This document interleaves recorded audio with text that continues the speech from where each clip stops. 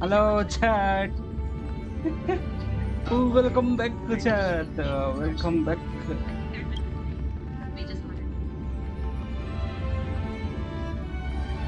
All right.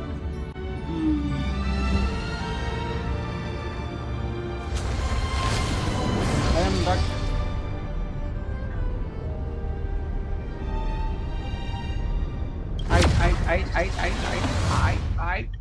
I.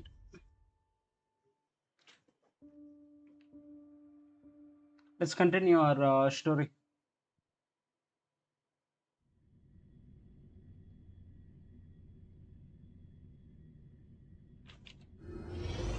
The lag, I love it. Alright, let's continue. Let's see if I got any primogens. Never mind.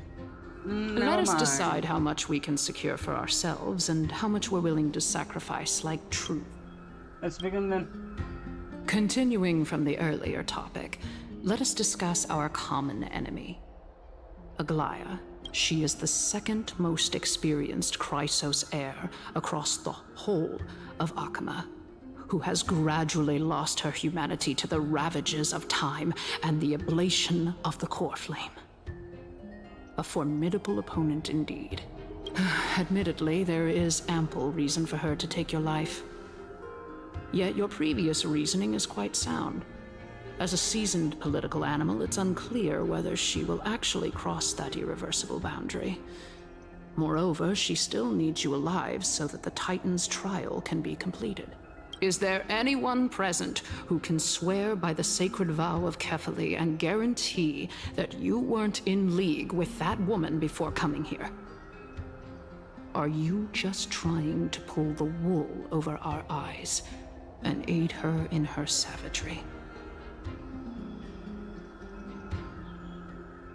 If Aglaia required a suitably intelligent Chrysos heir, then I'm the best fit for her needs. However, it's quite evident that she has no need for a Chrysos heir who could break free of her control at any time. Since I believe in neither Titans nor the prophecy, there's no way that I would willingly walk on the path that she extols.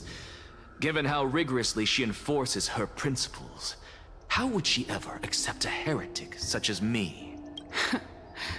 I understand what you mean. At the very least, the both of us agree that this tyrant who wallows in extravagance and greed is the greatest threat to achieving peace in Akama. However, I regret to say that sentiments in favor of the Chrysos heirs and Aglaia are only growing in magnitude. The peace that we are aspiring toward, as well as everything that we hold dear, will be destroyed completely. The city will be burned to ashes, and the citizens' blood will be shed. Tell me, what are you willing to do for our esteemed citizens so that they can vanquish the enemies of our fine city? Is it coming through my mic, the volume? Okay, it should not come now. Although the circumstances are rather unfortunate from an objective point of view, it is an undeniable fact that ever since the Grove was attacked, I have become the de facto leader of the Grove. The Council of Elders needs more backing if it wishes to topple Aglaia, and it's evident that the Academy wields considerable influence. At the very least, I have served as the Grove's special envoy to Akama for a significant amount of time. Of course, this also means that I will hold a crucial vote at the Citizens' Assembly. In the name of Kefali, Akama thanks you for your sincere and valuable thoughts. At this stage, it's clear that you and I understand the benefits to be won from this discussion. Let me put it plainly. The Council of Elders has always been renowned for its fairness, and that fairness is built on a foundation of sincerity. The Council of Elders has vowed to all citizens of Akaba that it will always remain loyal to them. As for you, my lord, How will you guarantee that you will be able to live up to such earnestness and will not betray Akima's indomitable citizens when the opportunity presents itself? Just as you now betray Aglaya when it suits you. Surely you jest. My loyalty does not need to be proven. The fact that the Council of Elders is asking for proof of my loyalty is itself akin to a form of betrayal. I am incredibly honored to have witnessed the both of you bury the hatchet in a civilized manner. However, as the Theoros, I have observed the following. Lady Aglaya, the Goldweaver. Oh. Well, I do believe that we might have a slight overabundance of guests today. Feeling dissatisfied, Lady Kindness? Despite the Council of Elders' lofty residence on Dawncloud, it must still tolerate the whims of the Chrysos heirs. So you were holding back just now. Seems like you are better at playing this game than I. In any case, I'm glad that she's arriving here. So tell me, Anaxagoras, now that you're an ally of mine, if Aglaya were to demand that I hand you over, what should I do? You can do as she says. Tell her that the Council of Elders merely wished to chat with me and had no intention of offending her. However, by doing so, the authority of the Council of Elders will be as thin as papyrus that has been soaked in blood. Not only can it be destroyed at the slightest touch, but the Council will also lose possession of a valuable core flame. No, more like 2 core flames. At the next Citizens' Assembly, that young lady who is synonymous with death will also be standing on our side. Oh? How can you be sure of that? Is that of importance to you? All you need to know is that I have a plan. In my opinion, you should be more worried about the impending threat. If Aglaya can seize me in full view of the masses today, she could also dismiss the entire Council of Elders in one fell swoop tomorrow. If that happens, the discussion that we've just had will turn into an utter joke instead. Is this the outcome that you wish to see, Lady Kindness? Fine. I will handle this matter appropriately. But you do best to remember this. Fool the people and karma will be on your tail. I'll overlook it this time, but don't count on there being a next time. Unless, of course, you crave cruel punishment and consider suffering the perfect state to ponder the true nature of souls. Well, what do you know? That happens to be one of my rare talents. We shall see, then. I've got to say that you've managed to really impress me again. But shouldn't you be going after more? Dying to know what I'm after. I mean, I'm the reason Titan after all. It is in me to ask and seek answers. Easy there. You'll learn the answer soon enough. I didn't bring it up with her purely because she doesn't have the means to give me what I truly want. It's as they say, onlookers see most clearly. The true masters of Dawncloud have always been the Theoros, who watches over everything.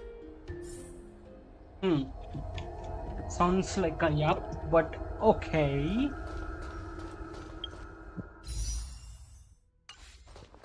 Oh wait, this thing, a reset, right?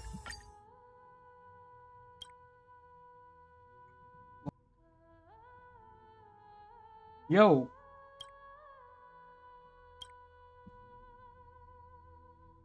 One.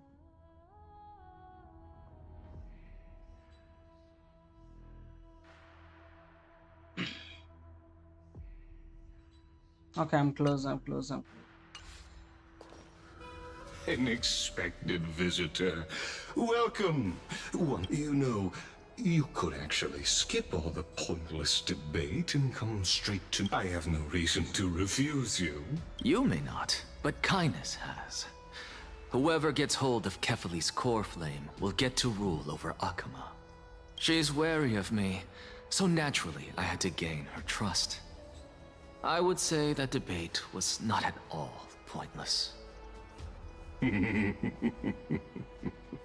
Very true. In my view, this individual has gone to great lengths to get close to Kefali. He might very well be plotting something nefarious against the Titan. Are you still willing to let him pass, knowing this? Yes, very much so. All living creations are always free to visit Kefali's transcendent vessel.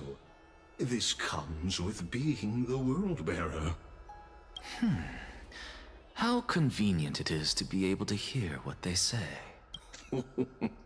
It is truly my honor to speak to a venerated Titan in person. Please, go ahead. Let me join you both on this journey.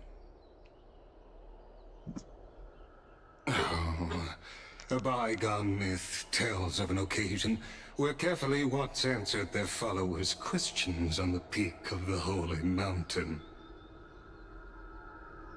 Their followers have since believed that scaling this Titan cliff is one way of being with the god. Hear that? It's not every day that you get to climb a mountain with Circes. You should sing me a hymn of praise. Titan hymns are beyond me.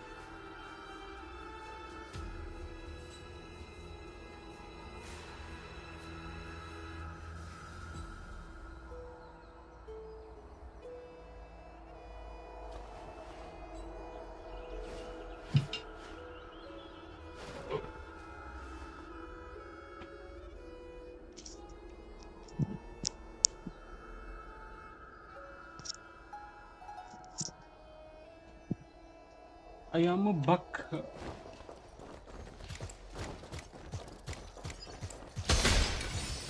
Let's save some time.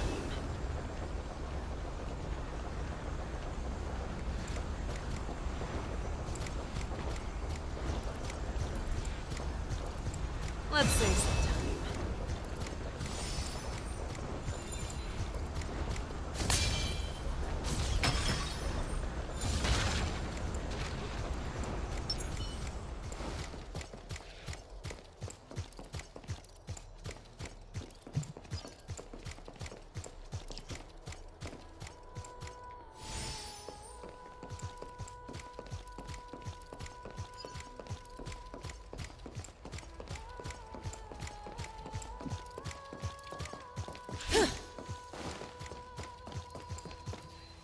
Go on ahead.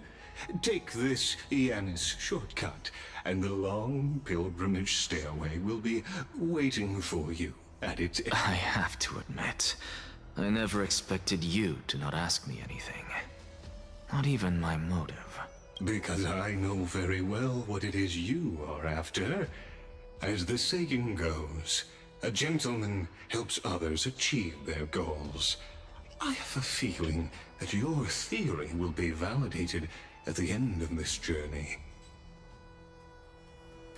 I believe Kefali will not deprive you of your right to ask your question, especially now that you're on the brink of death. You must be closer to Kefali than anyone else. I hope things go as you say, then. Putting a child of justice into a farcical world is bound to turn it upside down. It is my hope that you bring a much-needed change to this world which is on the brink of destruction. We can use it.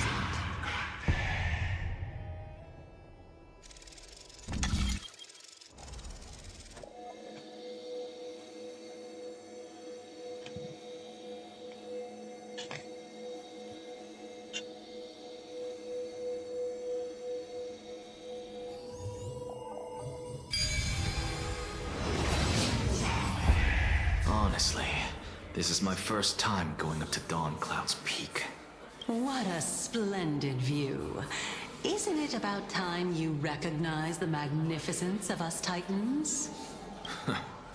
Well, I don't see how this place is different from those temples in the city. All they have are magnificent facades. And even though I've come this far, I'm still doubtful about getting useful clues from him. I must be getting ahead of myself to be expecting to hear something nice from you. Oh? Haven't you been in my head for some time now? It's high time you get used to how I feel about things. Alright, we're just a short hike away from Kefali. So the intellectual debate from earlier was too draining for you, huh? If Amphorius gets a new lease on life, you should focus on strengthening your body and stop shirking social interactions. Save your concern. The Titan is in sight. Can you make it? Why? Are you going to carry me up if I were to fall now? I know how far I can go, so just hold your tongue and come along. Fine then. I guess I won't say any more. Too sassy I'll just people, wait till your soul dissipates completely to gain control over your body. Wait. Who is that? Cersei's? Hey. Huh? Do we even get to see souls when we're close to dying?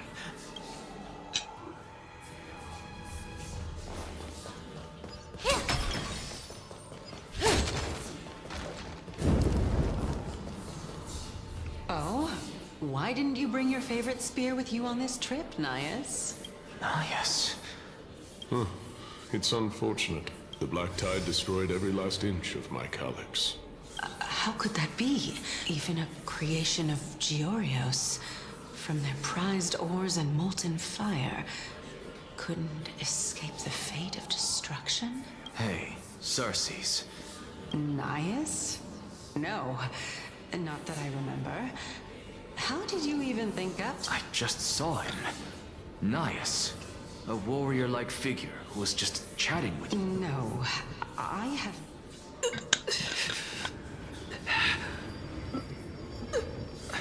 Nanis is Is a departed spirit? Nanis is this guy, right? Then Nico Acavado.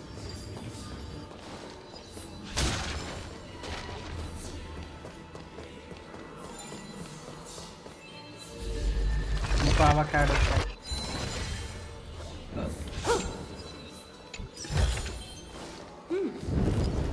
We can use it.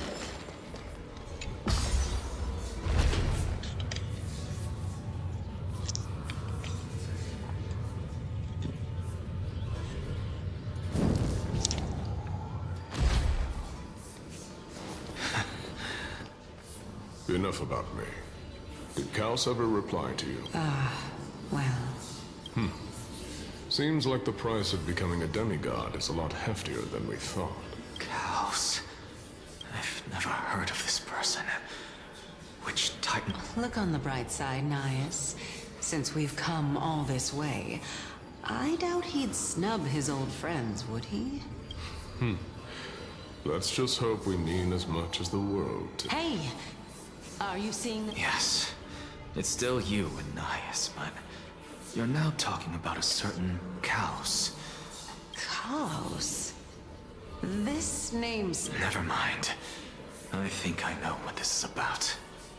If things are as I thought, then they aren't hallucinations, but the souls of people. What? But... if those are the souls of the... Beats me. For all I know, you're just an illusion I conjured up in my dying moments. Let's just keep going. As long as I take in more sights and hear more stories. Know your limits. Wander too far among the dead, and even I might not be able to save you. Fine.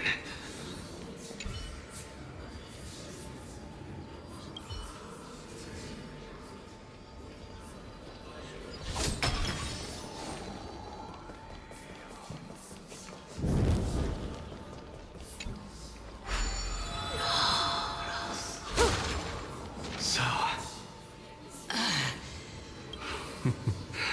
Can you keep going? Of course. If I knew we had to climb them. I guess this also counts as one aspect of the world-bearing burden. If Amphorius does have a next life, you may want to get your body in shape. Keep your sarcasm to yourself. I'm not getting anything of value from... I would sooner throw myself off this cliff and hit rock bottom than exercise even a little. I am Calypso of the eminent Seven Sages, after all. Training would make me no different from those Helcalithist barbarians. Calypso. She's one of the Seven Sages. A member of the Grove? No, she can't be. I would know her name if she really were one of the Seven Sages. Hey, Circes. Does the name... Daggone. Doesn't matter. I can do this myself. Looks like I'm nearly there now. The land. Oh, beautiful old world. Where are you now? Oh, legendary era Chrysia, return to the mortal realm. Splendid gods once walked the paths we walk. Alas, all that's left of that warmth is a hazy mirage. Why are you chanting that too?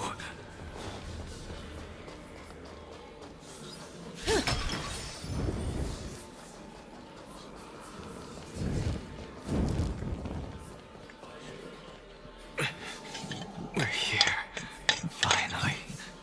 So, I don't get to ask the Titan my question, but all of you make for a pleasant surprise, nonetheless. Very well then. Let me uncover the truth for myself.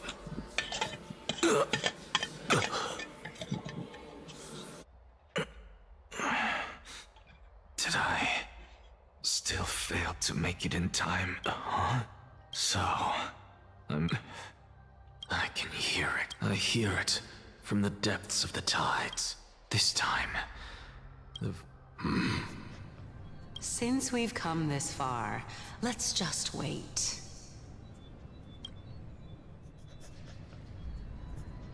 Lord Nias and Miss Calypso, are you both here to visit Chaos too? Yes, and we've been waiting for quite some time now. Regrettably, he hasn't answered us.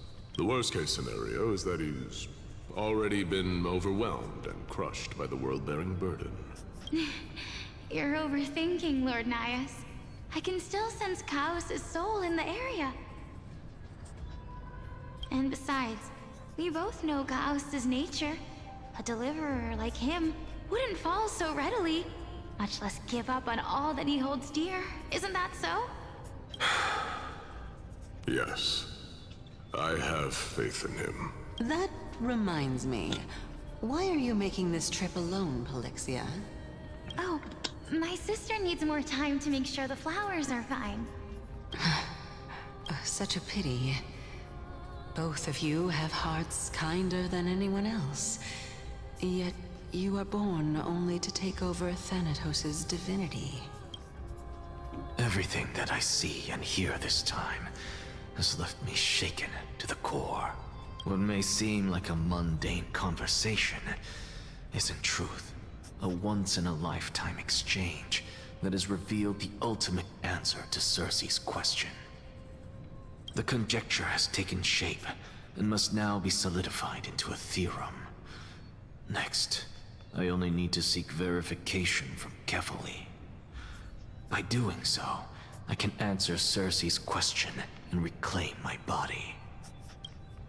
But no, I will not do that, because another one of my conjectures, one that I have always dreamed of proving, has been fusing a mortal soul with that of a Titan to replace said Titan.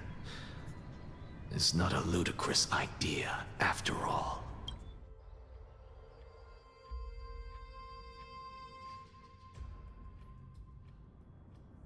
What are you thinking about? Blank. He's thinking about nothing. Look at his mouth. Is that so? You don't look the slightest bit amazed, though. Plus, you seem to be strangely familiar with the... Events of the past, huh? I was also a child. I stood at this very spot back then, imagining the day when I could climb to the top of this tree. Because I would be the closest I can...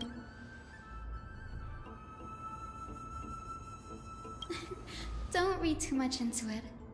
I mean, can mortals even hope to reach Aquila's realm? They're a strict and draconian god. Nothing like Circe's. Reason is willing to share what is theirs with others, but Sky only expects people to revere them. You get what I'm saying, right, Denny? After all, the titan that imprisoned you and Grey here in Amphorius is none other than Aquila themselves. Yes, I didn't count on But there will always be people who dream of soaring towards the sky. The Grove has a wealth of research on Aquila, and that is exactly what we are here for. Right? It's just... I never thought Grey would meet with something like that before we set off.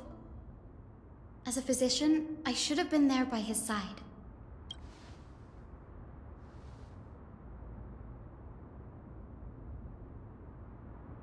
Yeah, there's no rest for the weary, huh? In any case, what we're looking for could be anywhere in this enormous grove. Let's split up to cover more ground. Danny, with your skills, I'm sure those monsters born of the Black Tide will pose no threat to you anyway. What about you?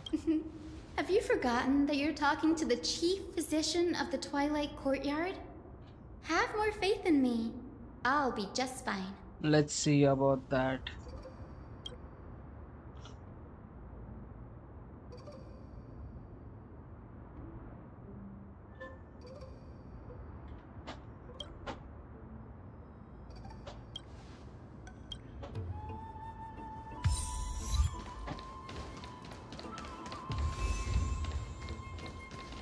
Even Danfang wasn't breathing, right?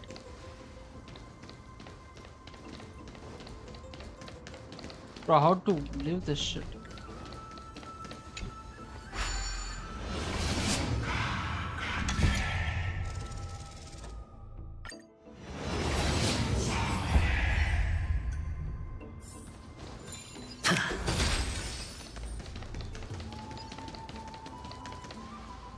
What the fuck?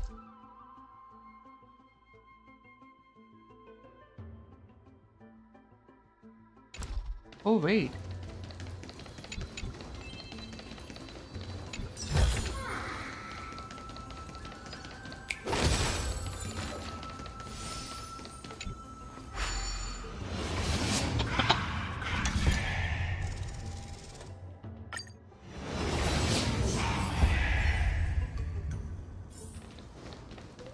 Oh, on the branch.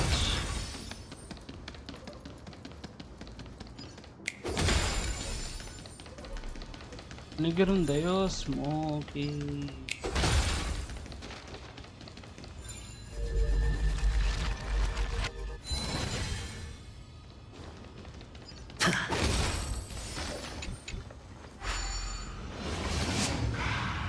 Yo, Professor.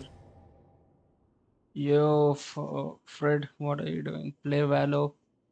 Red card. Yo, what's up? This new quest has come out, which is very hype, and it's anniversary. Anniversary is going on, second anniversary. So I'm trying to get some rewards and complete the story. We'll play Valo like around 1 o'clock or 2 o'clock.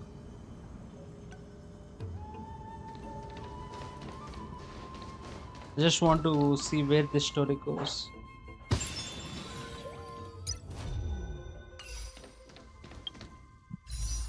Oh shit, we have wishes. Alright, one more. Let's go. Brat.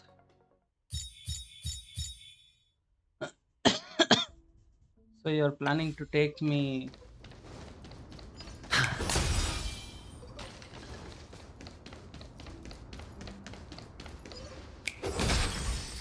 Wait, let me change the team real quick. 1,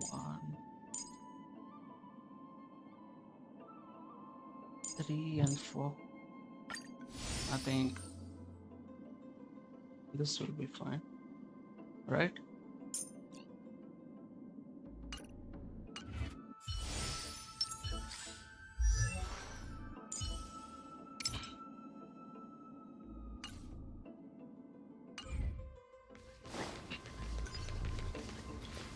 Take a look. This is pure genius in action. Oh.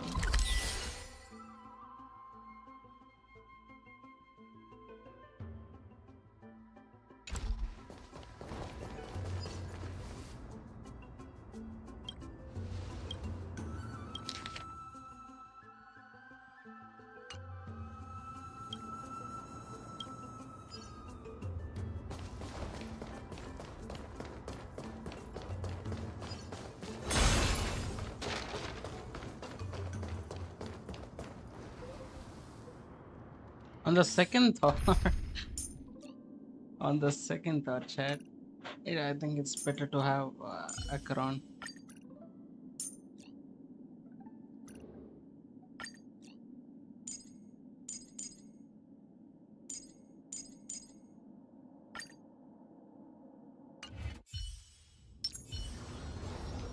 Stream forward.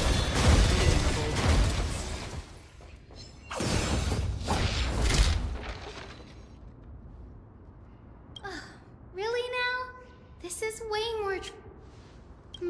Or you could. I'm kidding, Danny.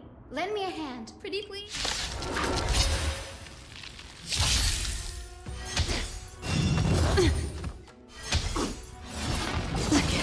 Why her out of all? Yeah, Watch your head. Yo, chill. You have any grudge against her or something? Chill, man. Spend freely. May as well kill them all. I weep for the departed. It too shall fall.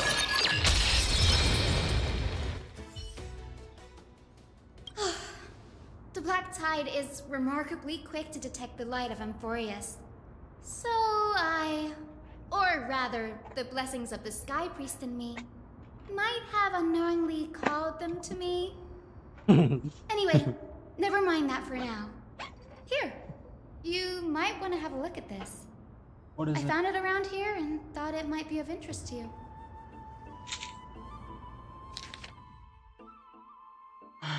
Simply or when you stand normally, sky is above.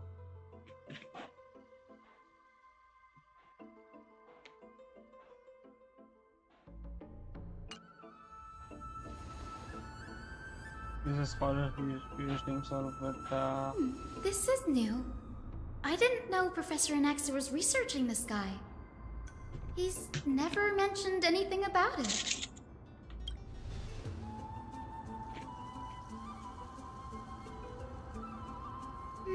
Might is an understatement. Anaxa has never been one to venerate the gods, nor has he ever found it within himself to put any faith in the prophecy. People have come to think of him as a heretic, even in a place as liberal as the Grove. Yet, it is also this very blasphemer that Cersei's favors. Fate sure works in mysterious ways. Oh, let me have a look.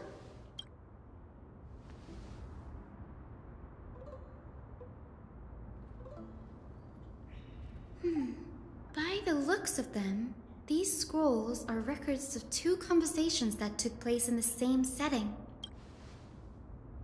Sure, go ahead.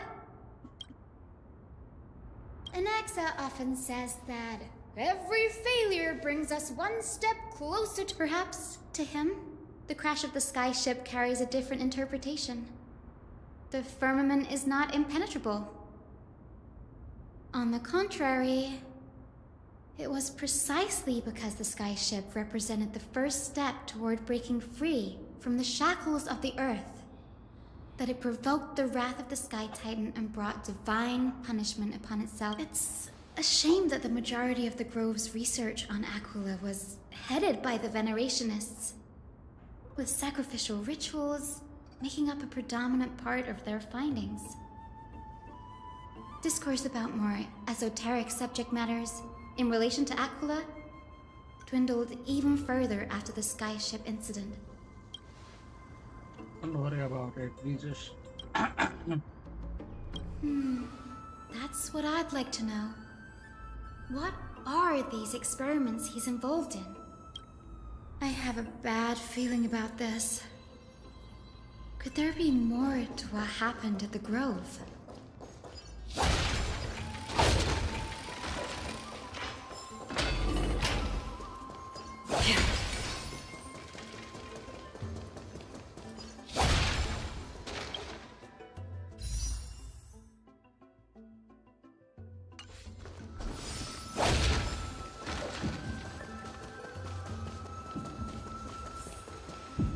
This is the Library of Philia, a place other than books. We've had more than our fair share of hilarious episodes over the years. Nice? No need to hold yourself back, Danny. You can just tell it like it is. Whew. You've got me there. Some said you couldn't even find a dictionary in Castrum Kremnos, so I guess they were spared. There are too many books in the Library of Philia. Flipping through them all will take too long. Why don't we use the Biblioslate to search for the texts we need? We can bring them back to Akama for reading after.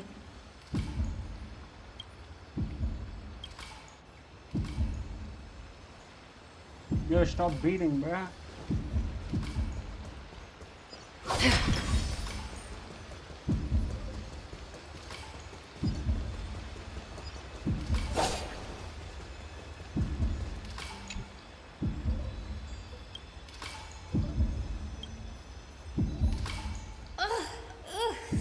I can already see what they must have written. Anaxa has no respect for the gods. His very existence undermines order in our society. Why else would they call him the Great Performer? When Anaxa established his school of thought, the first thing he apparently did was read his own work to everyone. Are the Titans truly an accurate reflection of what humans think gods should be? Worlds created by gods are indubitably perfect, but what of Amphorius? Only foolishness and insensitivity everywhere you turn. Uncanny, yeah. They marched him straight to the seat of judgment before he could finish. Though what he took on in the end was more of a debate than an actual trial. He had to address every one of the scholar's allegations, or face expulsion from the grove. The first allegation was... Do you agree that since the Titans created the heavens and earth, so the mountains, rivers, and seas must likewise be their creations?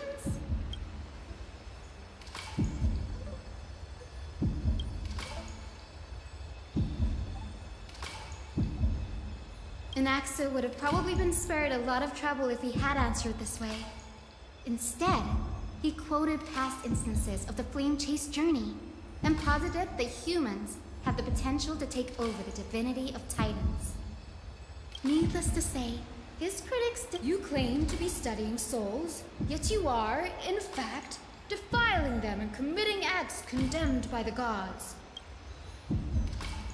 Anaxa always wears an eye patch, never removing it, even when alone. Some say he used one of his eyes as an alchemical ingredient. Sounds like a mad scientist. One minute. 1 second, I'll go fill water and come.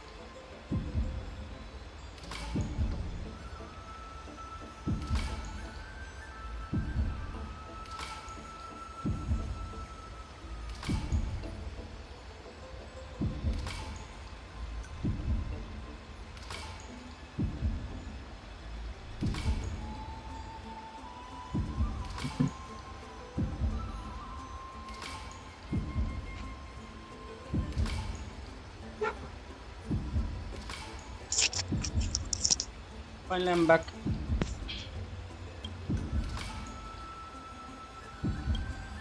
Every being in the world owes their safekeeping to Kithily, and this is even more so for the Chrysos heirs who have divine blood coursing through them. If he has really done something of that nature, then it'd indeed be sacrilegious. Thankfully, they had no way to prove it, so it amounted to nothing more than an allegation in the end. One by one, Anaxa engaged in wars of words against those who would challenge him. Toward the end, a scholar asked him, Anaxagoras, have you any respect for the god? It was only after a brief silence that he answered, I have never denied that Titans are meant to be noble constructs. What he didn't say the Titans are not. Yes. I'm not sure how that controversy was eventually resolved, but what's for certain, at least, is that Anaxa was allowed to stay in the grove where he continued his research, despite being regarded as a heretic. By the way, this stack of complaint letters has reminded me of a place in the grove. We may find clues there that aren't... I'm talking about Anaxa's alchemy lab. It's a well-kept secret. Among the 7 sages, excluding the nominal chief sage, even the administrators of the Library of Philia are restricted from accessing those places and documenting the sage's research. But with the grove in this state, I'm sure Anaxa won't be mad even if we sneak into the lab for a short while. Yep.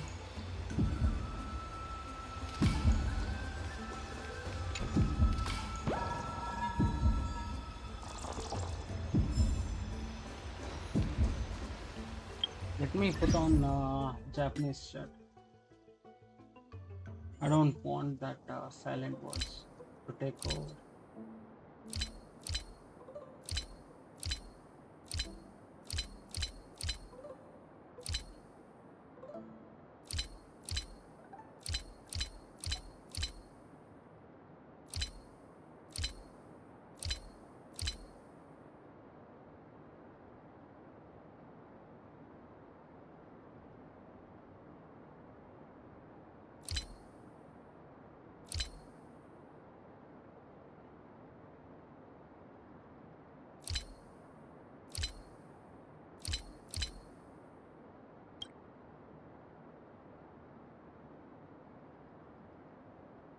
Wait, it's not downloaded?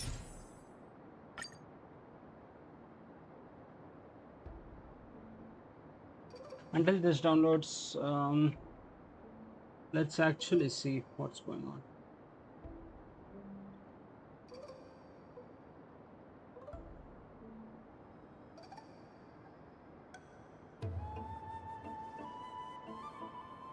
You know what? Nah, not now.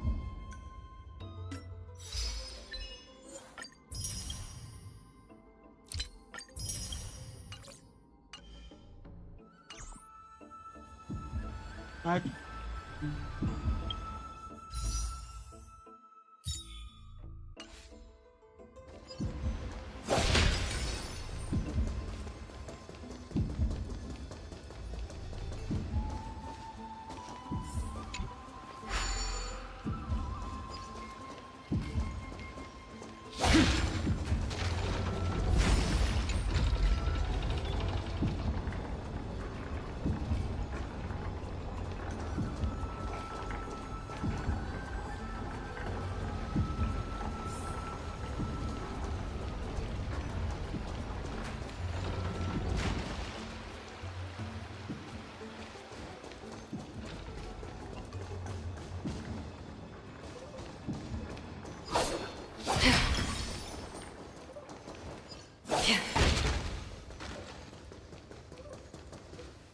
This is the place, but materials for alchemical experiments, matrix diagrams, and even the seal to the lab. They're... No, not even close. Not only are alchemy experiments high-risk activities, but Professor Anaxa also has a penchant for using bizarre materials. Students often saw him walk in looking right as rain, but come out covered in soot with his hair singed.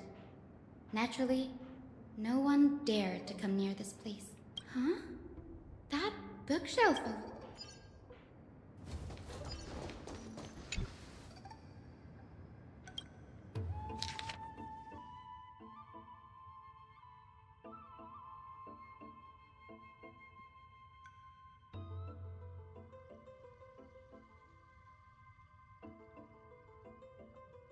What's going on? Anaxa is conducting research on our friends in Alchema, and...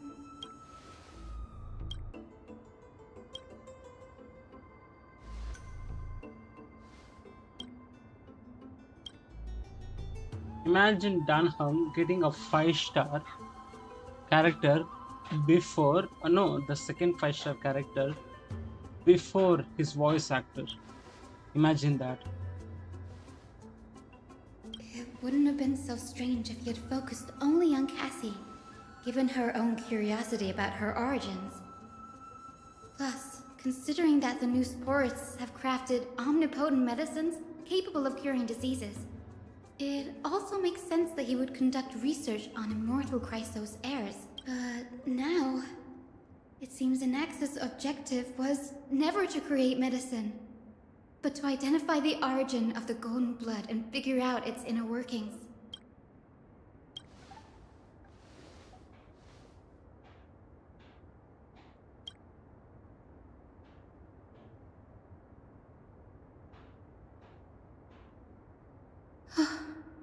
Danny, look at this.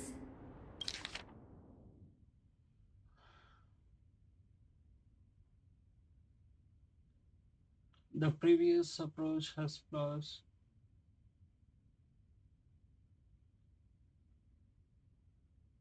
Even the pure Titan creation.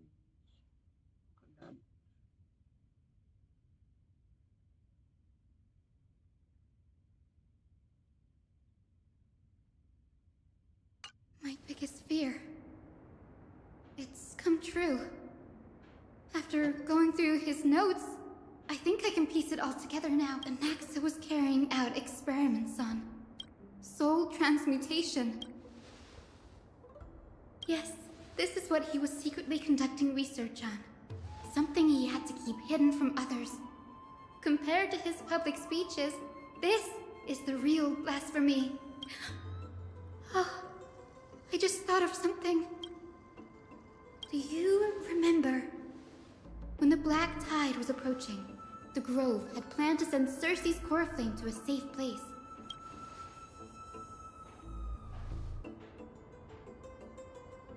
That's right. But what if Professor Anax's fusion with the core flame of reason wasn't an accident?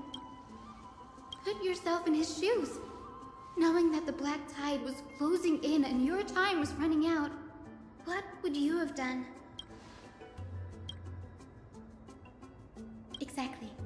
When the Black Tide came, the true reason Anaxa headed to the Luminary Throne was to transmute and fuse himself with the Titan's core flame.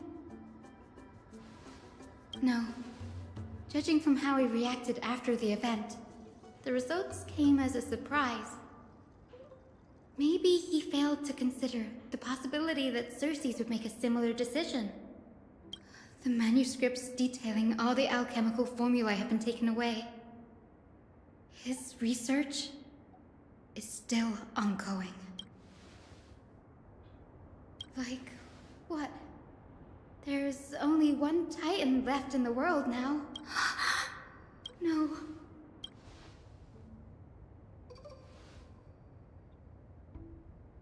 He's after Kefali. Yep. Sir, this sky above us. Of course not. This is just an image from a projection device used for educational purposes. The day-night cycle has been lost to this world. So that students like you may still learn about the night sky, astronomers have harnessed the Titan's miraculous power to manipulate the light, projecting the nights of the past here for you. Much like how the sky above the Holy City is also illuminated by Kefali's dawn device. So, the skies of Akama are... You mustn't conclude that, Anaxa. You should know that only a child would expose a trick and be proud of it. Often people know more than they let on. They simply choose to feign ignorance because they have no other choice. Then they're just deluding themselves. People believe in Kefali's tale of Genesis, accepting wholesale whatever the priests preach. But we're different. We've already walked out of the firelit cave of ignorance. We have already realized that we live in a world where Titans make the rules. Even when we look at the sky, we're only seeing what they allow us to see. Rather than gazing at this mockery of a night sky fabricated by them for the rest of my life, why shouldn't I be the one to take control of the projection device? So much time has passed since you sowed the seeds of doubt in my heart, child. Many a night, I find myself penning down all my theories and wild ideas, only to burn them to ashes. Why? Because we'll face death by burning if word gets out? As a sage of the Venerationists, my soul has already become inextricably linked to the great tree. Every word I say and every move I make is certain to influence every leaf, every branch, even the tree itself. But above all else, my days are numbered. Instinctively, I have my doubts about the golden blood and the human soul, yet I have no means of verifying them. The golden blood in my veins is woefully thin, and I am loath to waste what little time I have left obsessing over a hypothesis that cannot even be proven in the first place. Damn. Damn. But I can, sir. I can do it for us. The time is right. Give me all that I need, and I shall accomplish this grand feat on your behalf. You're right. I shall do just that. In the next meeting of the sages, I will spare no efforts fighting for the rights you deserve. Go. Establish your own school of thought. Find out what we are. Become the one who conquers the ultimate truths of the world. Child of humanity, you didn't go to such lengths for an audience with Kefali. Just ask him a few questions. So, you figured it out.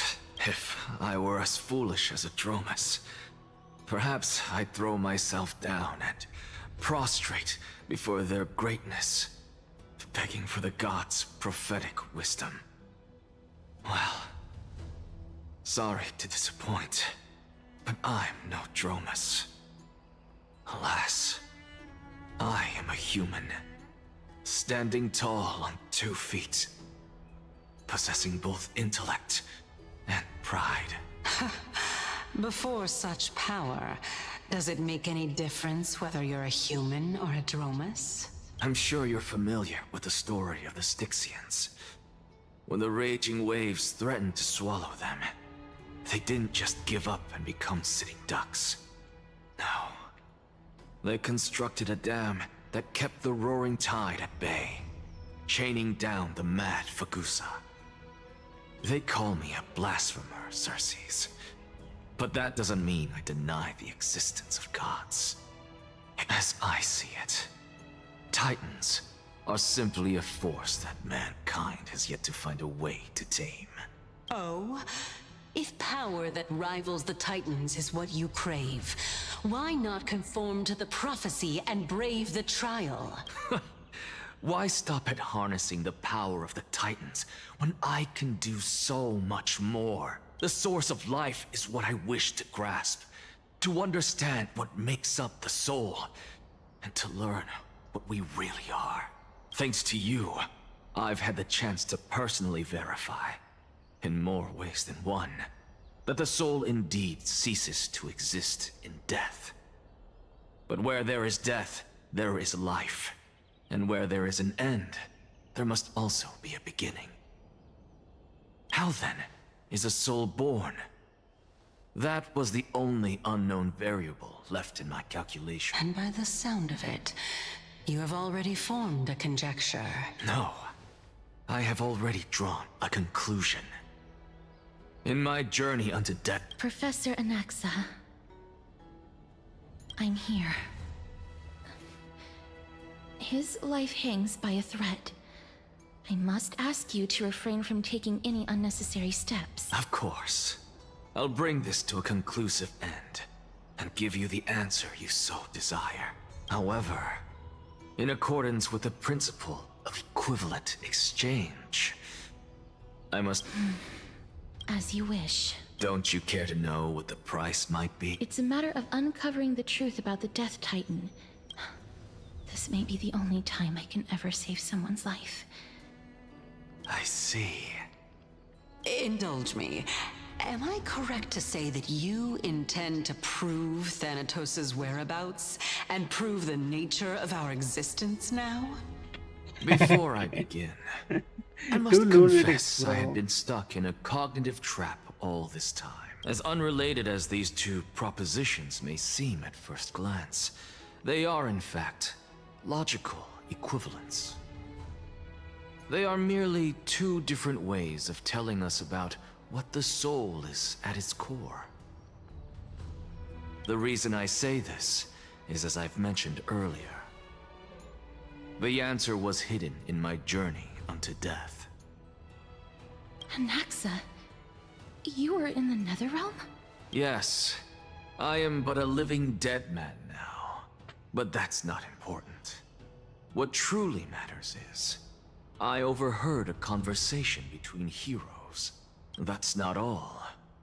Remember how I said you were a part of that conversation too, Circes? And I've told you that I have no recollection of such an event. That was likely just an illusion conjured up by the mind of a dying man. Because that wasn't you. That was Calypso, one of the 7 sages of the Grove. Calypso? Huh? Oh, that's the name I made up on a whim when speaking to this girl. How do you know of it? And surely you jest. Don't you think I, of all people, would know if that were the name of one of the 7 sages under the shade of my tree? Don't you claim to know the Grove's past like the back of your hand? It seems you've lost even the memories seared into your soul. Use your head, Circes. Since all of this took place in the realm of the dead, it stands to reason their likenesses are of souls from the living cannot step foot into that world. So who could they be? Think about Calypso. Why does she share your likeness? Yet you have no idea who she is. The answer is evident, is it not? Those fallen heroes are the mortal incarnations of the Titans before their ascensions to godhood. The gods aren't master creators born out of thin air, and they are no different from humans, because they all evolved from one. Does this answer disappoint you? Yes, because you've answered nothing. If I truly was once human, as you claim, then where do the children of humanity come from?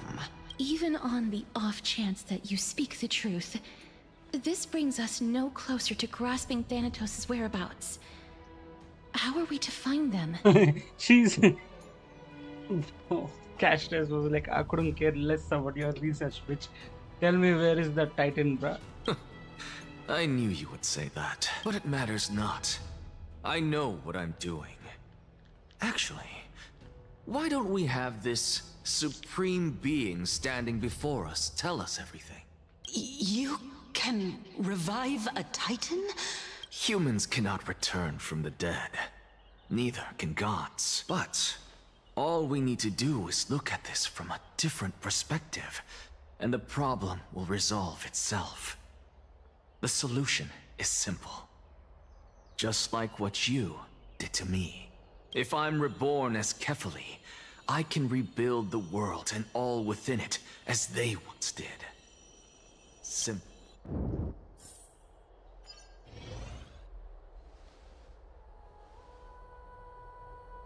I have news from Hyacinth and Dan Hung. Anaxa might be trying to do something with Kefali's divine body. Kefali? But what could Anaxa want? Is the Council of... That is not possible. He is indeed the great performer, capable of fooling anyone and everyone with his tricks. No need for guilt, for this is good news to us. The Council of Elders has found themselves a traitorous ally.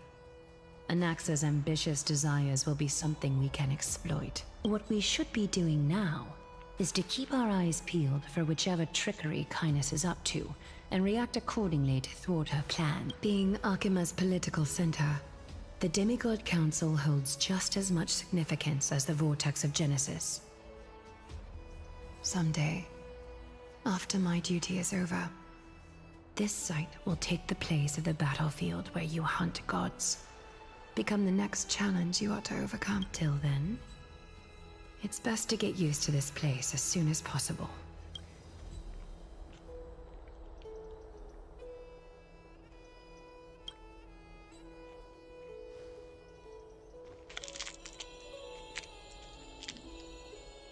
Preposterous! The Christos heirs only have their standing because of the Council of Elders! How dare they trample over it!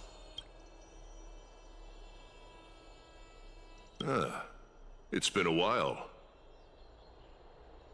Oh, Oleg. What is that supposed to mean? Is this really the sort of person that the young lord praised as a ferocious warrior? Oh, Oleg from Amporius. But whiter skin color. It has indeed been some time, Lord Grataros. What brings you here in such haste?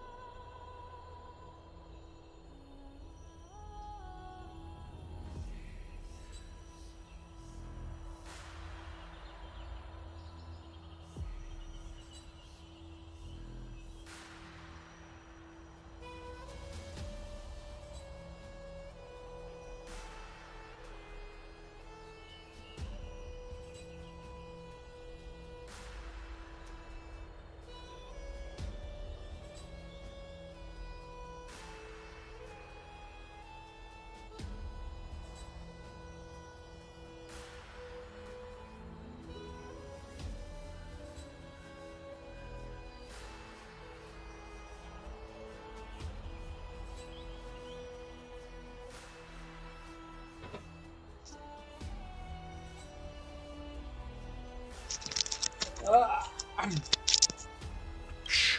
Keep it down. Be more vigilant. See those duplicitous dogs over there? They do the dirty work for kindness.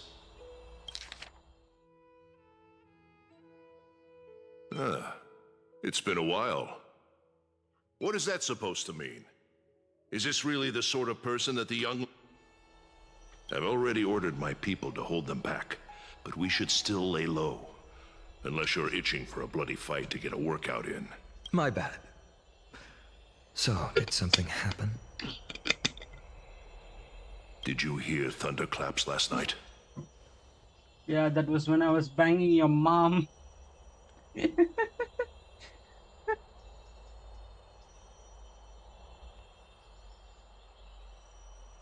Hooray! It's Akron. Someone's coming to save us. Hacker? What? It's He's been through a lot lately. Please pardon him. Can you tell us more about these thunderclaps? Let's go. Akron is coming. Thunderclaps are beacon signals of strife. They are a message from the young lord. He threw a spear bearing several words at Akama. Oh, I thought Akron is really coming. Watch out. The Flame Reaver is back. I guessed as much. We didn't actually kill them back at the Kremnos Arena. I figured this is something you would want to know. We Kremnoans never back down from a fight. So if you plan to take that thing down in a battle, reach out to me anytime. You have my gratitude. I will let Aglaya know about this right away. Remind her to be on her toes while you're at it. That vicious kindness has been unusually active lately. Those lackeys she keeps under cover have been going in and out of the city a lot more frequently these days. Some even seem to be getting Kremnoans to defect to the council. That's... Looks like you can see it for you. We should get back. Thank you for the intel, Lord Krateros. Oh, 120 primogems. Let's go. 140. Why? Alright, Fuge.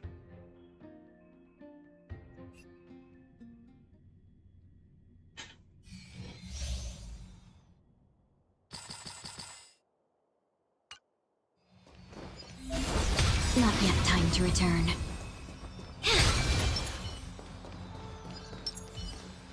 Watch yourself! Sound lingers. That one doesn't look too friendly. Firefly Type 4! Activate! I know how she works, man. I have it. Existence is unity. There'll be a way. Every petal, all will be swept away by the wind. Unite our goals.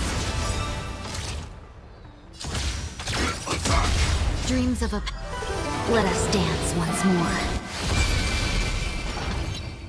Like fun till everything burns to ashes! Set to the sea, go play! Grace and elegance. In the mood for another beating? No holding back. Dream vanished. Firefly type full fight to land!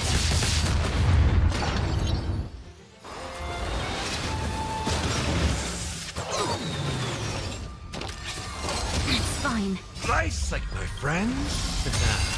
Indulge yourselves! It's JoJo time.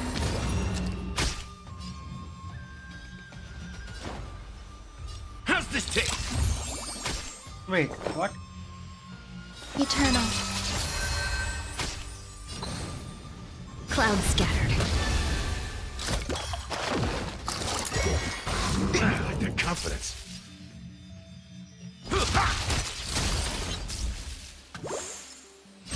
I will claim set to the sea, go play! Grace and elegance. Share good fortunes. Joining the battle. Detonate.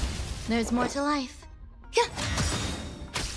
Every petal, all will be swept away by the wind. In the mood for another beating? Dream vanished. Dreams of a... Let us dance once more. Attack!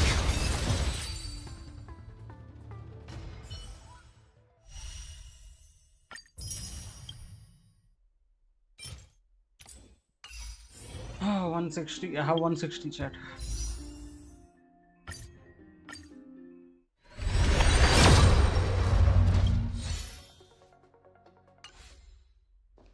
Alright, fuck off.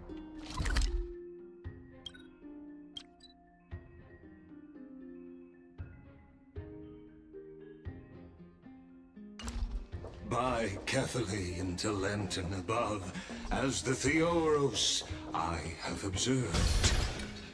Aglaya! I know about the poisonous fangs of that king snake through the golden threads. In the past, I would be confident about keeping her in check, but... I admit, I am now What do you... It is no longer about eloquence or arguments. I have been a demigod for far too long, that I hardly have any humanity left. Before I realized it, I have become no different from these hypocrites. No longer capable of relating to the people. This has come a lot sooner than I expected. But... perhaps it is time.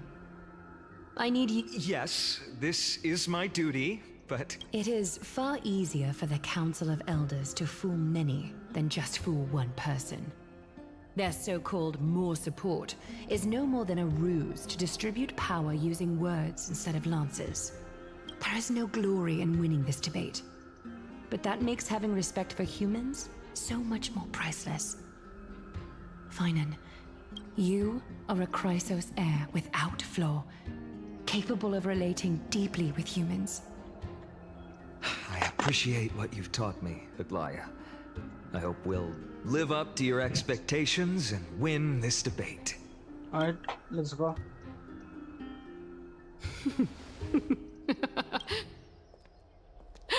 Oh, you've done well, Lord Calictus.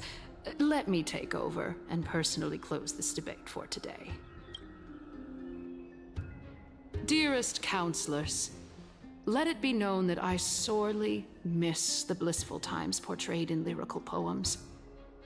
Back then, Amphorius was home to nearly 1,000 cities, each with their own local faith, while gods walked the earth and shared close bonds with humans. Yet, in the present, people from all over are forced to leave their homeland to seek refuge in the holy city, where they hope to rest under Kethali's protection. All of us have long been in the same boat, with no way out of this plight. We didn't have a choice in the past, but now, the Council of Elders brings to the table a new possibility. All I have left... Would you rather strive toward the unheard of Era Nova, or return to the prosperous Era Chrysia of our past? Make your choice. Now, which of the two would lead mortals to an ideal?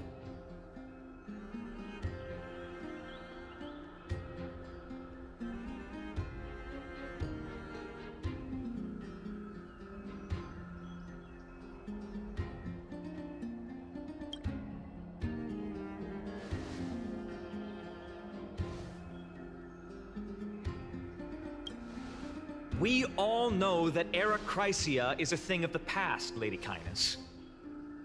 Please, enlighten me. How does the Council of Elders plan to turn back time? Let the three Titans of Calamity be born, and Era Chrysia is nevermore. But bring demise to those Titans, and Era Chrysia will descend upon us again.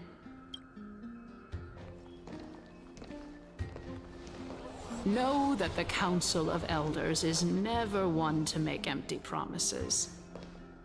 Look at who we have on Anaxagoras, one of the Grove's 7 sages, and Castorice, Idonia's goddess. With the help of these two heroes, I can promise all of you that Chrysia will... Aren't they Chrysos heirs? It's clear from the start that these heroes do not get along well in their group. All the more proof that Aglaya is unfit to speak on behalf of every Chrysos heir.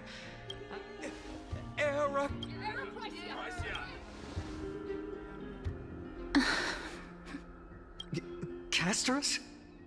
Why are you You finally arrived, Naxa. Don't worry, Aglaya. Well, tell me, dear citizen, if we successfully retrieve and return Thanatos' core flame without anyone passing the Death Titan's trial, what would happen next? The answer is simple. We will have a chance to rid the world of death and bring Amphorius back to an era when all beings live forever. We'll usher in a new future that will be entirely different from the flame chase journey. He's one of the seven sages. That's impossible. Your proposal is much too idealistic. As long as the Black Tide still exists, how can we go back to the old days? Remember what I previously said? Kefali's core flame is guarded by the secret power of the Council of Elders. Plus, Fagusa's water curtain will be able to block out any external perceptions. Tell me, dear citizens, have any of you ever seen even a glimpse of the threat that this person is talking about anywhere within the walls of this majestic holy city?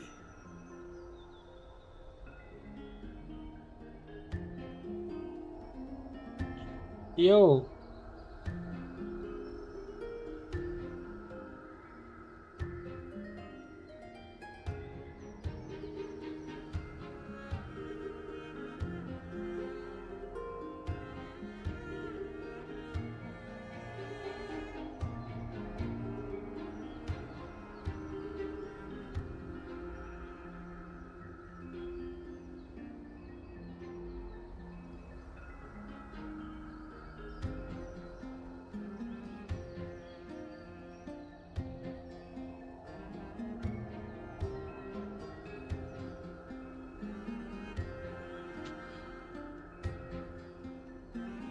If we eliminate death, then there's no need for us to...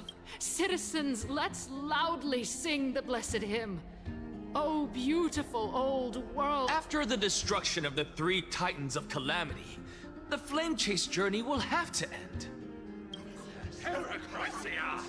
Yes! This is bad. Anaxa, pray tell. Everything that you've mentioned hinges on the premise that we can find Thanatos. Thank you, Lady Aglaya, for still caring about this city. However, dear citizens, we are truly fortunate and blessed.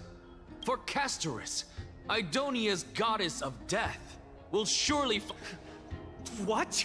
With that, I solemnly promise that the core flame Lady Castorice brings back will be personally managed. But thereafter, if we are able to garner the support of all of you at the Citizens' Assembly, we shall spare no effort in ensuring that the Chrysia will return to our world once again.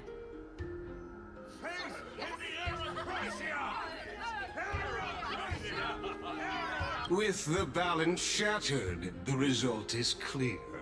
Akama has chosen her destiny. The issue up for discussion at this Citizens' Assembly shall be modified to the suspension of the Flame Chase journey. This resolution shall be put up on the Wall of Heroes, such that all citizens are aware of the city's way forward. Okay.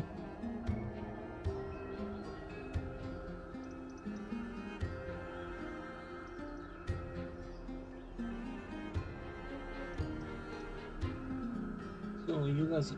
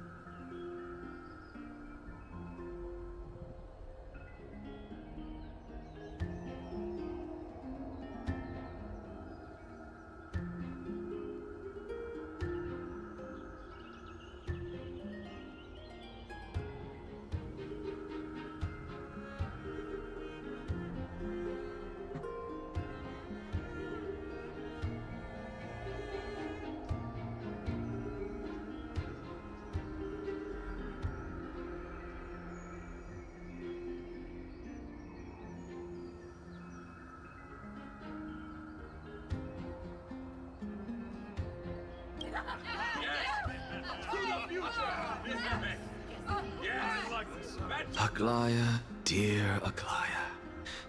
What has caused your heart to soften? You also don't seem to be as quick-witted as before. Wag your tongue as much as you like. Since the flame chase journey has been preordained by the prophecy, our failure has never been on the cards. Well then, I guess we'll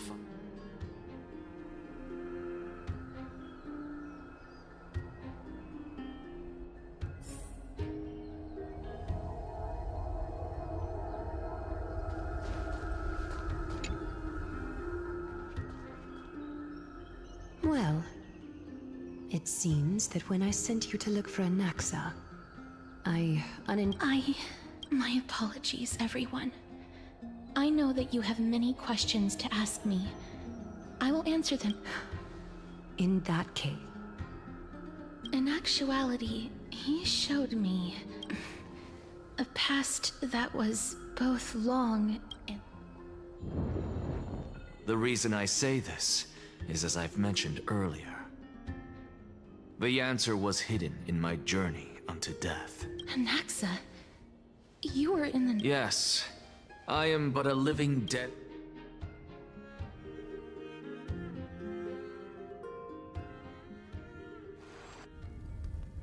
Have you heard of this tale before? A tale about the ocean god's treasured pearl. It was a seaside town which enjoyed the ocean breeze and glorious, peaceful times, thanks to the wisdom of its ruling queen. Until one day, an evil dragon descended upon the town. Its wings were large enough to blot out the sun, while its claws were sharp. It barged into the tall tower and devoured the queen's beloved daughter. It even settled itself in her bedroom, like a tyrant king. The queen assembled 300 warriors who managed to subdue the evil dragon by chaining it up. However, when the queen slit open the dragon's belly, she realized that the princess had long since been digested. It was then that a devious, smooth-talking scholar arrived at the palace and suggested that the princess could be revived through the use of dragon bone and dragon blood. That liar called this process the secret. The princess was reborn. The queen was overjoyed, blissfully unaware that the evil dragon's soul still lurked within the princess's body. As revenge, the evil dragon swallowed the poor queen, the glib liar, the courageous warriors, and all of the town's innocent civilians in a single gulp. Worse still, the souls of the deceased refused entry to the Netherrealm because they were filled with regret. Forced to roam the mortal realm, these resentful souls ultimately converged into a river of souls that would not retreat for a long time. The terrifying death had consumed all. Thereafter, our hometown fell into ruin as well. Until? Actually... Oh, my... It seems that you still like to whet people's appetites even after all this time, Pelix. So, according to your story, this is how I used to look? It's practically a mirror image. And yet, what exactly is this? A miracle that I created with alchemy.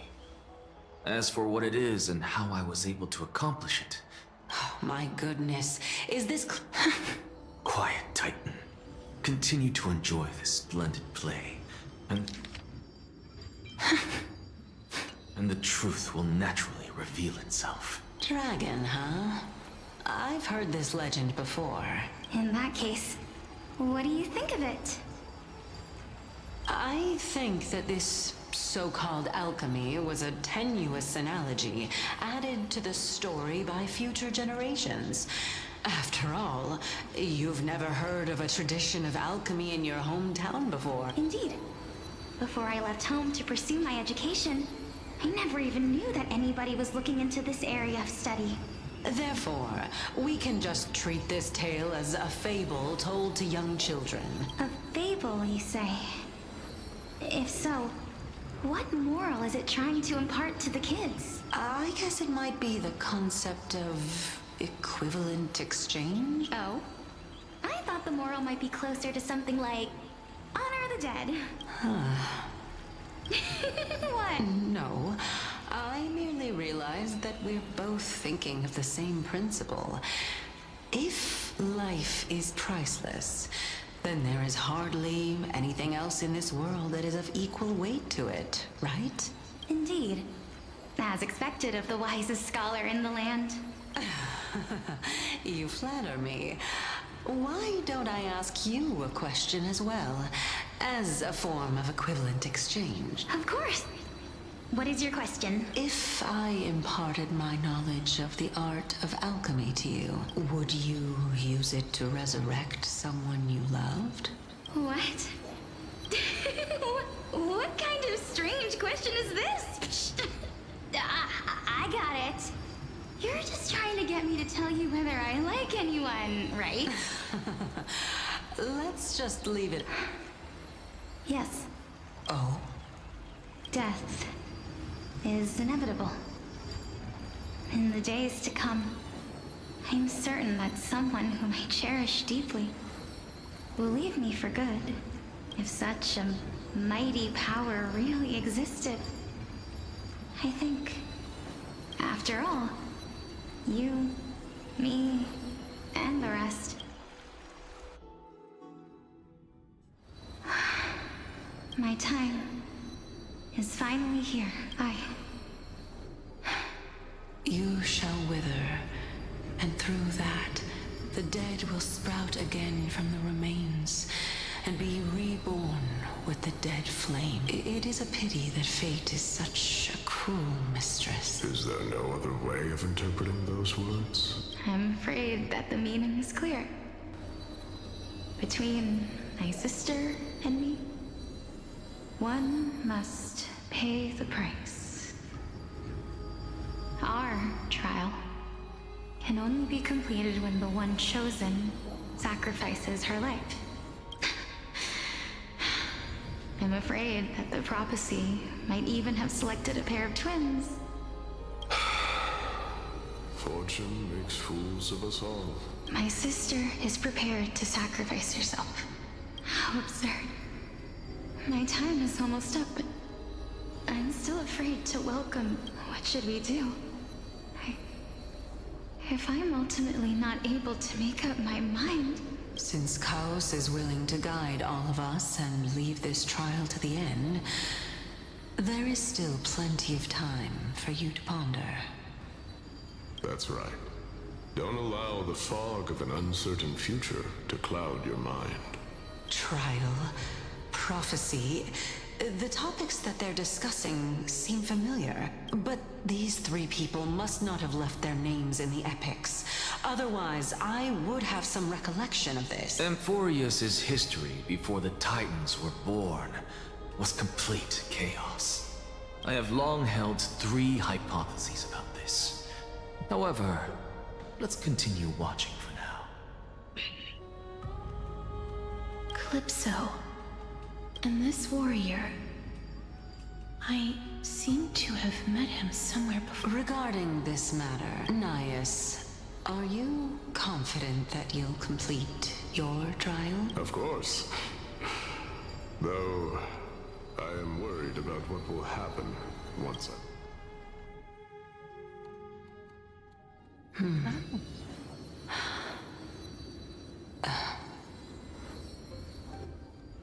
Looks like you have made up your mind. Yes, this is the safest course of action. Completely separating courage, honor. You really know how to make things Please, young lady, witness my fall and demise. Lady Calypso, you shall host the soul-rending ceremony. I do not understand. Why would you dare to sacrifice yourself? Because this is our destiny. The power that resides within me is so intense that I will one day be engulfed by it. Furthermore, a valorous death before glorious return has always been the path I chose to walk. A journey I began long ago. If your sister or Chaos were in my position...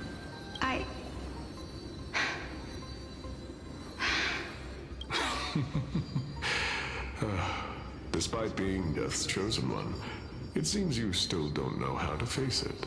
Let's chat, young lady. Perhaps I shouldn't end my journey so hastily, since there's still time. Of course. This warrior is Lord Nias. As the embodiment of Nikador's divinity, he entrusted his life to us. That means that what I'm currently seeing before my eyes is in fact... Looks like one hypothesis of mine has already been proven true. These heroes are the true forms of the Titans, before they attain their divinity. If so, the chosen one of death that he speaks of is actually... Polixia? Is the previous form of Thanatos? If this is true, as long as we can find out where she went, we'll naturally be able to figure out the location of the Death Titan. But before that, we first need to witness what ultimately happened to...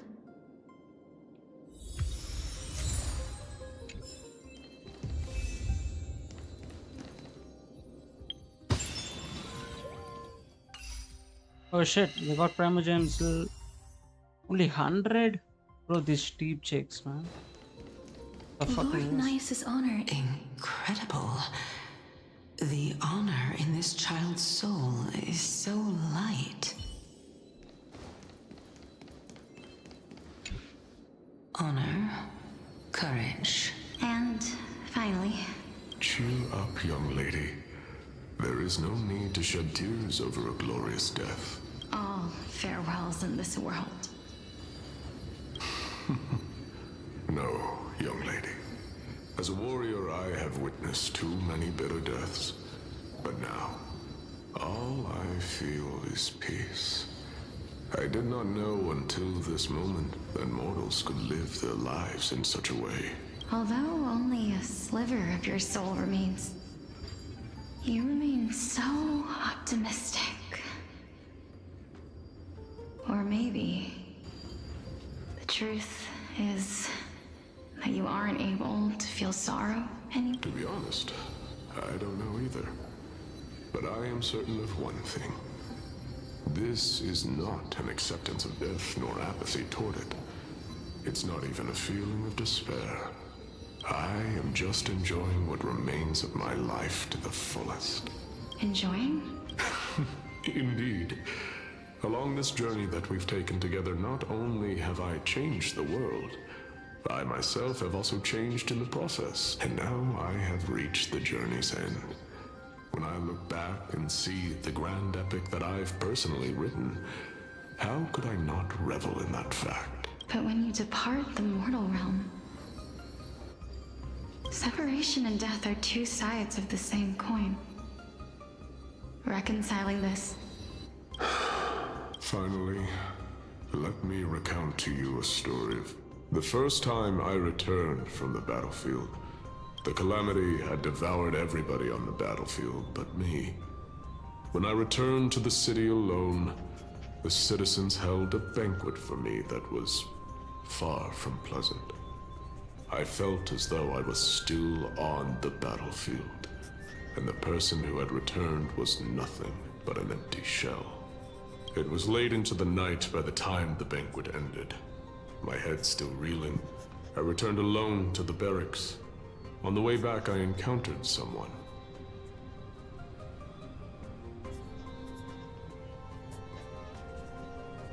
It was a crazed scholar looking at the night sky and muttering to himself by the side of the road. Although I tripped over him and fell, I wasn't angry in the slightest. And maybe because I saw myself in him, I inexplicably asked him a question. Do you think that it'd be better if we just died on the roadside like a couple of stray dogs? To my surprise, he shrugged his shoulders and sighed.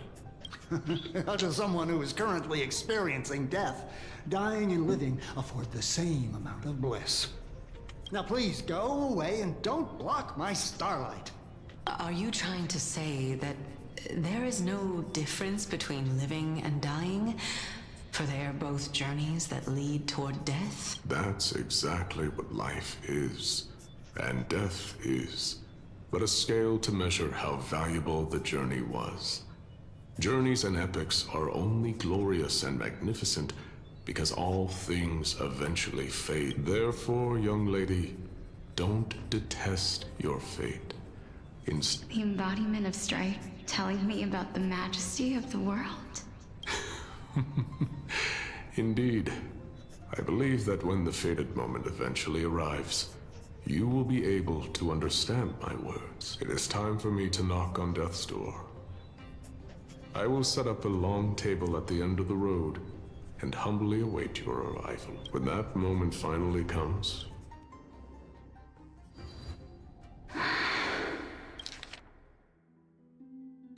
I knew this day would eventually come.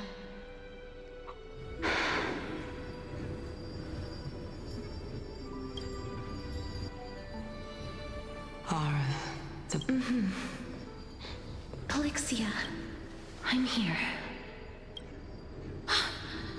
What? This is quite interesting indeed. Is this Polixia's sister? Is it? Now, it's time for us to fulfill our promises. Are you afraid? What are you afraid of? That I won't be able to do it.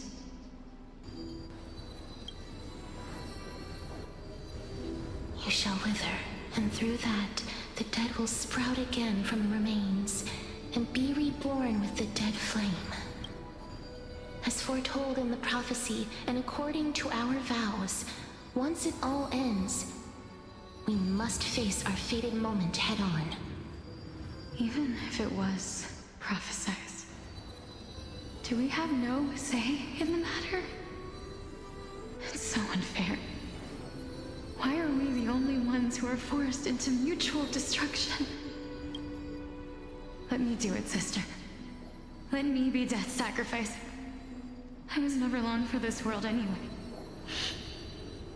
I was the one who wasted your life after all.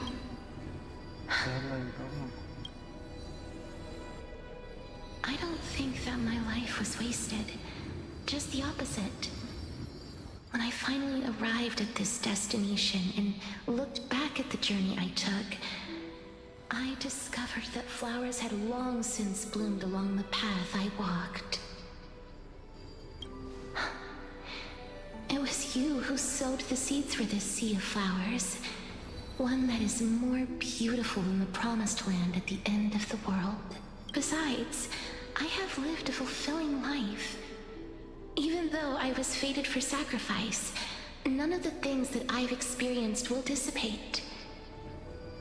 Instead, they'll forever live on as memories inside your head. How could my memories of you ever compare to the actual you? Well then, what exactly are we?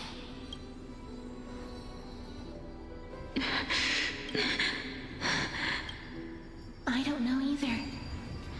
But regardless of what the answer is, regardless of how we're shaped by others, or even by this world, ever since we were born, the fact that we existed was predestined, and nothing could erase it. This is why I will always, always be... We're twins, after all. All right, my dear Polixia. It's time to extract my heart and light the flame of death. After that, use it to plant the first bud in the prophesied new world.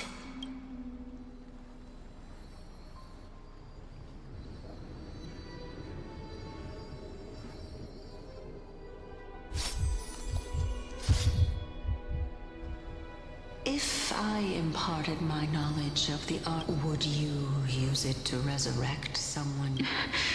Death is inevitable. In the days to come, I am certain if such a mighty power really existed, even now. This is why, sister, in the prophesized new world, I shall go now. Return to the ocean god's treasured pearl. I shall open wide the entrance to the nether realm and grant you a second life. The living beings on this earth shall respond to my call and lead you to the sacred daylight. Remember, do not look back on the land of the dead, and do not stop moving. In the new world promised by the prophecy, march toward your new. Ask for the price of our equivalent exchange. Everybody, we've come to the end. Unfortunately, I am not compatible with the Supreme Being, so I was unable to completely fuse their soul into my own body. However, being able to glean all this from them is exciting enough. I'm certain of this now. Before the Titans that we are well acquainted with were born, a group of heroes roamed the land. These heroes followed a prophecy and took possession of divine authorities one by one, until they eventually became the pantheon of the new world. Just like the flame chase journey of today, Amphorius' history is cyclical in nature. Huh. What a startling revelation. This means that the demigods, who bear the core flames, will also become the new Titans at the world's end. I believe that this is the truth behind the Era Nova, as mentioned in the prophecy. This is, besides, those twins in the past. Even if they really are Thanatos. Are their whereabouts truly unknown? Didn't Polixia mention that seaside town? The birthplace of alchemy in the tale of the dragon. In our world, there exists a city which perfectly matches that description. Styxia. But the people there worship Vagusa and bear no relation to Thanatos. I have also never been to that place, as in the time of Idonia, it had long turned into underwater ruins. Take this. This is... the new Sporist masterpiece, the Philosopher's Stone.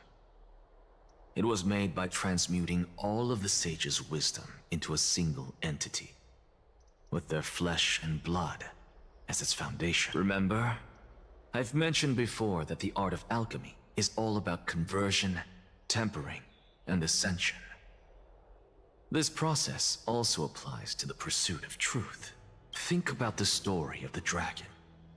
This stone will lead you to your real hometown, allowing you to reform the door to the Netherrealm and discover Thanatos' fate. You still look as confident in your victory as ever. But what if your conjecture is wrong? Simple. I shall merely admit to the entire world that my experiment was a failure. However, my line of thinking will not fail, because I have already planted the seeds of doubt into the hearts of the masses. Actions speak louder than words, Castorice. With the assembly about to begin, don't forget the... I've already searched for so long. I'm willing to but before I leave, I have another question. That was the world imprinted in Kefali's soul. If we are to prove its existence, you must take the final step. I understand.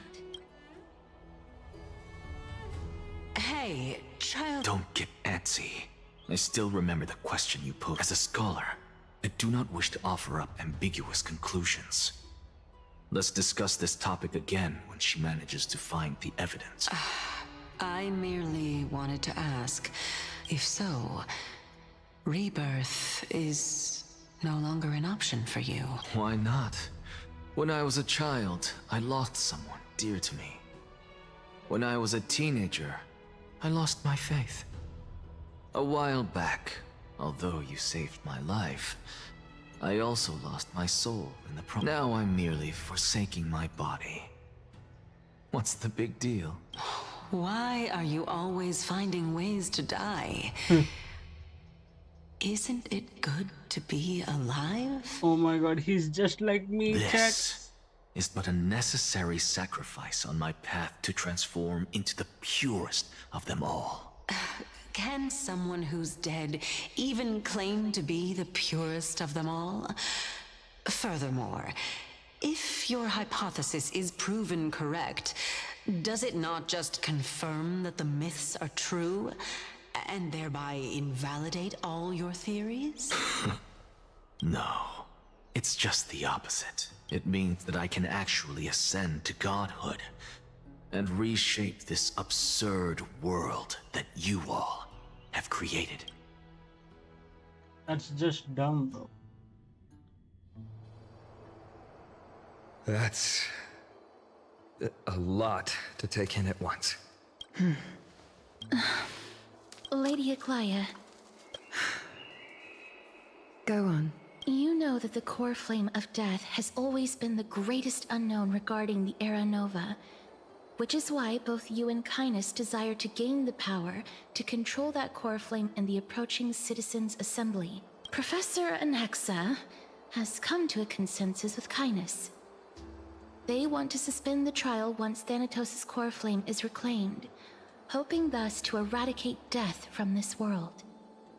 If they're successful, then the flame chase journey will cease, and Akama can enjoy everlasting peace. But I know this runs counter to your wishes. So long as we do not usher in Era Nova, the Black Tide will never be eradicated. Even with Lord Mighty on the front line, and the Black Tide not posing an immediate risk, the danger nevertheless remains. Honestly, it's difficult for me to assess the pros and cons in this decision. But someone must bring the core flame before we can begin negotiations over the Titan could be very near. I cannot let this chance slip by. Besides, someone has to make the— Well said. You already had every reason to seek an audience with Thanatos. It's that great performer who has weaponized your wishes and placed us in this difficult situation. A world without death. Do you desire that too? If fate dictates that my path must oppose yours, I will do all I can to resist it and protect what I aspire to achieve. Lord Mighty showed me that without taking the first step, all talk of what follows is moot.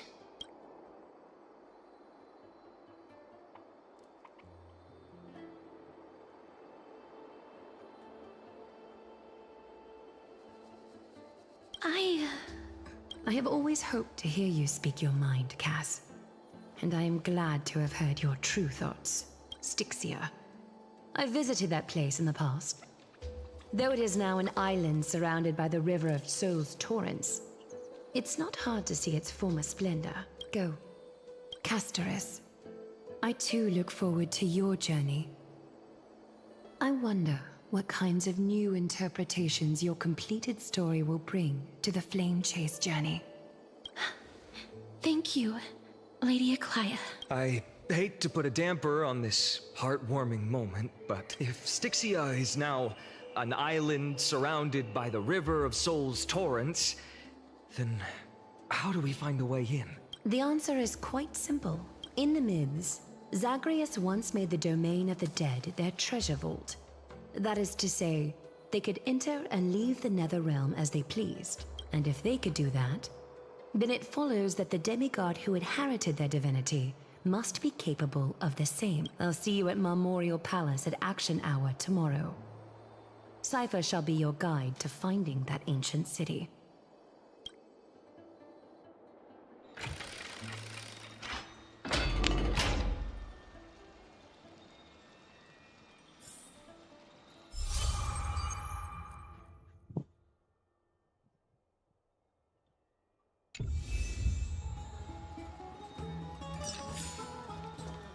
Damn.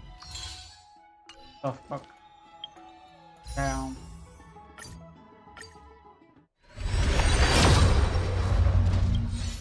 Yo, like, are you willing to come or nah, bro?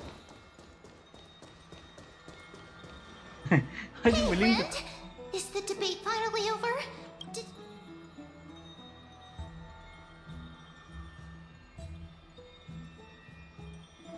What a glorious defeat. You sure know how to look on the bright side. Well, moving on. I was hard at work even while you were at the debate. I borrowed a mountain of books from Cass to see if I could find a way to solve your problem. Only 32. Okay, man. Really? Oh, that's fantastic news. I knew it. Hard work always pays off. Especially if you're as diligent as Mem. I feel like a huge burden has finally been lifted off my shoulders. What? Oh, you're right. Good night, ma'am. Good night, Akima. Good night, stream. I'm going to sleep.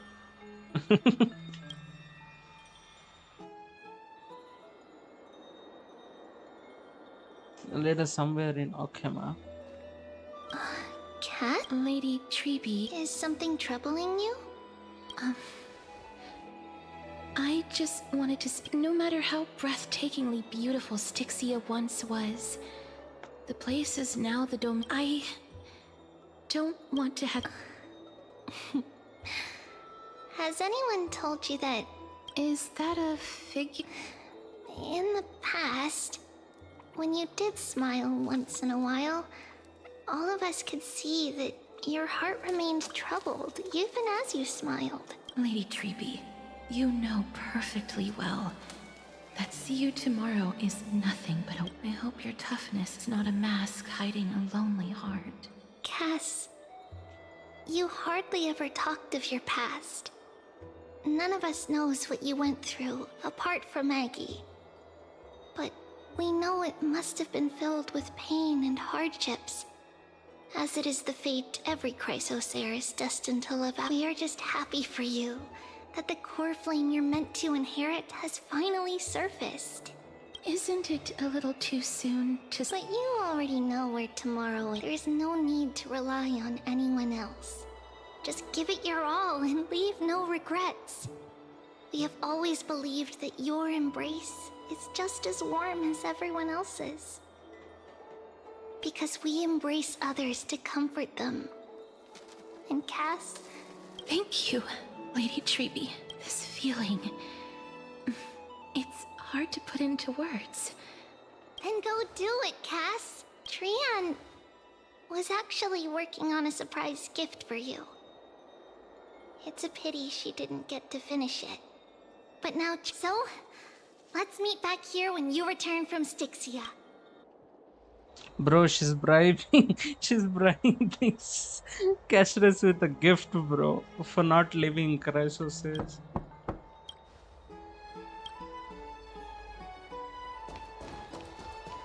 It's me. Hello, Castorice. I hope I didn't wake you. Huh? I'm here because of... If it isn't too much to ask, I'd really like it if you could come along with me to retrieve something. Sure, let's go. Aren't you going to ask me what it is? What it is isn't a in long that? way from here. Shall we? Yeah, sure.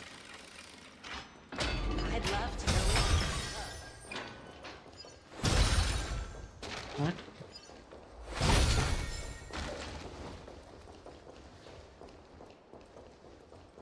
Faith can dispel the black eye. Yeah. The streets are packed. I want to vote. Take your ceramic shard engraved with the Kefali rune, select the Council of Elders in your heart, and pray silently until the shard registers your choice. Then toss it into the Dolium. The Council of Elders? More like the Council of Buffoons? The Black Tide took my hometown long ago! Who are they kidding with bringing back Eracrycia? It's all a sham to create their own Eracrycia in Akama! The Titans are just.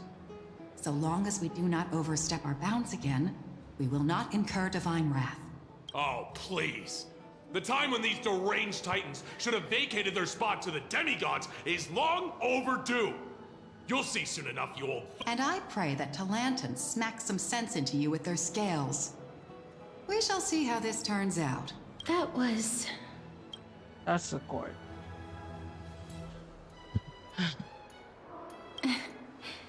I suppose peaceful is technically correct, if no. To this day, I still find it almost unreal that Akama is the only place illuminated by light amidst the crumbling ruins of Amphorius. And its people are even holding votes to reconcile differing opinions. This peaceful sight is making me forget that this is the...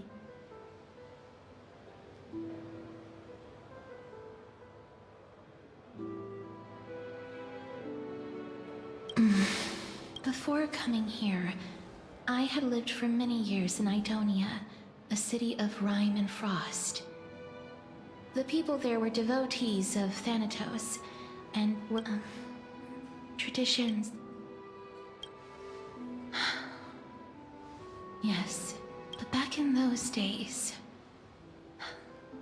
I was Idonia's maiden of war.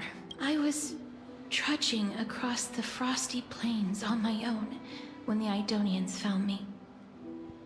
They saw the curse in me as a blessing from Thanatos, and believed that my hands could correct the Arachrysia's mistake and lead them to meet the great god of death. They provided me shelter, but I was expected to grant merciful deaths to war captives, prisoners bound for execution. Yes, no matter how kind or cruel the means, nothing can change the S. Taking away someone's life is never worthy of religious worship.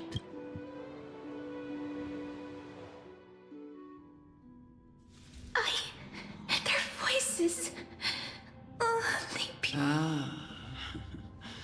I know, but you must respect those walking towards death.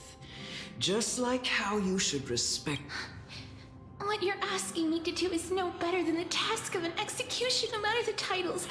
I am still taking away human... This won't be the first time that Idonia's fanatical nether warriors have faced death.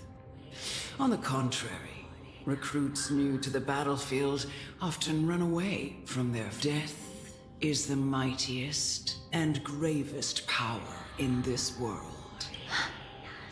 That's such a... Then let me tell you, in Idonia, the great swords commonly used by executioners are called Draconian.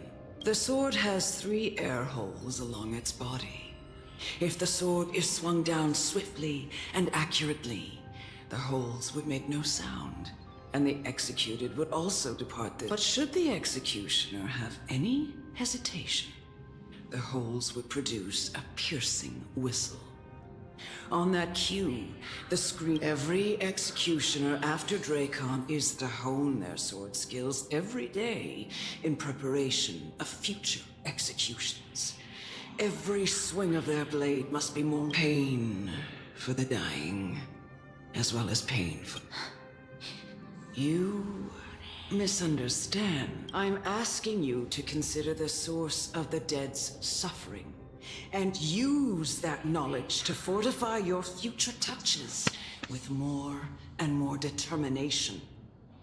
Go, walk with the dead, and love them as you love life. Then you'll... Please, don't kill me.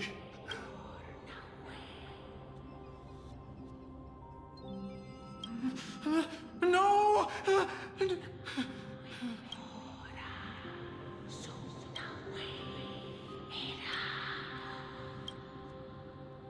May you gain some insights through him. No. This is just the beginning. You executioner!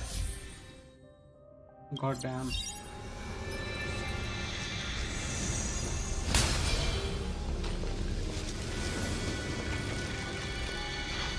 That's a heavy title to leave, but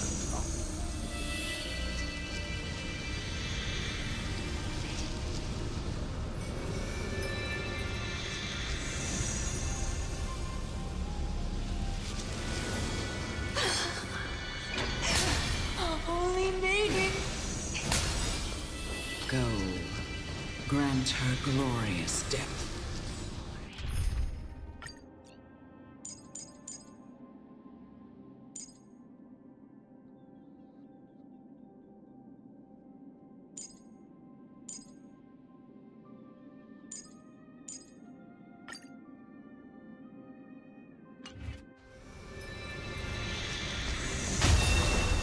Emerge from your cocoon.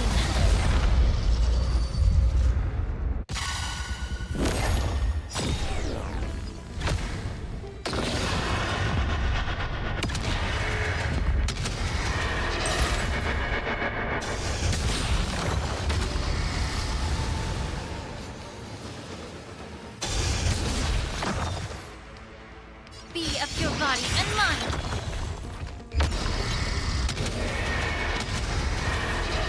May death protect us!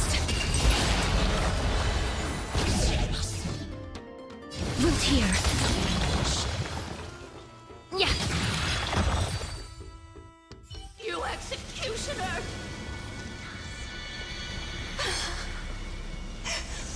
Only me!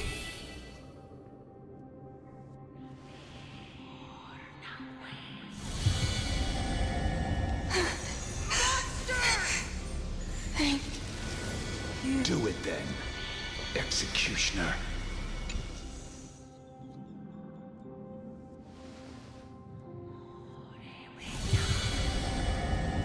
I curse you to live in eternal pain. Please. Grant me release.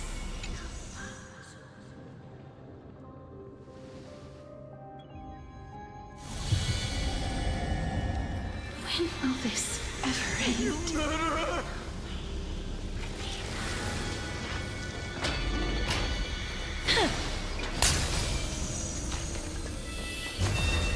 Come.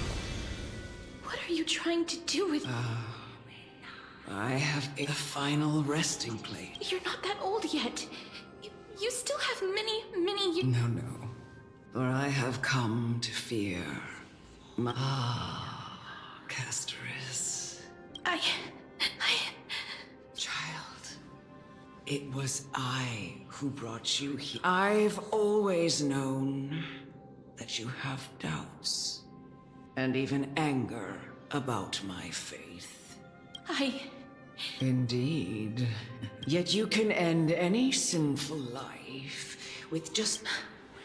It doesn't matter how lightly the Idonians take death, or how readily they accept it.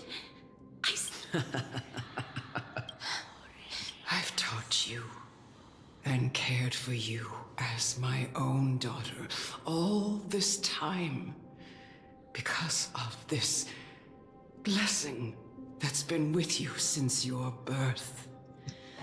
I know no one else in the world would understand the weight of life and death more than you do. In the eyes of an Idonian, death is the end of all life. A destination we will all eventually reach. You can only live your life to the fullest after and when you do. Even if you eventually leave Idonia's protection. Even if you must carry the curse. No! Come now. It's time. Show me that you are a fitting holy maiden.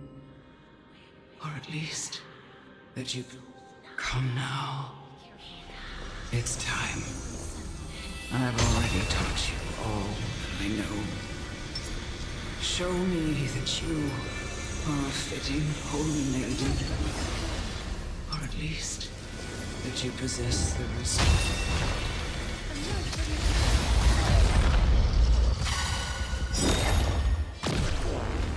He's coming! I feel that flame! Let me go! The truth, everything in this world is bleeding.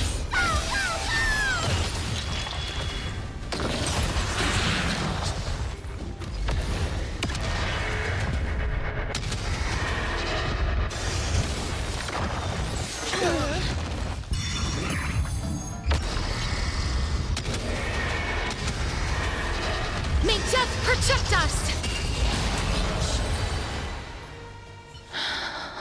This was the last time I followed her command. The executioner, who had seen too much death, died the same way as everyone else. Elder Amunet, the person who tried to teach me about death, ultimately vanished like dew in the morning mist.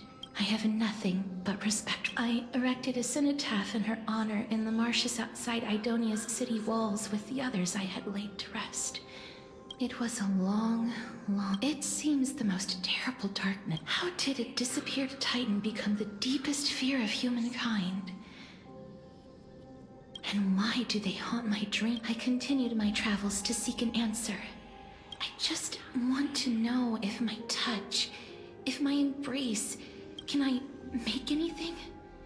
Can I leave anything behind? I don't want to die. Please, I fucking use this. Let Oh me no. go. Oh no, the teaser chat. I don't want mercy like this. Just let me go. I need it. I don't.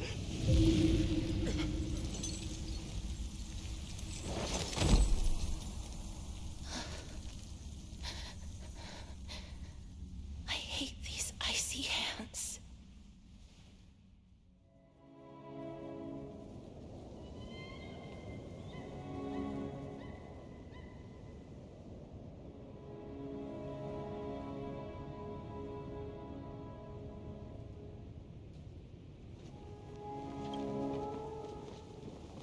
Wait, why are they playing this in game?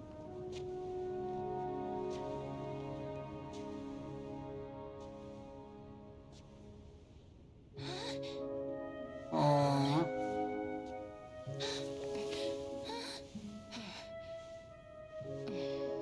is that her friend?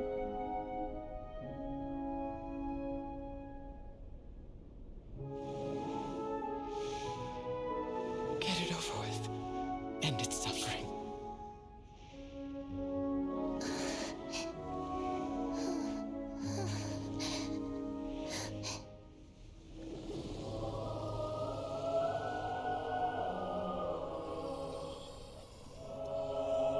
Oh no, I don't like where this is Blessed going. your hands. Only you can grant them peace.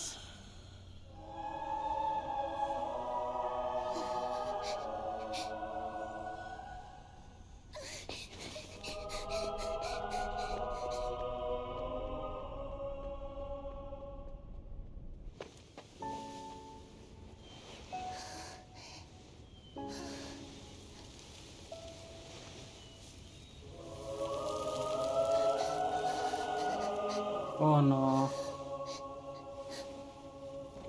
Embrace death. Walk alongside it.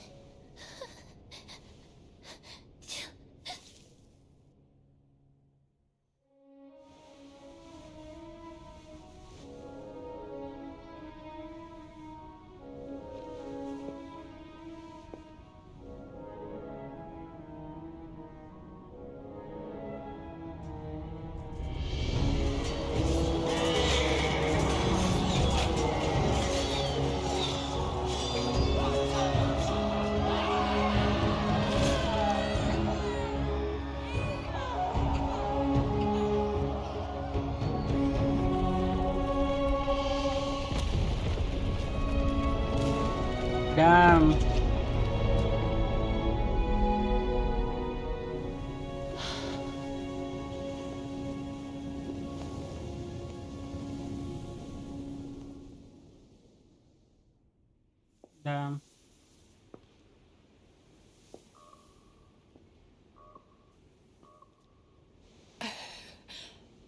Is that you, Castorice?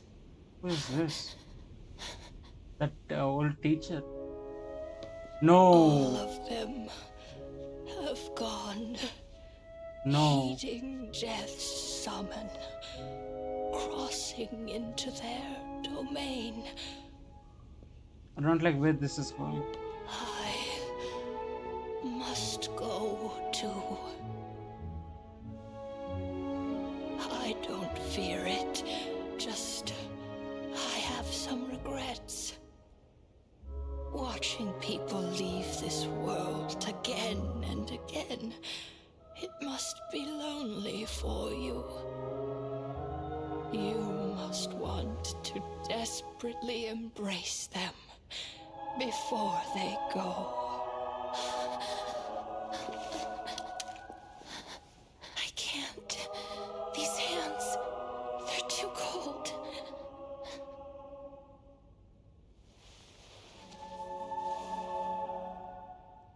No. No, man. Don't do this Big to me. Sister Castorice, your hands are so warm. Just like anyone else's. So go on. Don't hold back. Give me a warm hug.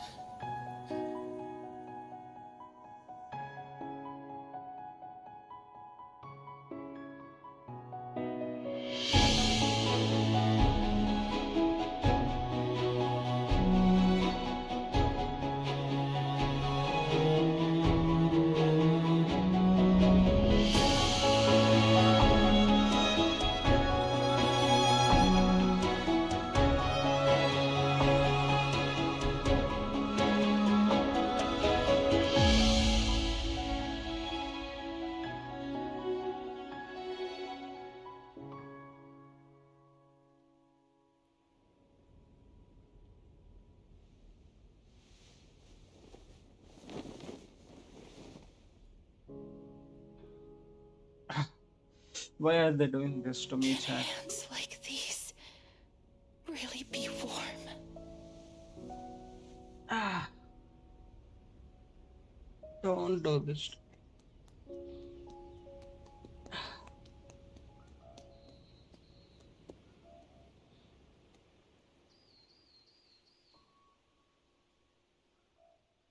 What you looking at me, bruh? What you looking at me for? I'm not crying. Get the fuck out of me. On the day that Ornyx's trial ended, you must have had many questions. I felt just as confused. Why, as someone from beyond the sky, were you so cruelly dragged into Amphorius's fate? I wished I could take action, but no matter how hard I try, I cannot simply interact with the living as ordinary people do. Even when we brushed against each other unintentionally in the grove, and it was obvious that nothing had happened. When an almost unattainable hope finally welled up in my heart.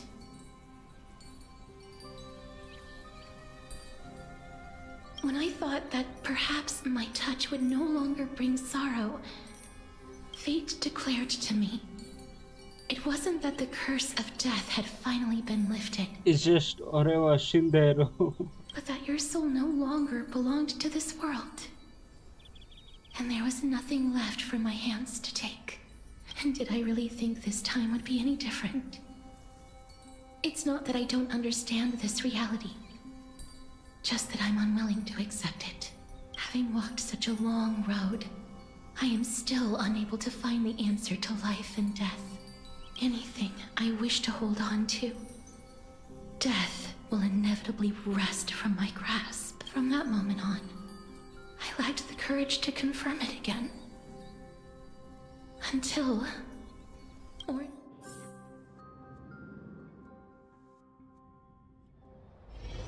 But now, perhaps I might have one last... Long ago, Trinan read a prophecy to me. At the end of the Sea of Flowers, the souls of the living shall warm thy fingertips, And after an embrace, there shall be eternal separation. I found no surprise in it, for her words sounded not like a foretelling, but a perfect reflection of my past. Embraces in this world are born of reunions, yet my touch speaks only of farewells. In that moment, I had no doubt that this destiny would weave itself through the entirety, and yet, things have taken a turn for the better. Now that I can finally have an audience with Thanatos, perhaps I can rewrite the meaning of that fated prophecy. I have no reason not to give it my all, for your sake, and for my own.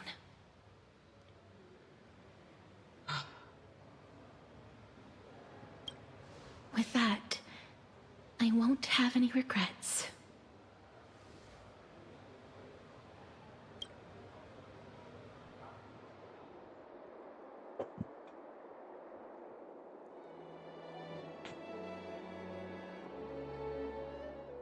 Let's put that aside for the moment.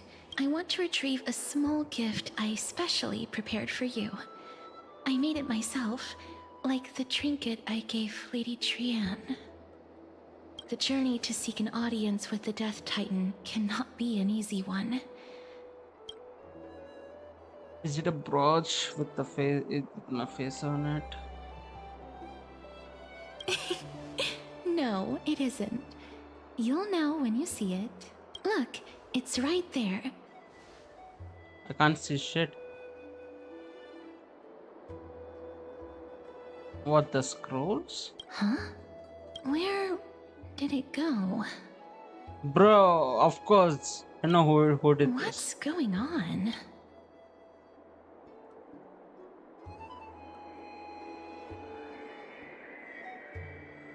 Yeah, Phantom I this. am not some corrupt grown-up. What the coin of Zagreus and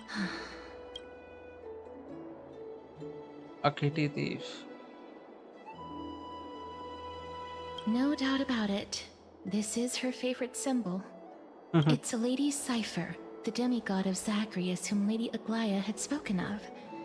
She's so many years have passed, yet she's still announcing herself in such a crass manner. Let's just do as the slate says and look for Lady Cipher.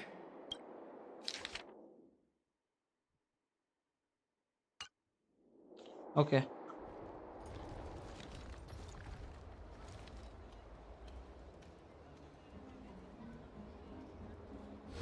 Look, it's right there. Memories seem to be different again.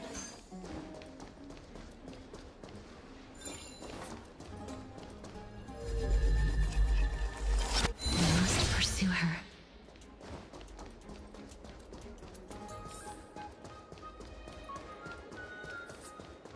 Huh?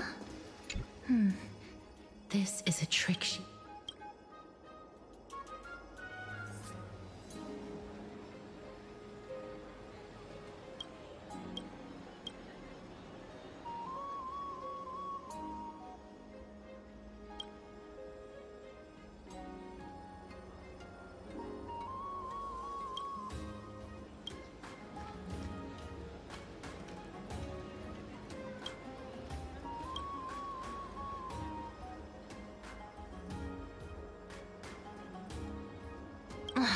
She's incorrigible.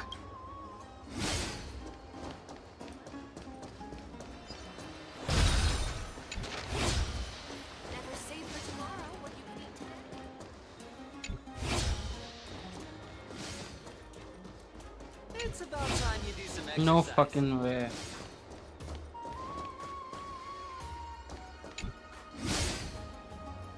Exactly the kind. This is how it should be.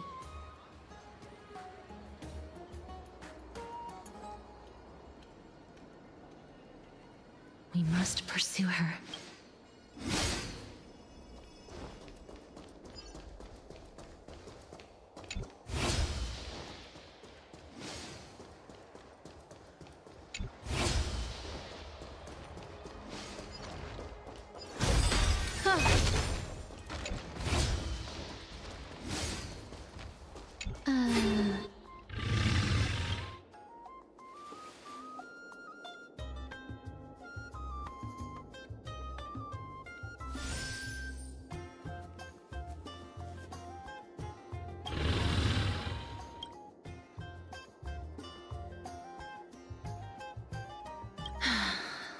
Lady Cypher, please come on out. You're still careless as ever. Shouldn't you? Since you know it's a gift for someone else, please give it back to me. No. Since I know it's a gift, that just means I need to milk its worth. Name your price.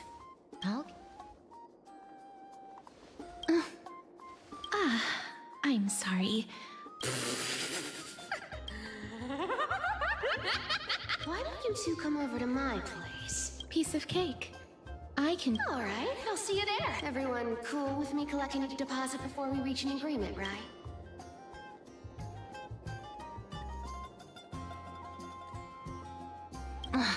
She's incorrigible.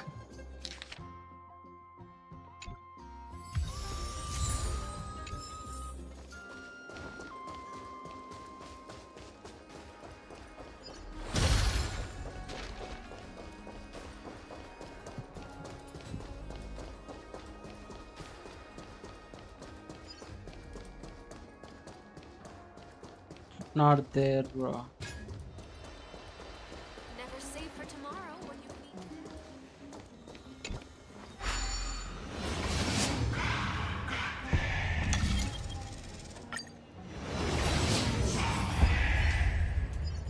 The fuck? Alright.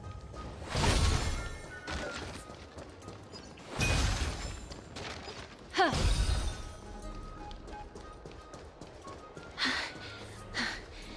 Here we... Over here! Over here! No, not that way. Come on. If I really wanted to hide, you'd never find me. So relax, you two. No need to get your hackles up. I'm not that scary, am I? Meow. At last, a character that meows has appeared. No way. Some people might have been into that a millennium ago, but it's long since gone out of style. Oh, come on. Who doesn't like cat girls? Come on. Loosen up, buddy. Shall we get down to business? Give me the jewelry piece first. Or...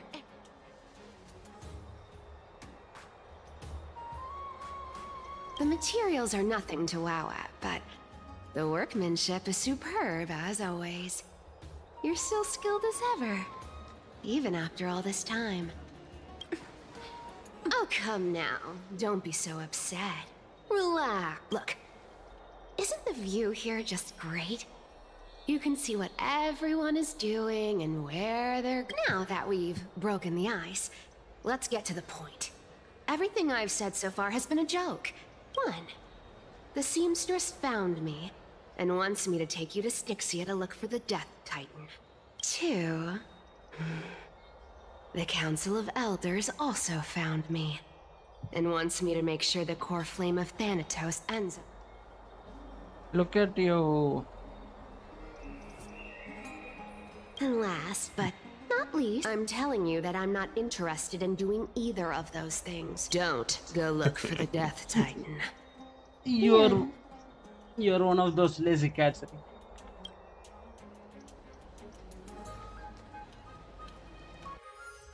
Whoa. God this is some damn. high quality stuff. God damn, bro. Wait, control. Oh yeah, I found it. 1 second, chat. Let me save this thing real quick.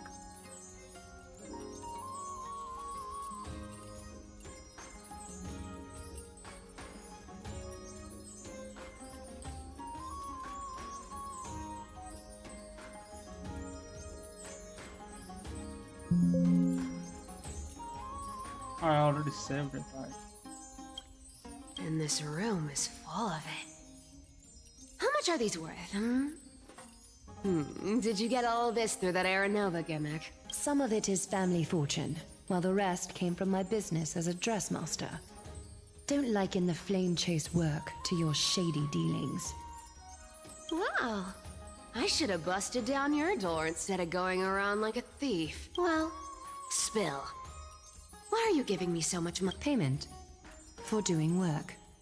Did you forget my stance to all this?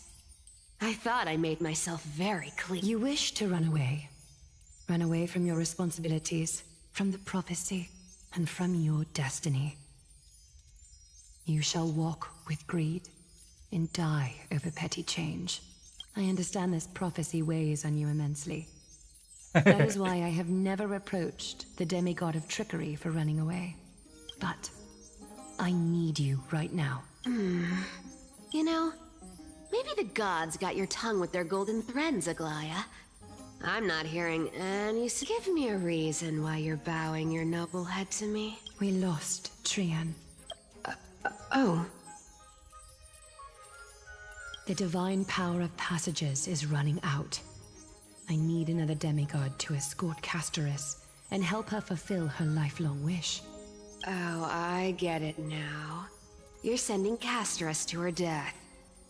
And you want me to die with her. This is Bro. Castorice's own request. I have never seen her so determined. I've never seen anyone else with this personality of mine over here. She brought this up herself? You're not pulling my leg. She's also made up her mind to leave her confused past behind. As will you, Cypher, when you finally make up your mind. Don't be so sure. Time is hard in the likes of you and I. But Castorice remains pure as driven snow. She can always turn back before the end, you know? Maybe she'll remember Trian's sacrifice. Maybe she'll remember the countless martyred Chrysos heirs. Maybe she'll remember you, with your one foot in the grave. I ain't as optimistic as you about what she'll want to do. Tell you what. Why don't I take this room of treasures as a security deposit? Go on. I bet she'll change her mind and turn back.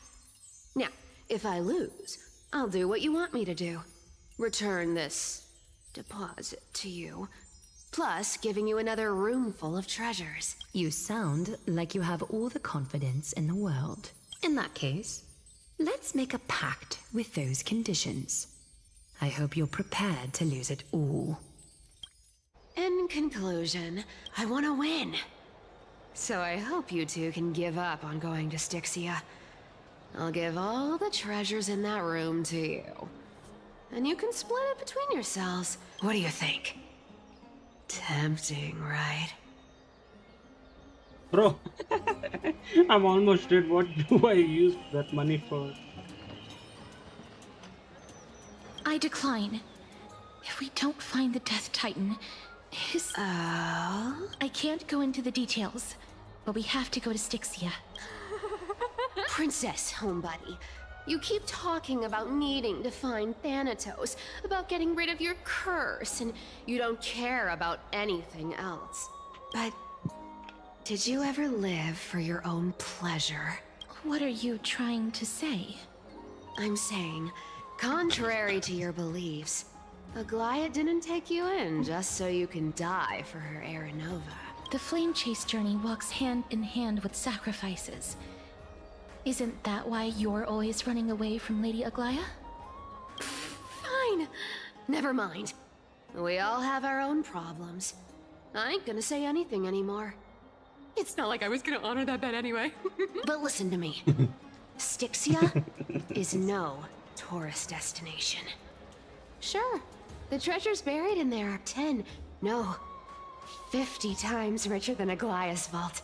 Yet, I've never been there. And I never plan to. Because even a demigod can't be sure they can walk out of that place alone. And now I'm supposed to escort you to Styxia. Sure. Pay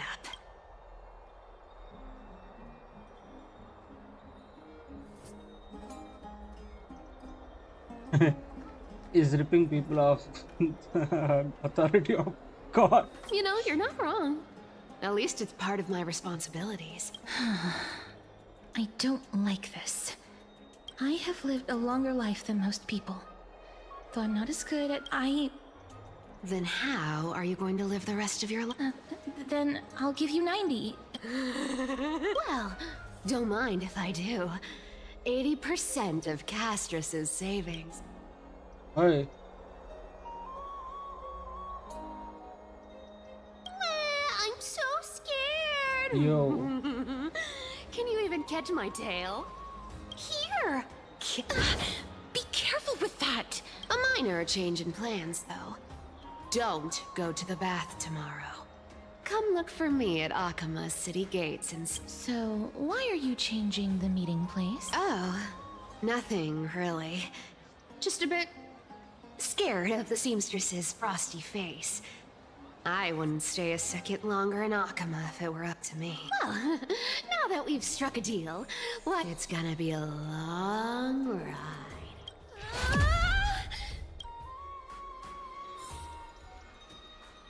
What the hell is this?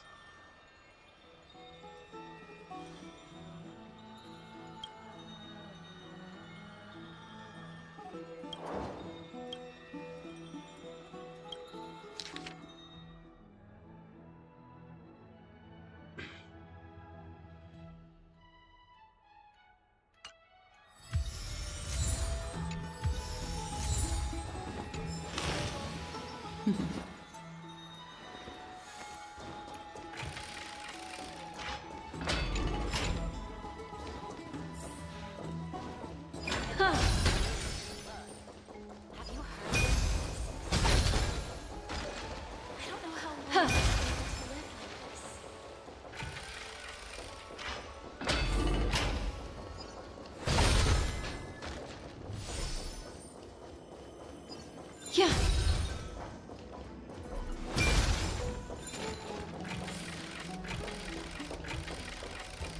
The fuck?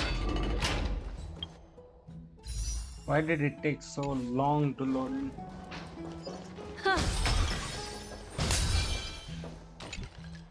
What is this?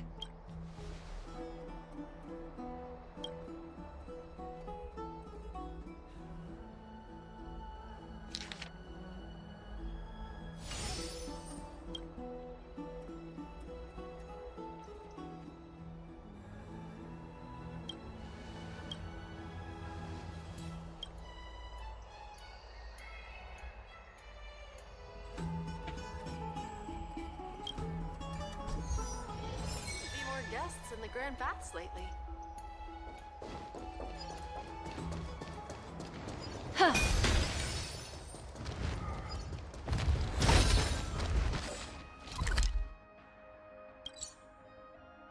I can just TP. I forgot that there is a TP option in this game.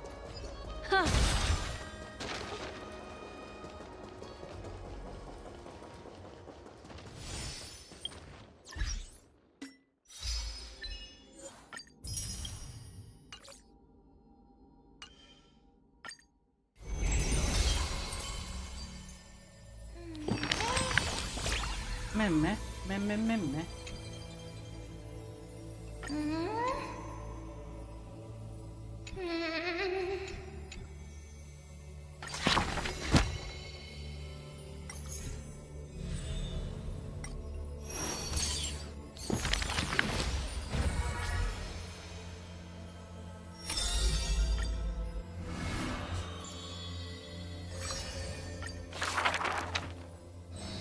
I'll get some Primogens, wait, bro.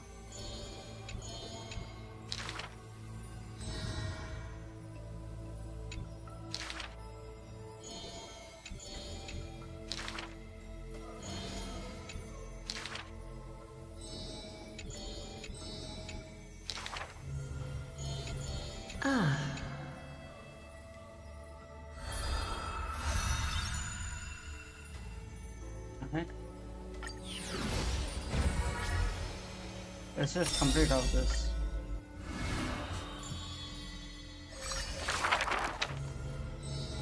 I saw...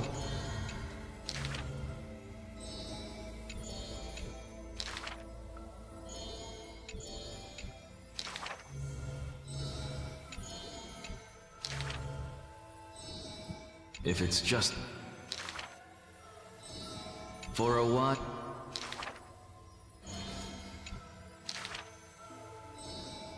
He is panicked.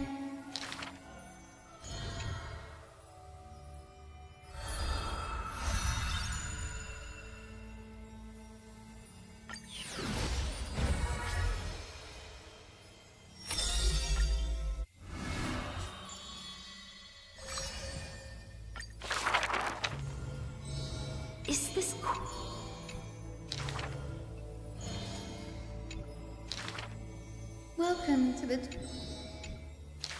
Oh, this is high scene.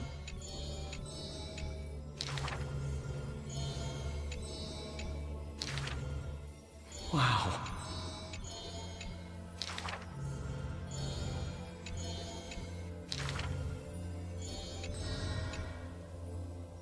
Barbara, ito yun.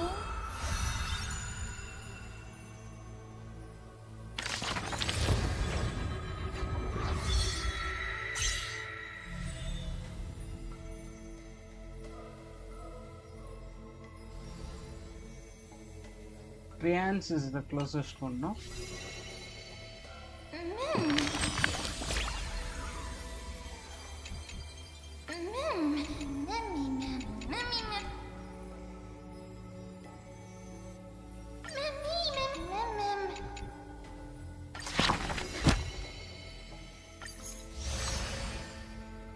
Oh shit, I got free Primogenes.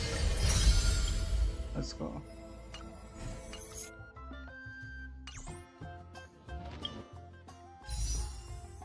I give me a second, let me complete few more.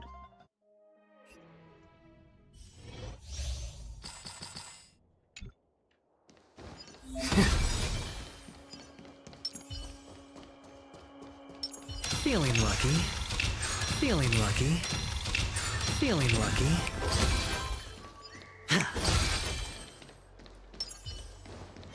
A slow simmer over rope. Stream forth, gleam of old blades. Alright.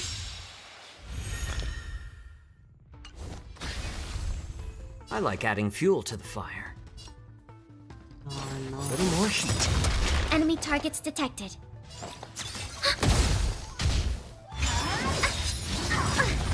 Enemy data secure. Net markers activated. Time for a good old counterattack. I'm honored by your... Since you're already here, why not have a meal before you leave? I weep for the departed. It too shall fall.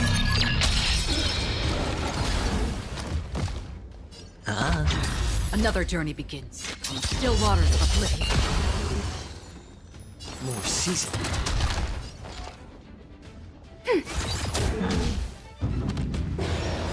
Sure, I'll play along.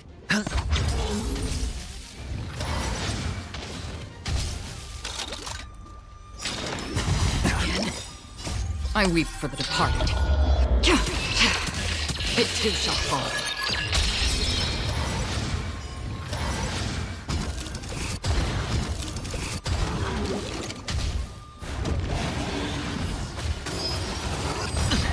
Watch your head. Destined for oblivion. It's better to make no move. A little more heat. No dirty tricks, alright? I weep for the departed. It too shall fall.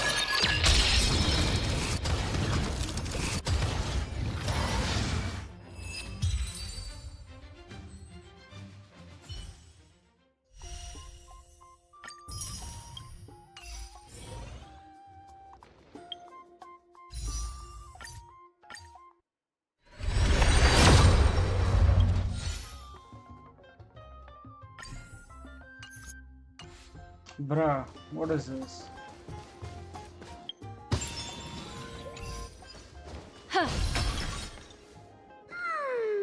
Bright and sunny. Just the weather for farewell. You're...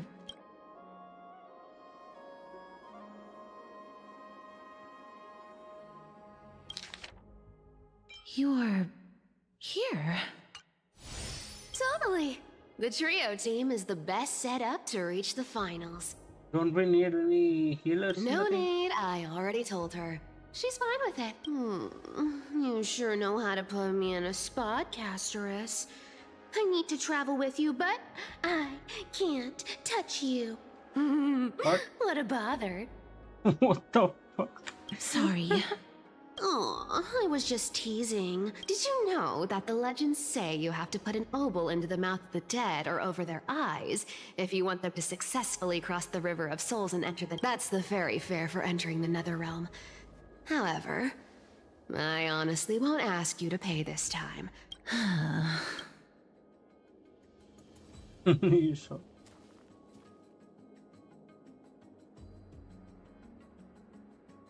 Hey! I'm just trying to make this journey feel more special, okay? Don't read too much into it. Alright, pass me the coin. It's time to get the gods' powers. Oh, one last thing before we go. I gotta give you this piece of it. You can't catch the wind by waiting. You only live once. So make the most of every... Get ready. Be steady. Hi, your turn. Don't be nervous. After all, it'll be gone in the blink of an eye. What the fuck? All done.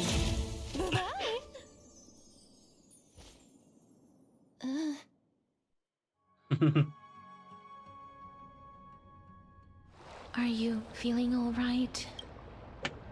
I swear she was being.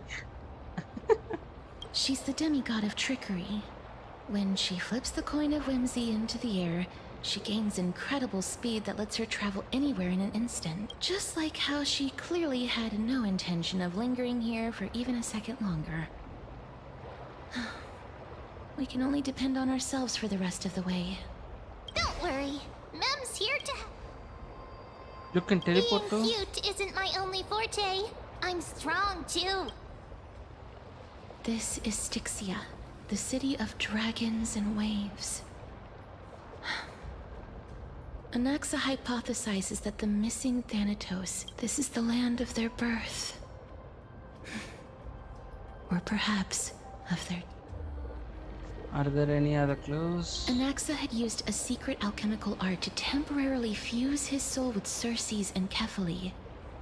This alchemy, considered a sacrilegious act, might actually make the souls of mortals and titans attract each other. Even though Thanatos has been missing for 1,000 years, and even their followers haven't been able to find them. Perhaps that's special. Oh, so are we going to use that? I guess that's the only way. The only leads we have now are the name of this city and the fairy tale about the dragon. Thanatos is even more mysterious than I am. Indeed. Even one as erudite as Anaxa could only point us to this place. And I believe, rather than standing still, taking action is by...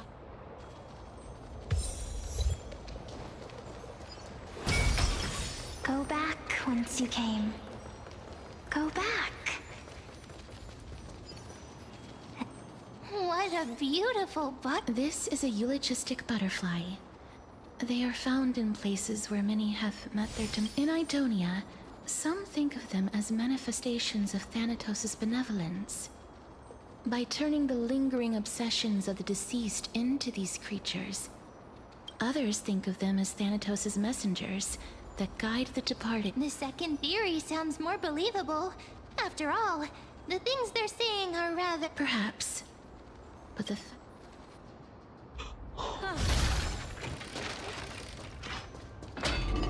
These shadowy figures... Are they illusions reflected by the River of Souls? Mommy told us to go ahead first, but 1, 2, 3... Perhaps Mommy will be back. Once you... 1, 2... Strange. For reflections in the River of Souls, they seem odd. Do you want to buy... Huh? Wait. I'm not selling my fish to living people. You lot are too shameless. Buying fish without paying. If I ever see her again, I... Could it be that...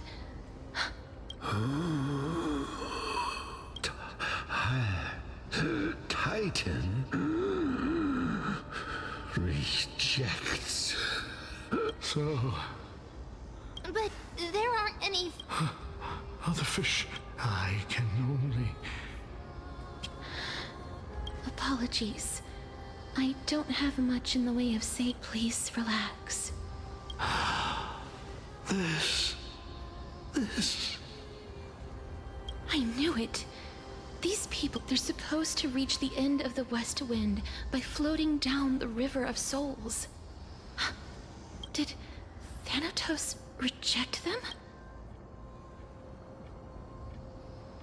I have no idea. This circumstance is completely Hang on. Didn't he say more living people? Could it be that these souls are stuck here due to someone's... If something is done out of goodwill, are you real? Goodwill? I can't see anything good out... Wait a minute. That's me. Are you dead too? I still belong to the land of the living as of now. Thank you very much. Could it be that you are the living being that those souls met? I couldn't take their behavior anymore. So I stole some things here and made up some lies there. Just trying to give them something to look forward to. It's because of vile living creatures like you that we're being misunderstood. What else am I supposed to do? You can see the mess this place is in. These poor souls are denied by the Nether Realm. So now they're stuck in a few brief moments. Did you see those two blacksmiths on the way? They've been here for as long as the sun's been around, wailing over and over about casting a shield. Then why have you come back? Hey, I'm not here to aid your adventure. I hate water more than anything else in this world. Especially that stinky river of souls. But, I just discovered some stuff before I left. And I reckon you should know about it. It's about that boy who defied death. Lord Mighty? Oh, right! That's his name. Well, now you know. As for whether that info is actually useful, that's for you lot to figure out. Give me 5 minutes.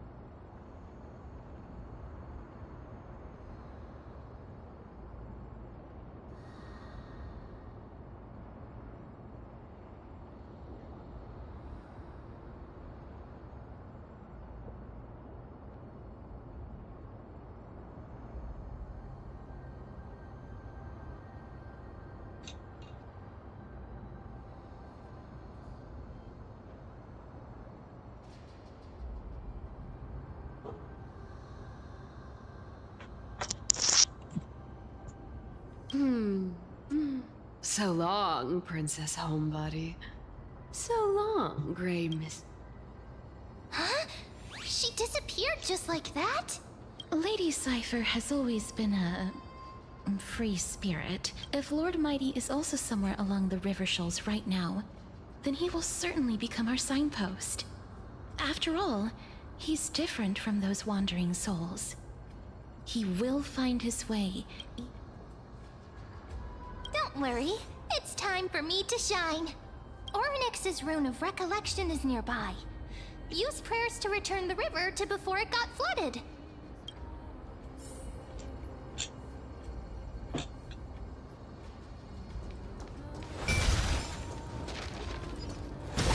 Hey, over here!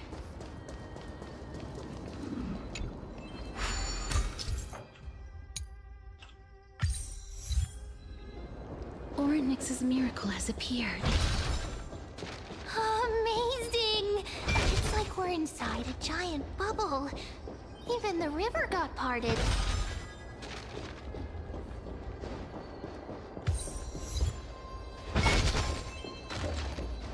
Bruh. Never mind. I found something better. 7 moves. 1.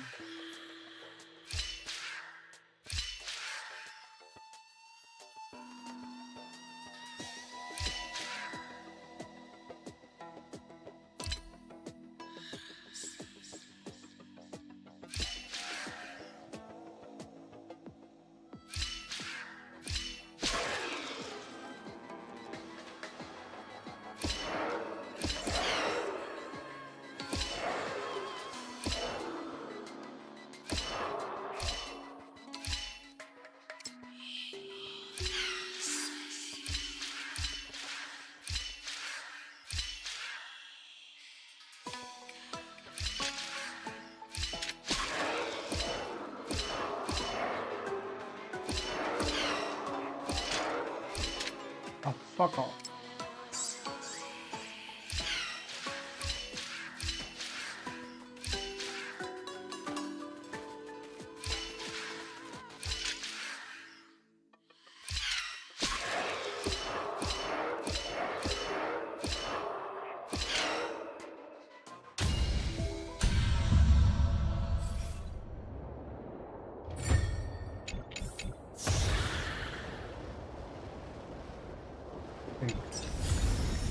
A sincere heart prevails.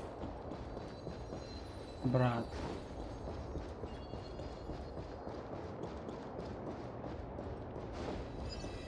Yeah. Huh. So this path actually didn't exist back then?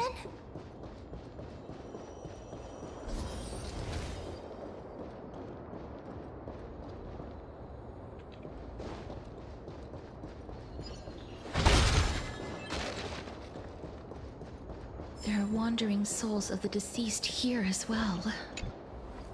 We must first return to the present before we can communicate with them.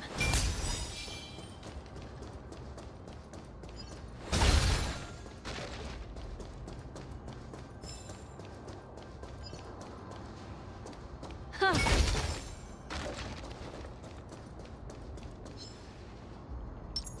Stream forth.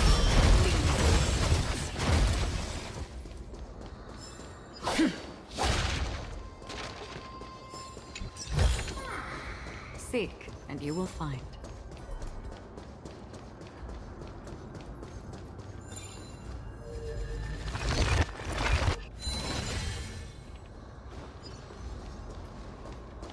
Stream forth. Clean gold blades.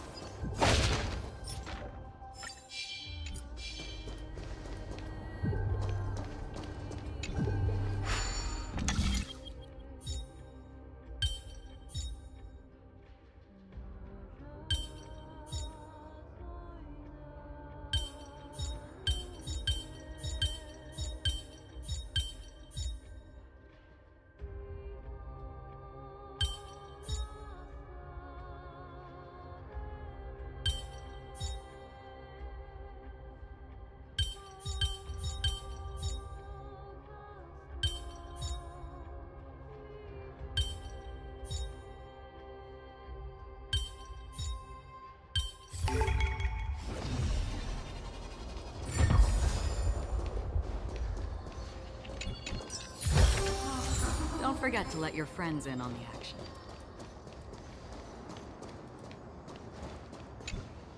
Ah, by the looks of it, you must be the foreign warriors that the Queen had mentioned, right? Since the current campaign requires the utmost care, I wasn't able to make time to welcome all of you. Please, forgive me. Foreign warriors? A priestess, a warrior, and a divine beast. You look identical to the blessed...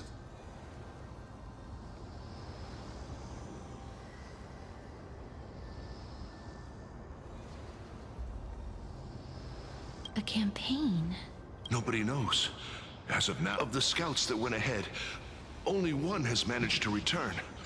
He says that the land ahead is a forbidden land that should not be approached, as it is the doorway between the netherworld and the mortal realm.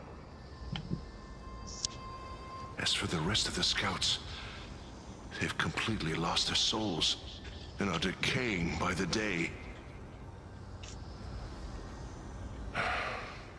While there is still dissension within the city, the scholars agree that this calamity was so unprecedented that it need— An unprecedented— It seems— A world that has never seen death. Looks like these people lived in— May I ask, where is the scout who managed to come back? So he returned to Styxia. He only had enough left in him to last no more than half a day. However, he said that he witnessed the demonic specter of an evil dragon at that treacherous land. The apparition opened its giant maw and devoured everything in sight, and thus brought Styxia that thing called death. Styxia. It all sounds rather familiar. Sir, could I— The Queen? By the looks of it, you must be the foreign warriors that the Queen had mentioned, right? Oh, it's the same lines. Looks like he's still— Leave it to me. Sir, the war ended long— Styxia, this cannot stand. Oh, looks— Sir, I am the— Mate? Don't worry. I'm typically— Cass! I'm fine. I just didn't expect that I would still have to embalm others. Is this a remnant of his soul?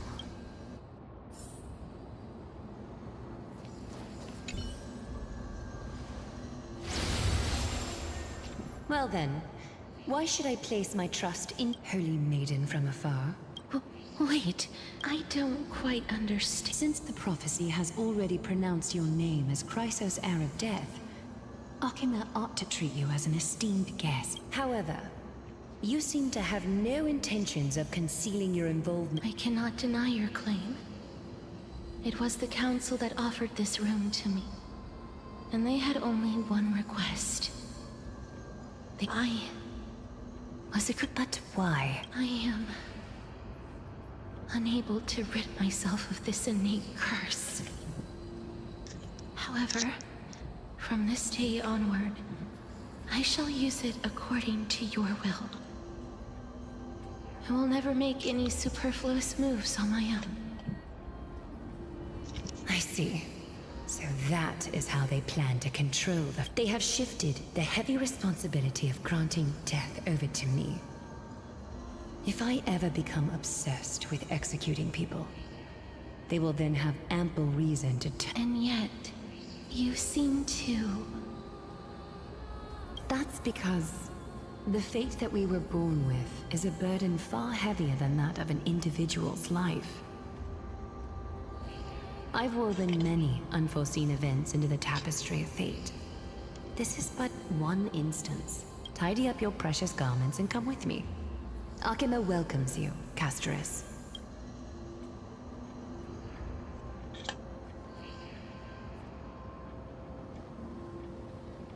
I didn't think we'd find vestiges of memory here. Maybe they've got something to do with Ornyx's— Perhaps. But I do not need a reminder from them. Indeed, I really— But why would—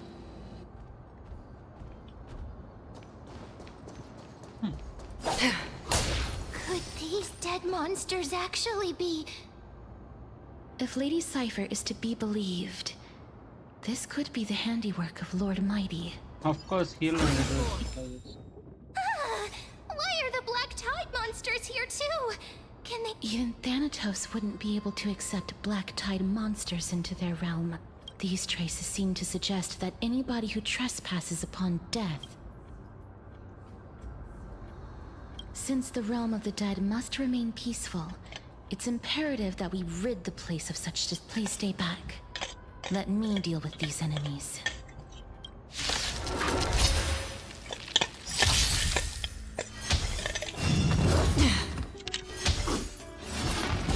No, you said you'll get rid of Beneath it. the waters lies an endless abyss.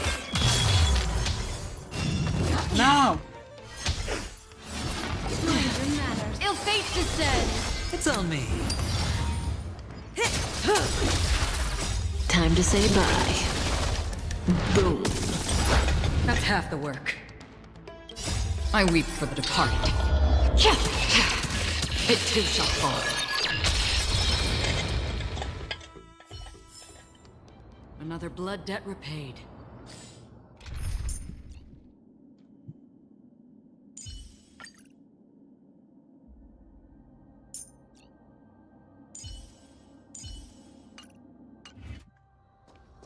The path ahead is blocked by the River of Souls again.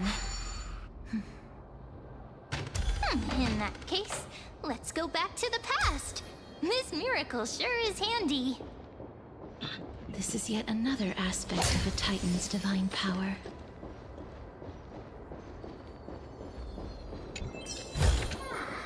Seek, and you will find.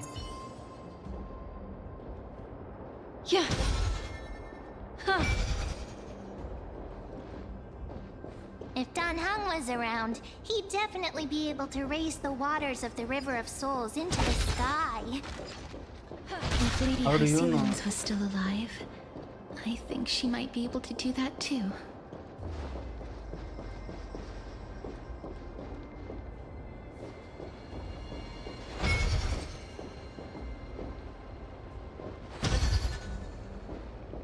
Huh.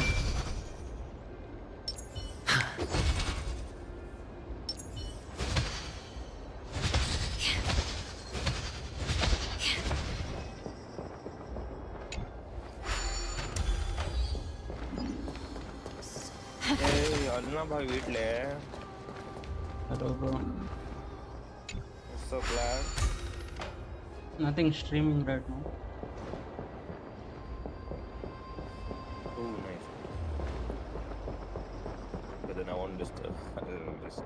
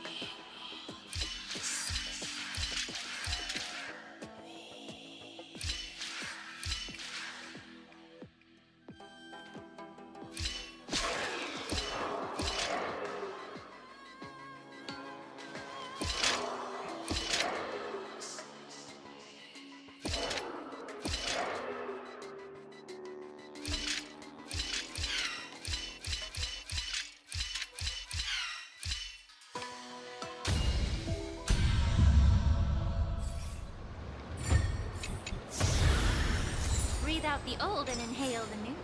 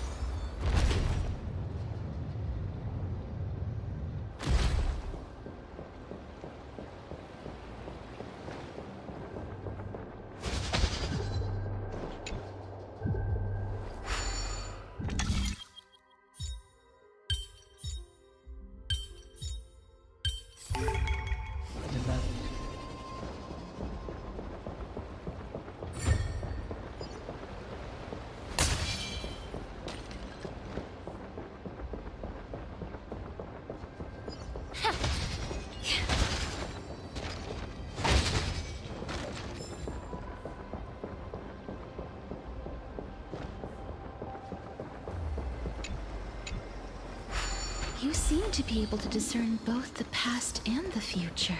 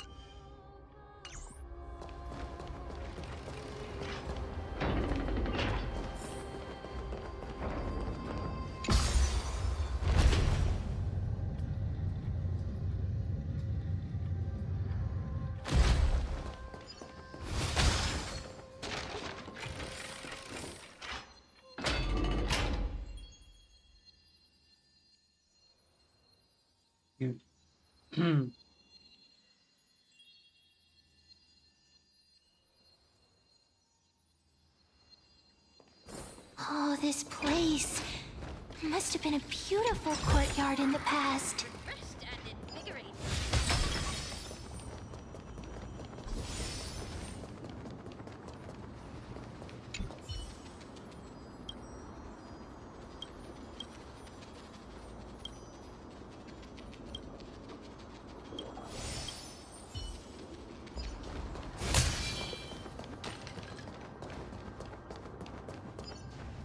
Please excuse me. I am but a scholar from a distant land who had the misfortune of falling into the River of Souls and turned into a member of the dead. Huh? This one seems to know that she's already dead. Oh, I was merely speculating, but it seems I was right. And you... I'm sorry. I cannot bring you back to life. However, should you desire it, I can end your prolonged limbo. Limbo? I'm well aware of that. Even if you were able to revive me, I would never choose that option. That's because I didn't fall into the River of Souls by accident. Instead... Why? If you could see the life I've led, then you would not reproach me so. My life was far too miserable, but I did not expect things to stay the same even in death. What a joke! In escaping my mortal life, I've entered among Circes above. What cowards humans are, for we fear both life and death simultaneously. I'm sorry. That's all right, Holy Maiden. Circes above. Does this count as thinking till the moment I die? I have seen too many farewells. Her distress is quite commonplace. There are those who will end their lives over what seems to be the smallest of worries. For some people, this power that I possess is a blessing, but I never managed to convince... Cass? Yes, because when placed under time's vast scales, there is no worry in this world that cannot be solved.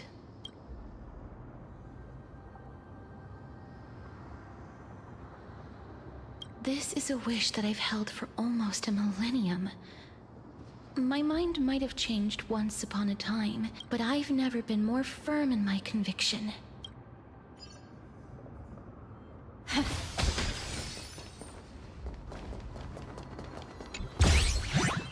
Motherfucker. Cypher, I'm going to beat the shit out of your pets.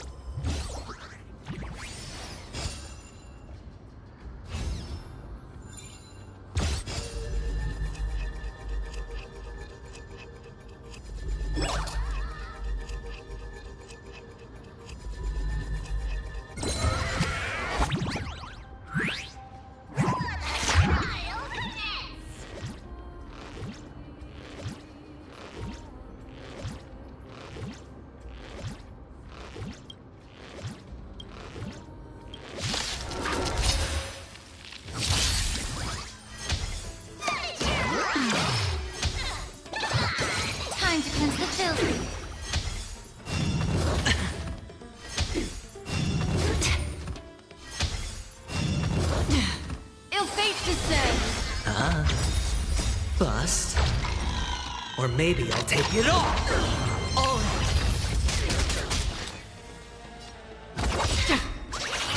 Allow me to purge the root of the problem. I weep for the departed. It too shall fall.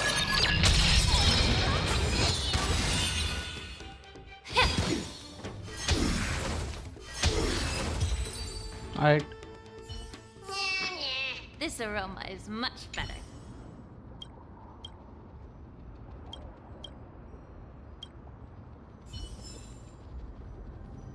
I mean, 40 is 40, you know. I'll take.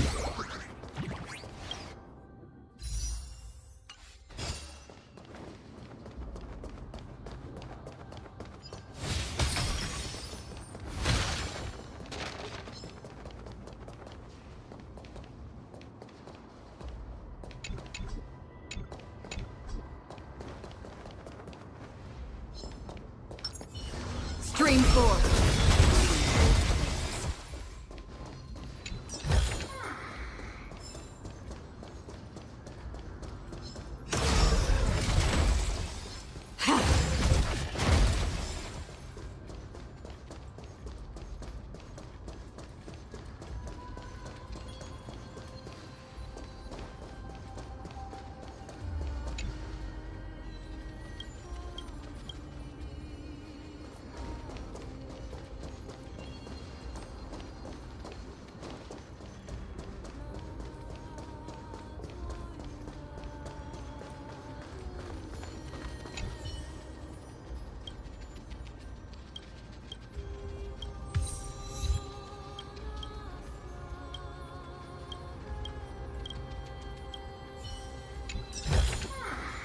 Don't forget to let your friends in on the action.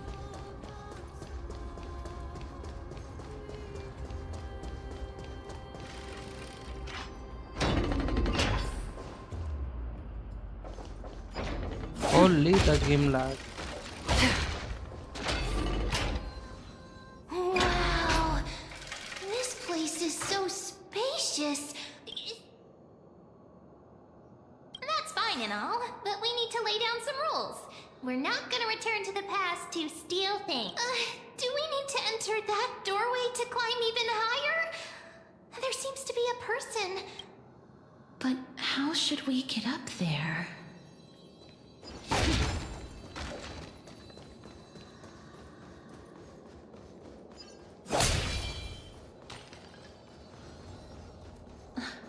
The path is blocked yet again.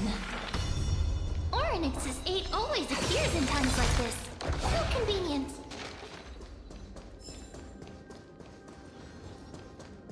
Look, there's even a platform lift over there.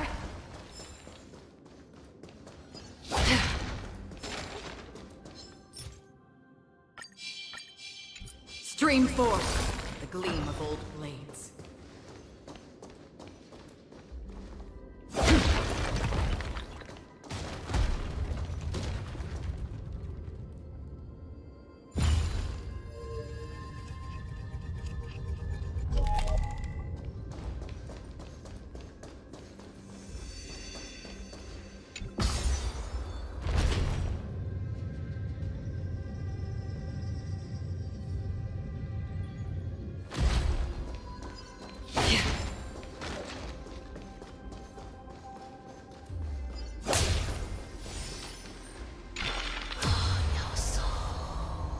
A chest of the past has been left behind, but none of its treasures remain inside. Seek, and you will find.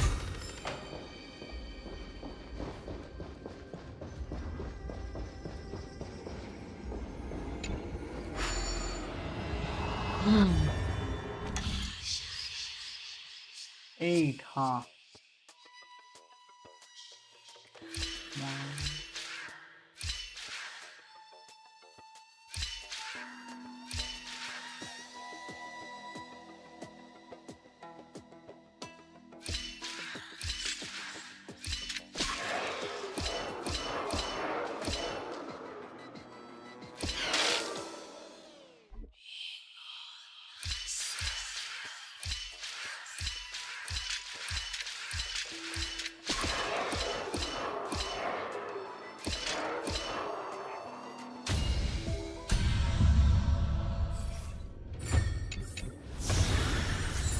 forget to let your friends in on the action.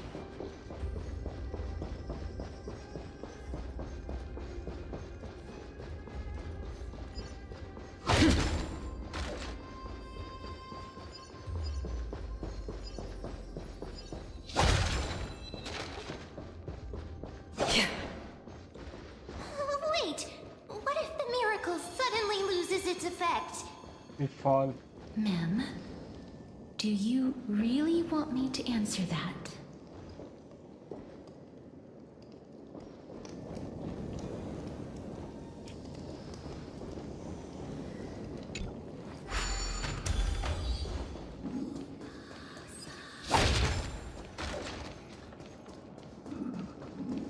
Stay back. Don't come near. Or is he? There's no need to be. You have a point. While this might... You've misunderstood. My goodness. I'm sorry to have bothered you. A warrior? Wait a minute. You seem to be quite different from him. It's a long story. Thanatos? Is it possible that he's also living in the era before death? Could it be that you are here to defeat the... Pollux. Is that the embodiment of... According to the warriors under the Centurion's command, that evil dragon has been dead for quite a while. The curse that condemns people to death didn't originate, but they saw a girl within the dragon's embrace. And she is the true... Pray tell, where is that girl right now? I've heard that the Queen spared no effort in bringing her back to the castle. Her Majesty intends to control all of Amphorius with this unprecedented pass for whether this rumor is true. You have my thanks for the... Please, treat this touch.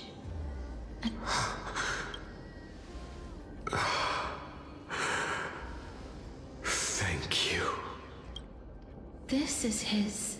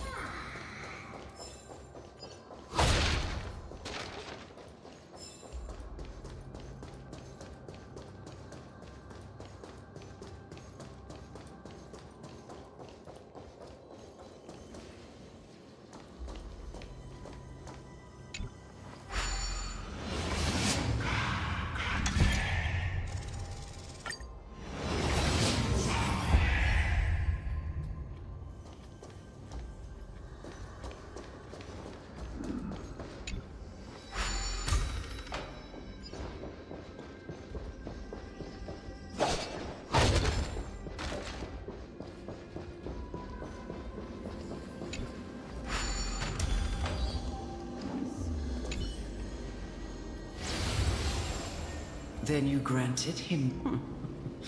That isn't like you. I did it out of... Sympathy?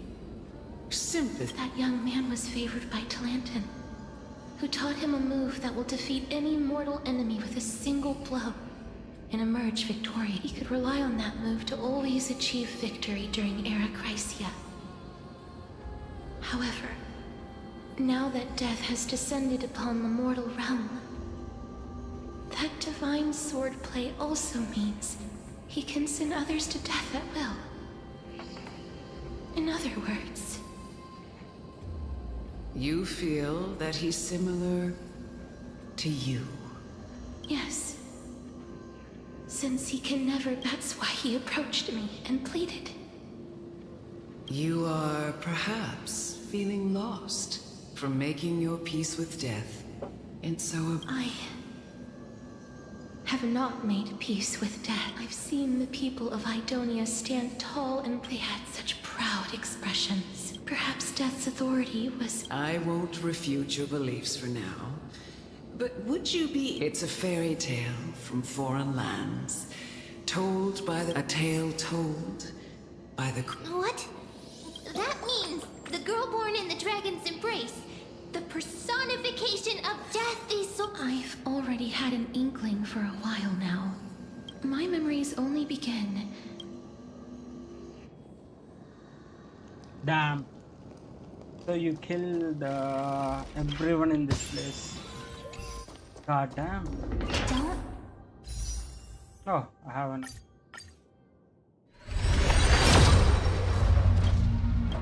Yo, when will she come? Look back. Keep moving forward. Always. It's you. Shut up, even if it was the...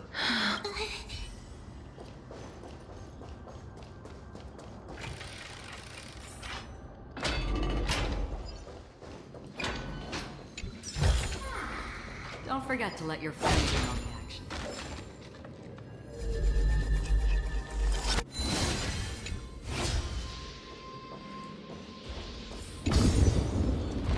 Oh, this is...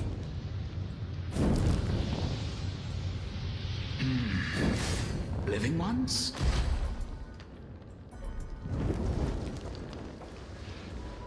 Oh, did you hear about the great word? Have you heard of the great name of... you, during the age of myth? But didn't that dragon already bring death to the world? Oh? Looks like you don't know. Well, it's true that the missing girl can grant death to mortals.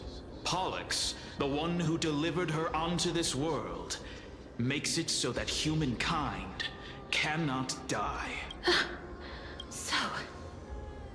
it's just as I feared. This is my guess. The deceased are supposed to drift down the River of Souls until they reach the end of the West Winds. But... That's right. That's why it's imperative that I bring the dragon back to the mortal realm and make it soar the skies again. That final ingredient, the final sacrifice, is none other than the girl who lives out her days with death. Huh? What's going on? I know that I am no longer capable of carrying out that task. This... We had been inebriated in Fagusa's feast too long. Instead of summoning a supreme god, we encountered a monster that cut off the River of Souls. That detestable dragon, unable to rest in peace. That child is the only person whom I managed to save. Born within the evil dragon's abdomen, she has possessed the talent of death. Please, you must nurture her to adulthood, and... I promise that I will care for her as a mother. By Fagusa above, thank you for your kindness, her mother. Please bless this child with a name. Before I am swept away by the River of Souls, please. Oh, like how a transient rave Castorice. That shall be her name. That's... The sound's back. What is... Ah, living ones, don't waste your time bickering. The Nether Realms... Mister... Be careful not to suffer the same fate! Everyone, hide behind me! Be of your body and mind! Again? dirty tricks already. Everything in this world is bleeding. Watch your head. No dirty tricks already. I weep for the departed. It too shall fall. There's so many of them. How are we holding up? How familiar. All right. Beneath the waters lies an endless abyss. Yeah.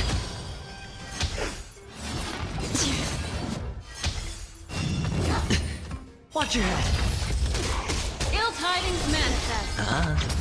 Destined for oblivion.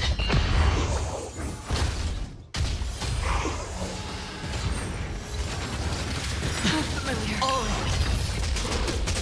Bust. Or maybe I'll take it off. I weep for the departed. It too shall fall. Time to cleanse the filth. Everything in this world is bleeding. Watch your head. Still waters of oblivion. Here. Our souls for the feast of strife. Yo, my king. Triumph in return.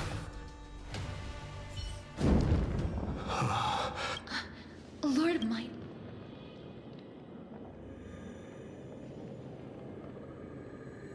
Lord Mighty. That black tide is endless. My death. I will find my path of return and go back to the world of the living.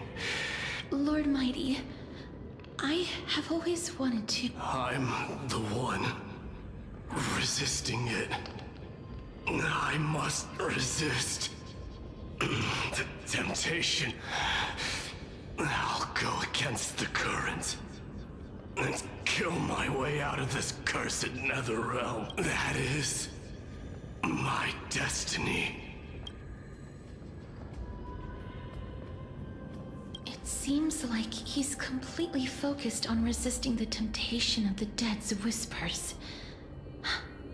It seems his battlefield is not limited to the world of the living. Lord Mighty, are you... We're headed for the Matrix inside that tower to summon Thanatos from their prolonged Shep. That's right. If we can work together and defeat them... Let's go together, Castorice. Let the person who has brushed against death countless times guide your way. Cass, are you sure you want to... I'm not afraid. There's no reason for us to... Rather than standing still, taking action is by far the better option.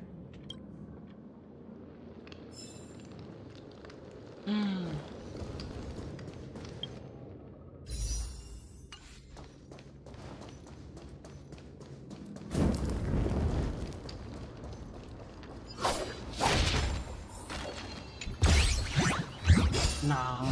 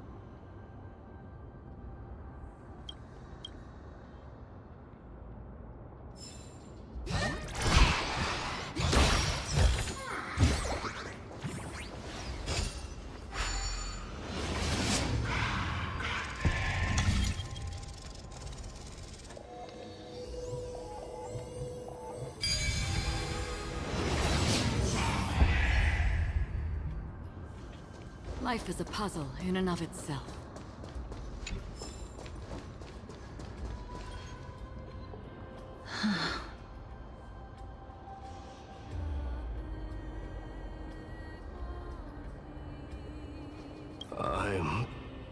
failure, but I've never repaired. If I was more powerful, I would be able. The Rune of Recollection is here. Oh, could it be in that collapsed tower in the distance? It's still up.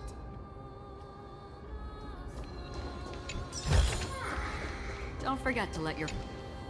Just shout for me when you... Got it! Just leave it...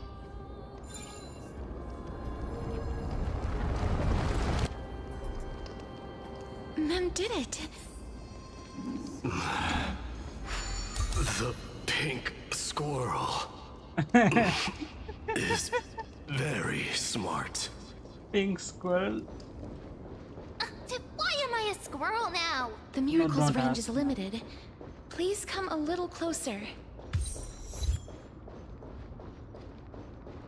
Oh yeah, I just noticed there are Aren't two I a moves. good fit for Ornyx's priest?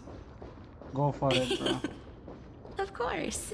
You're the most competent priest ever.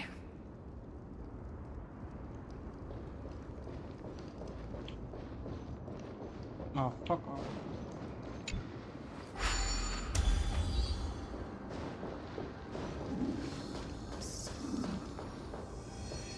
The alchemical matrix should be behind this door. Is that... No shot, right? Don't do this to me, bro. Don't do this to me. No, chat. Nah. Nah. Nah, I've seen... Am I still dreaming? What the fuck is this? Hoyoverse won't go this far, bro. No. No. No. Bro. Wow, there are so many of you! No. It's little Cass and little Gray. Oh, there's also little D and the pink puppy. Trian?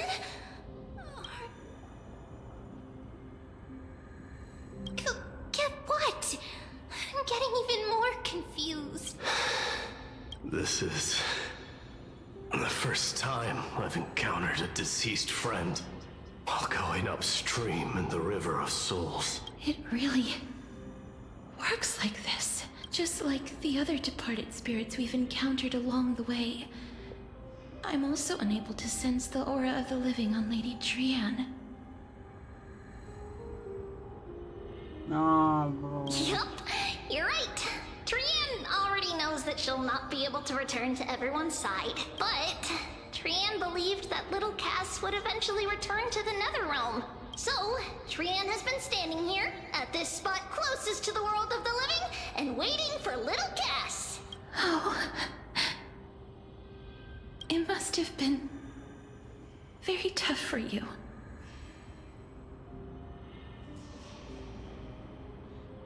My god. How many times would this game make me cry, bro? But according to what Trian said, we're almost at the entrance of the Netherrealm. Trian promised Trevi and Trinan that when little Cass got here, Trian would get the gift ready and be the first person to run over and welcome you. So, little Cass, don't cry. Please, accept this. We finally finished it. This is what Lady Trebi once mentioned. The gift for me. That you didn't manage to finish. The Holy Maiden of Janus. Even when separated by life and death, their thoughts are still connected. Trian spent a lot of time drawing this. Trian hopes that little Cass likes it. Seriously?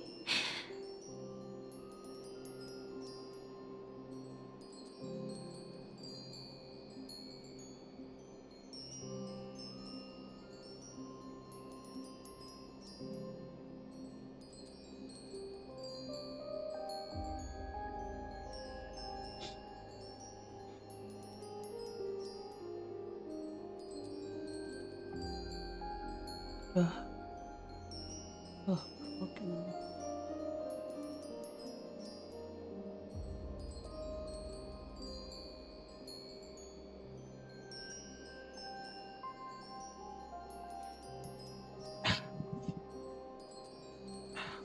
Fucking hell, man. How many times will this game make me cry? Cool down. I know everyone are going to return because in Tribi character, all three are playable. All three are playable. Hence, no one's going to die. They're going to come back.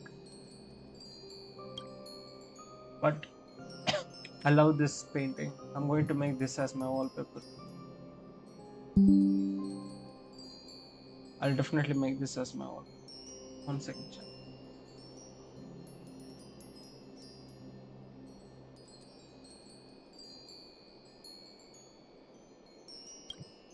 It's seriously a wonderful drawing. Lady Trian. This is our flame chase journey. Mighty with the lion in his shoulder. Little Cass, we don't know what your journey was like before. Trevi has always said that it must have been a very harsh and frightening journey. But little Cass no longer has anything to fear now, because everyone is here with you in this flame chase journey! Is that us? When did she add us, bro? That's right. Only now, when I see Lady Trian's gift, do I realize that I've already obtained so many things I would never have dared to dream of since I embarked on the flame chase journey. It's the first time I've gained so many companions. The first time I picked up the hobbies of crafting and photography. The first time I had dinner with someone else. The first time I went to the market to buy the Chimera doll I'd liked for a very long time. The first time I wore a dress personally made by Lady Aglaya. The first time I went for a walk with Lady Trebi, Lady Trian, and Lady Trinan. The first time I enjoyed the night breeze and looked up at the stars with Miss Hyacin. The first time I took care of Dromasis with the Trailblazer. Looking back at all these experiences I never thought were possible, it feels as though the scales of my life had shrunk from centuries and decades down to minutes and seconds. And all of them are so precious. I took countless photos in the past, but they're all black and white landscapes. If I had known, I would have taken...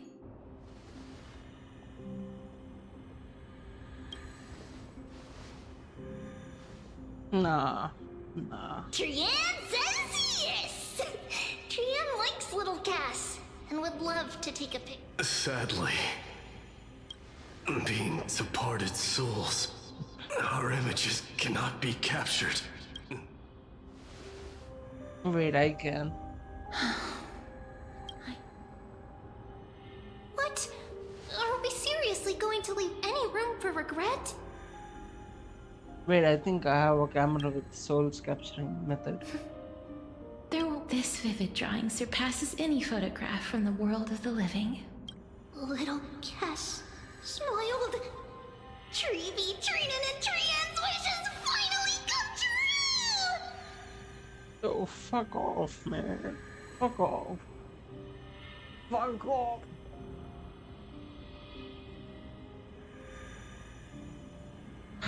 I can't cry anymore, man. Shut up.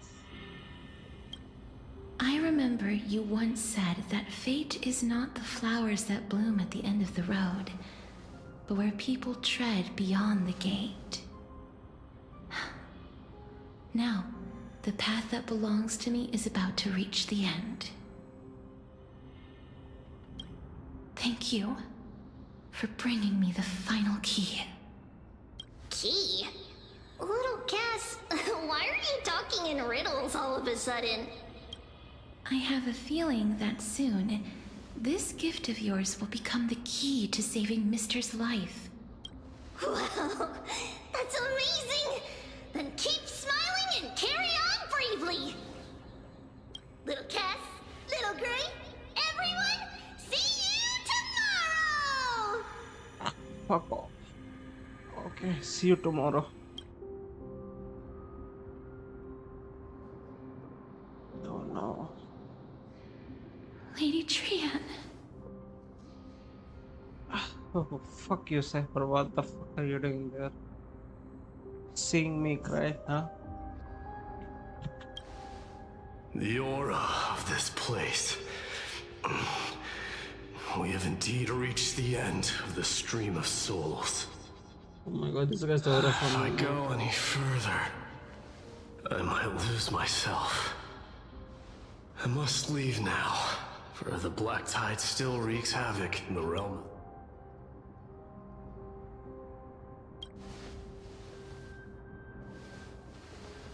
I have broken free from the chains of death countless times.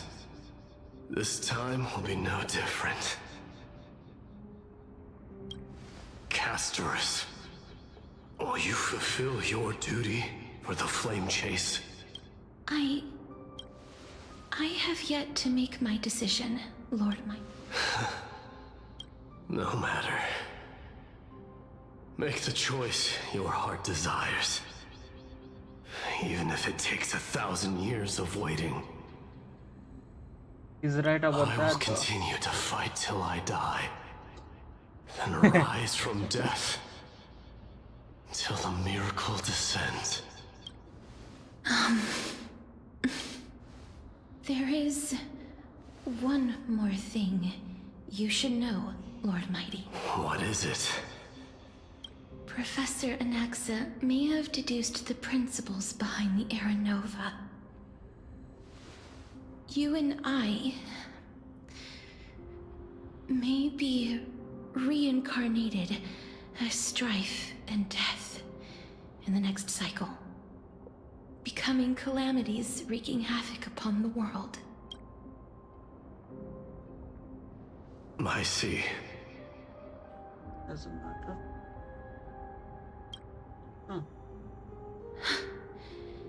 Is that all? Are you going to accept such a fate without complaints? I mean, can you change fate though? Do you have a strategy to shatter the shackles of our fate? I haven't found it yet. Perhaps I never...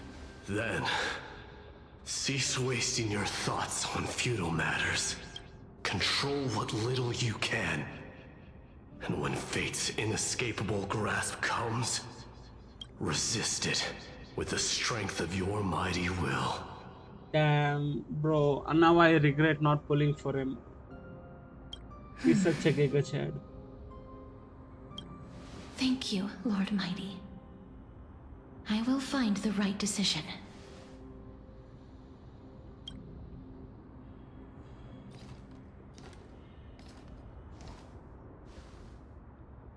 In the name of strife, may you meet a fitting end. This must be the alchemical matrix the spirit mentioned. Bro, she's watching from Let's back. see. We need to insert Aquila's sky, Georios' earth, Kefali's fire, and Nestia's love.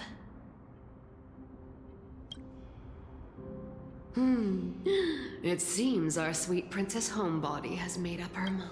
In that case, seamstress, I suppose I no longer need to deliver your message. My time is rather precious after all. Whether you wish to break free from death or not, please, follow your heart. By the promise you once made, I ask that you fulfill your duty one final time. Castorice, please, live as a human, and die as one. According to that alchemist, the final piece is supposed to be me. However, he is not privy to the past, and The past? I saw the twins of death in Kefali's memory, and now I am certain that I was one of them. The trial of the Hand of Shadow demanded taking the life of your family. I died during that trial, falling before the gate to the new world. And my sister, whom I never met, became the Titan Thanatos of this cycle. She was consumed with regret over my death, so she used the Titan's authority to reforge my soul. Yet, it also means she has never revealed herself to anyone. That's because the Titan she became already fell at the start of everything. They died for me, and now lie in You mean... That's right. The River of Souls is no material river. It cannot be blocked by ordinary means. Only a divine corpse can prevent the dead from... And that's why... we have to awaken Pollux from death before we can retrieve the core flame. We have to reforge its body with the power... But Cass, if that alchemist speaks the truth, does that mean you're also part of the dragon body? Yeah, this is all confusing. Give me a second. I'll come.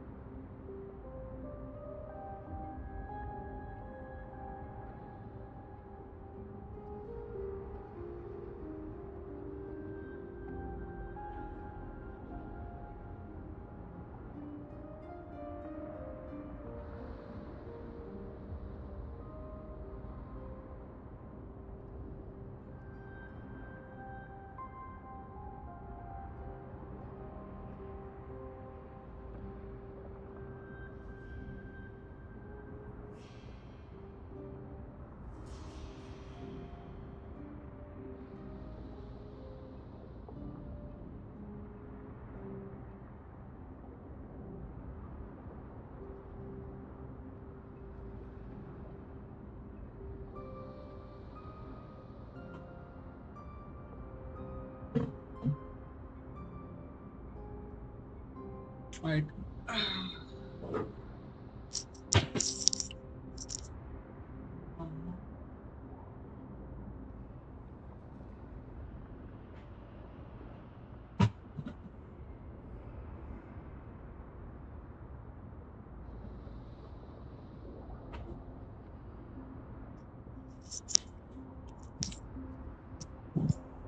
According to those departed spirits, I was indeed born as the dragon's but before we talk about that, have you...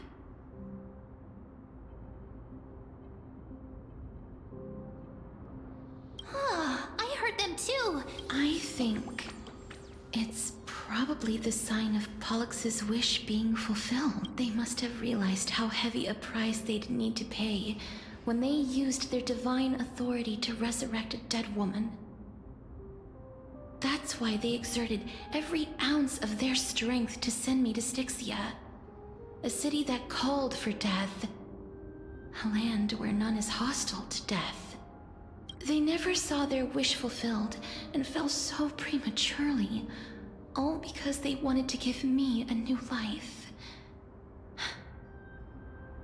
Pollux must really want to know how their sister has been after giving their all to save. That wish is the reason Pollux's soul still lingers in the mortal realm even after their fall, quietly watching and documenting every detail of their sister's life. So instead of picking up objects on the way here, we were instead showing things to a strand of yearning that lingers here. Now, we must weave these yearnings together and restore them into Pollux's... But all of this is just a hypothesis, right? What if we go through with the ritual and it turns out totally different? That's fine. As Professor Anaxa often reminds us, such is the nature of alchemy. The true outcome can only be known once the process is complete. This is why alchemy is also known as the miracle of creation. Now, the puzzle of Pollux's yearnings is nearly complete. I shall reveal what they have been yearning to know in the alchemical matrix. I will Lady Trianne has already drawn a picture of my entire life. And it is now.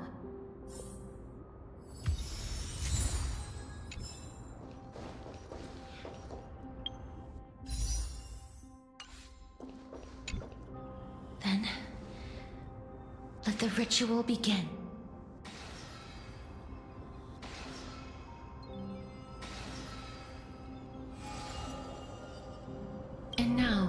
The objective is complete, such as what Professor Anaxa always says after preparing for an alchemical ritual. Pollux, I shall lift you from the river of souls and reforge your soul. Perhaps you will be disturbed by this, but if even the slightest trace of your soul remains, the soul that once ferried me to this side of the shore, then please, look at me. I wish to thank you, Lady Almanette. Did she recognize you? Oh, she must be the first soul. I'm afraid she is just another spirit trapped here. Please, go on. Yes. There's no need to worry, Elder. Take a look around you. The world? I understand that you chose to remain silent about the story to protect Castorice, the girl who coexists with death, but you no longer need to hide that story. I can assure you that you have protected that girl's life. Oh, well... And that Styxia, the pearl of the ocean, plagued by unwarranted calamity and ravaged by death in the fairy tale. It was the first city-state to shift their faith towards death, even before Idonia did. From where you stand now, I suppose that's a bit hard to believe. Indeed. I cannot imagine that those from the era Chrysia, blessed with eternal life, could ever...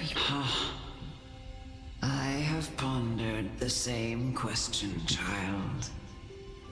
But I am afraid there is no clear answer to it. Journeys and epics are only glorious and magnificent because all things eventually fade to dust. That's how someone once explained to me why death is necessary, but I still can't take that as the final answer. Would a world without journeys and epics be worse off?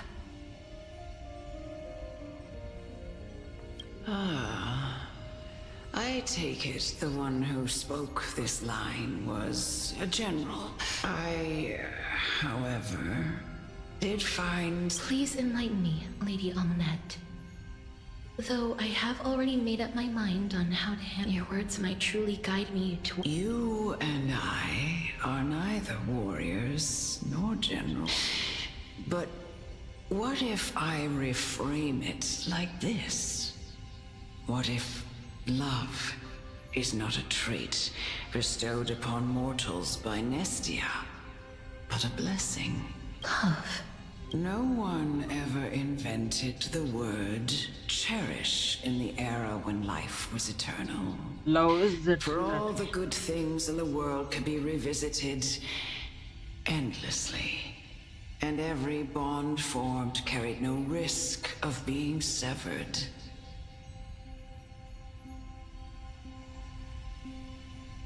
Oh, love is eternity and I'm sorry. The so-called Era Chrysia was an age devoid of both virtue and sin.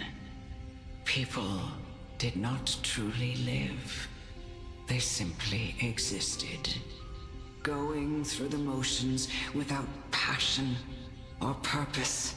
Perhaps the people of Styxia chose to embrace death not out of fascination with its cruel and fearsome side, but instead became fixated and obsessed with the impulses and desires tied to a finite existence. Therefore, death is not... That's right, Castorice. It is the reason we shed tears when... If you truly intend to deprive the world of death, then be prepared to witness it return to a state. I understand, Lady Almanette. Our limited lifespan shapes all that we know and love. Not even the Death Titan has the right to take that away from humankind again. Nestia's love was the chrysalis of gold's first blessing. But it most likely wasn't understood by mankind. We only learned to interpret this wonderful gift after Thanatos' arrival. If the world was bereft of death, then the Queen of Styxia wouldn't have played midwife in delivering me into this world. You wouldn't have welcomed me into Idonia, and Aglaya would never have invited me to join the Flame Chase journey. None of these, and I would never have lived, let alone found happiness. Thank you, Mother. I will use all the love I've experienced in this long life to complete the final miracle. My teacher, Anaxagoras, grant me the wisdom of all things. I call upon thee, the stripped dead dragon's corpse.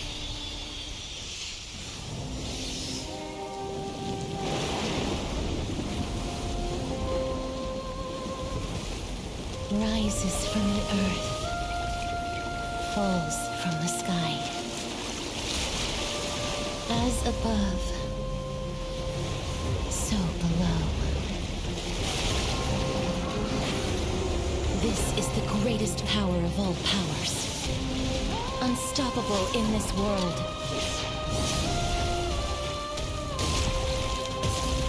The great work that commands all death. I shall grant you embrace.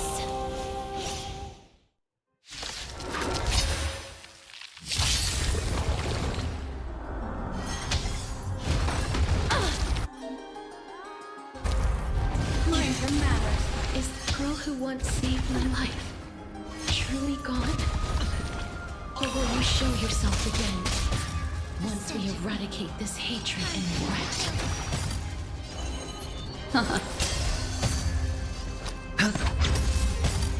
Free will, or was it still waters of oblivion?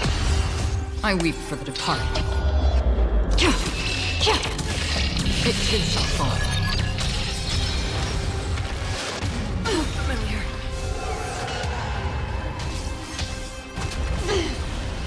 Watch your head.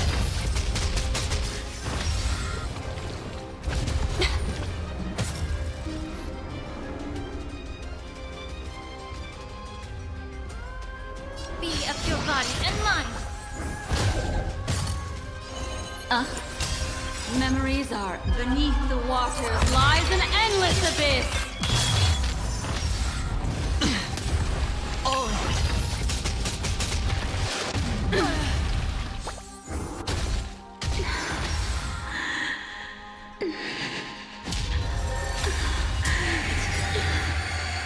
And I know you're anxious. Shh. Don't be afraid. Destined for oblivion. May the foul stench disappear. Time to cleanse the filth.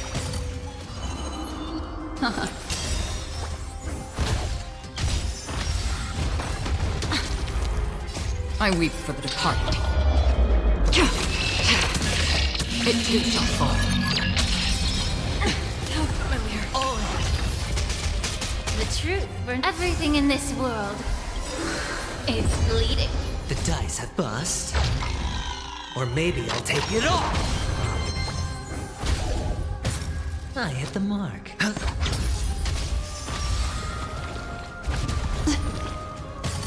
Another journey begins. Still waters of oblivion.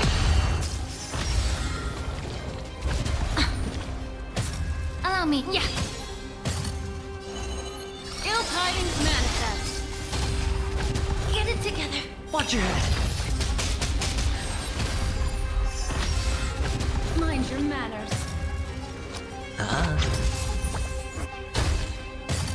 Free will, destined for oblivion.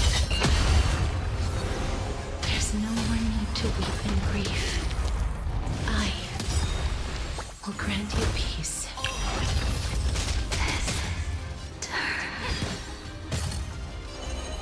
Yes, it's me. I'm back.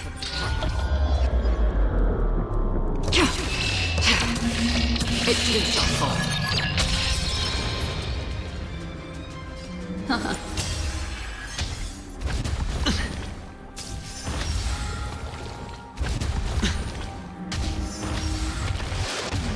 Familiar. Watch your head.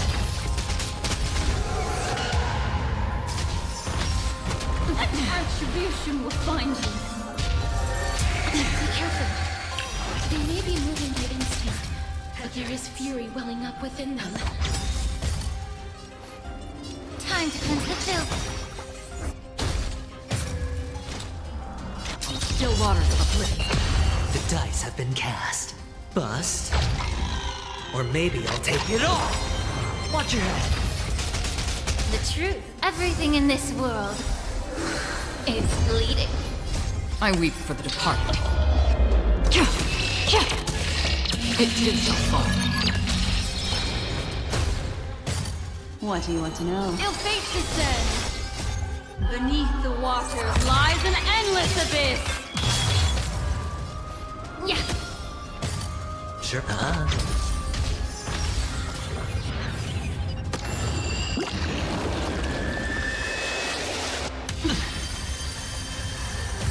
Destiny isn't chosen.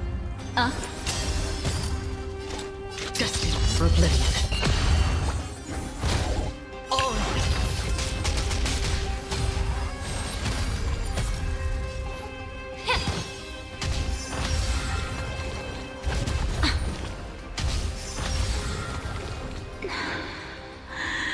Please, don't turn back to the Nether Realm.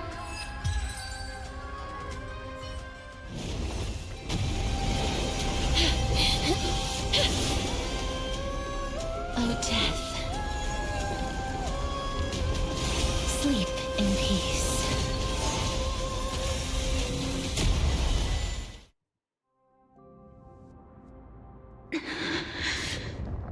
I'm sorry I have to wake you up from ancient death. And I know you're anxious. Shh. Don't be afraid. Do you remember me? I'm the girl you once carried across the Sea of Souls. I'm sorry I wasn't able to remember you, but with the help of many people, I was finally able to pick up these broken fragments. I'm back, Pollux.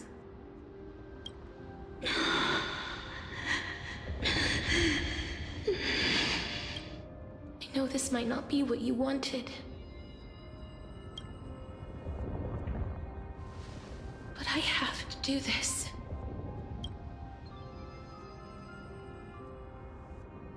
So please, carry me across the Sea of Souls again and return me to the Netherrealm. Just like you did. Please take me to where the core flame of death.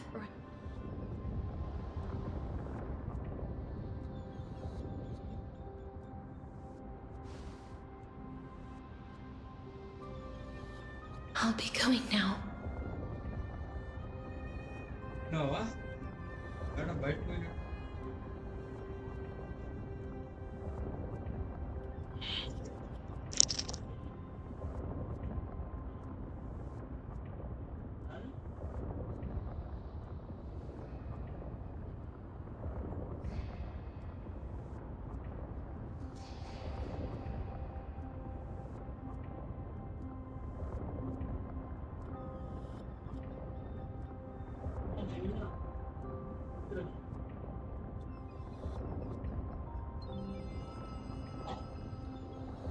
Sir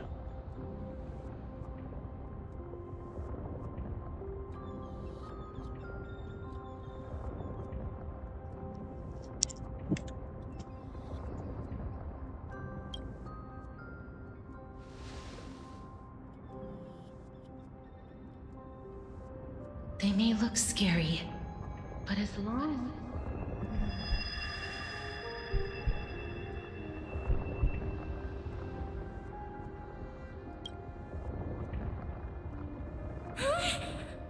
What's wrong?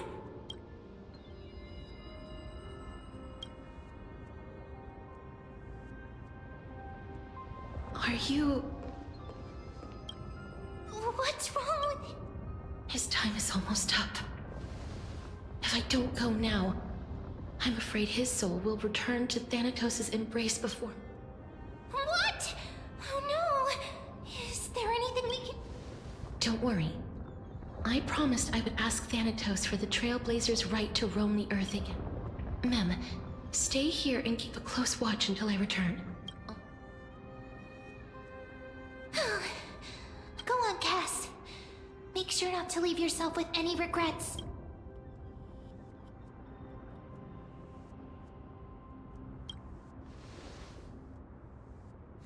That's not funny! It's a deal then.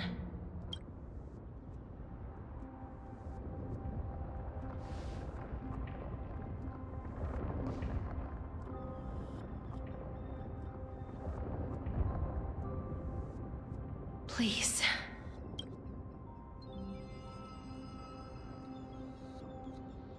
Wait for me.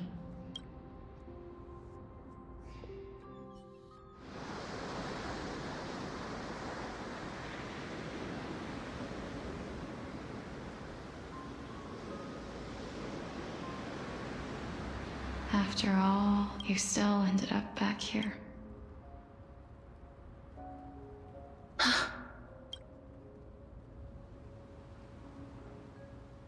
So the legends were true. Yes. Just like the flower fields we tended to back then. Is that you? Do you? I don't have the memories from that time, but I've seen you before during an experiment. I see. Call me Thanatos, then. However, since you recognize the name, you must... Yes. I'm here to reforge... You know, my sister was a sympathetic, but rather sensitive person. Whenever she didn't want to say what was on her mind, she would avoid eye contact and look up. Just like what you... Can you tell me about the... What did you do, Pollux? Where should I begin? A long, long time ago, there were a pair of like-minded twins, but fate was cruel. The price of attaining divinity was to take the life of a family member. That trial was indeed recorded in that memory. Then you should already know that my sister voluntarily gave up her own life, so that I could ascend as the demigod, but I couldn't accept that. Why did we have to kill each other for a future she'd never see herself? That's not fair. So, while weaving the laws of the new world, I shattered the forbidden bottom line for life and death. I reshaped my sister's soul and took the form of the great dragon Pollux to carry her up the River of Souls and back into the mortal realm. But our fates were already decided and manifested in unexpected ways in response to my futile aging is an unbreakable law of nature laid upon humankind, created at the same time as death. When the living die, their souls will meet Thanatos, who would determine where every soul goes. If the Reaper raises their left hand, the soul is granted death and allowed to enter the Netherrealm to await reincarnation. If they raise their right hand, the soul is rejected by the Netherrealm and returned to the mortal realm to continue walking the earth. That's why the Hand of Shadow can only lay down judgment and not embrace... Yes. Death was originally a pair of hands, but they were split in twain when we reached the mortal realm. Never to touch each other, ever. The half of Thanatos that represents life the undying human who grants death. That was the curse I forced upon you. Then, what about you? As the half of Thanatos representing death, I shoulder the fate of defying death. I died the moment I entered the world of the living.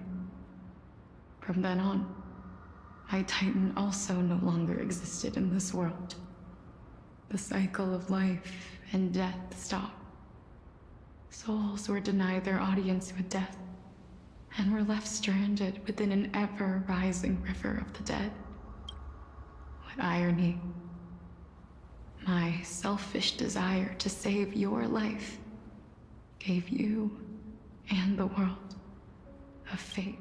Then, what was left of my reason was left behind in the Netherrealm, where I've been taking care of these flowers day after day, until there is now a sea of them, all while mulling over the subject of life, death, parting, and enduring an endless loneliness.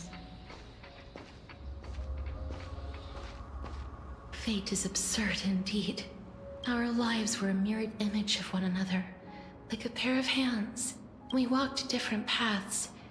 I had hoped that maybe you would at least have a good life in this cycle. I'm sorry. I lived my life well. It didn't go to waste. As far as I'm concerned. Even though I forced the authority of granting death to humanity upon you, too many responsibilities were forced upon me in the course of this long journey. I was once lost, but I realized recently that if it weren't for your blessing, I wouldn't have understood the source of these emotions, nor would I wouldn't have made it here to reunite with my missing half. And we wouldn't be discussing our past while sharing the same view. I wouldn't have understood the meaning of our existence. The meaning of our existence. This sea of flowers blooms on dead land, because we sowed it with the seeds of our separation and watered it with our tears of loneliness. Yes, the only thing death is allowed to create are flowers that bloom from blood and tears. That's why Thanatos cannot create living beings at will. Nor can the Hand of Shadow determine a person's remaining days, because the life and death of mortals should never be dictated by another's will. Are you saying there's no point in Thanatos' existence? No. No single being can bear the scales of life and death on their own. Life and death weigh equally heavy.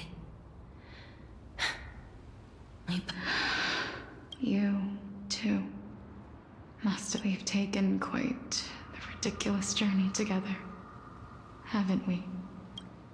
I had a feeling, even back then, that we would meet again one day. Not to embrace one another after a long separation, but to come in search of retribution. Tell me the answer that's already been written, and let us draw this seemingly endless fate. It's been far too long. I've waited here for centuries, watching day after day as death. I always hoped I would see you among them, but I was also afraid of seeing you. But more than anything, I know. But don't you see, Polixia? You don't have to shoulder death's authority on your own anymore. It was always meant to be held in two hands anyway. So, let's give our core flame to him, and have him take it back to the mortal realm. Give humanity back their cycle of life and death. Our responsibility as Thanatos was never about picking out favorite souls. We were only meant to watch over life. Let's tend the field together and create a warm sea of flowers for all the souls. What do you think? Yes, just you shall wither. And through that, the dead, as foretold by the prophecy, Thanatos' authority is only destined for only one person to wield. As the Chrysos heir of death, our fated moment has arrived. Yes, but unlike that time, the ones undergoing the trial this time are prepared. Yes, as dictated by fate. But I won't be afraid. Complete your trial in this life. Grant me the embrace of death, and light the spark of life ablaze. You've been tempered by life and death. I know you'll be able to give this wasteland its first breath of life, like a raven butterfly, flying swiftly into the Netherrealm. I will. After this, I will... The cycle of life and death will flow. Just one last thing. Of course. Please. I promise you, when we meet in the next world, even if I have endured another reincarnation, even if we do not know each other's names, I will still hold you tightly in my arms. Just like what I did when we were born. Castorice, you're as beautiful as a fleeting butterfly.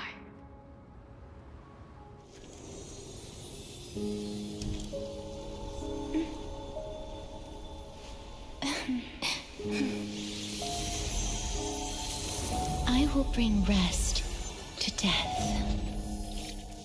And from now on, stagnant life will once again flow.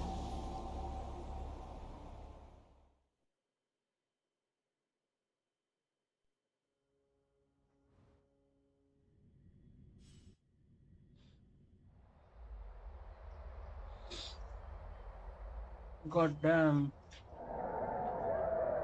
Time flies. In the blink of an eye, the 15th entry hour is already at hand.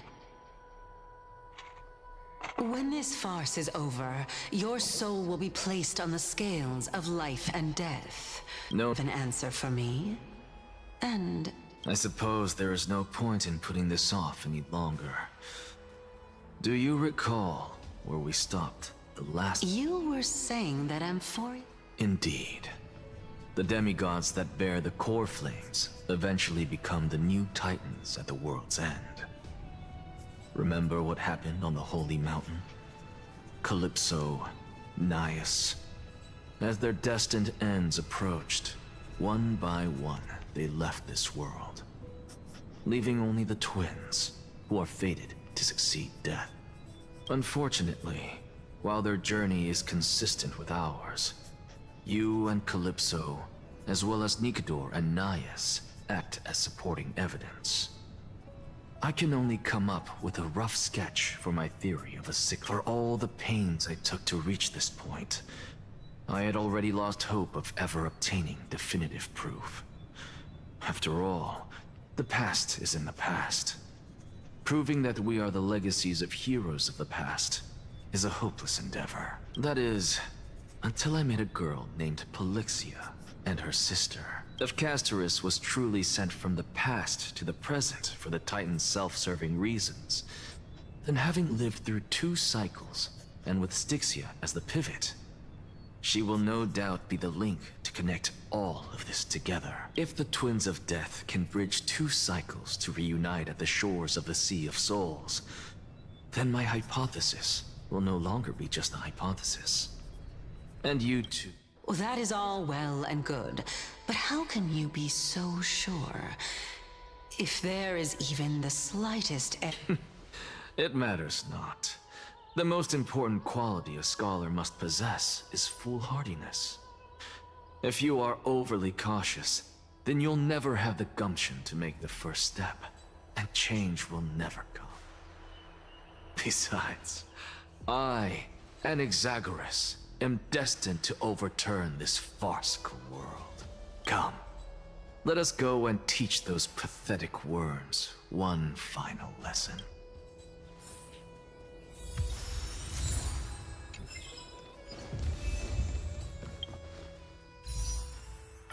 I'll do anything to get cash. Yeah, fuck you too.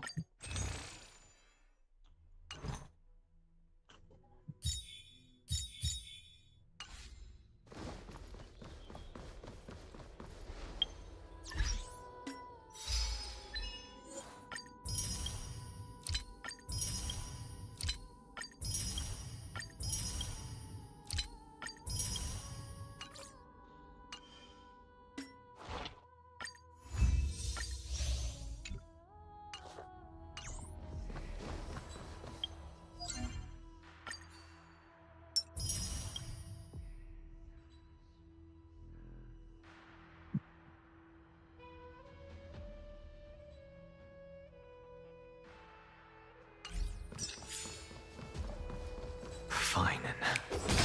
So they are leaving the final debate to him.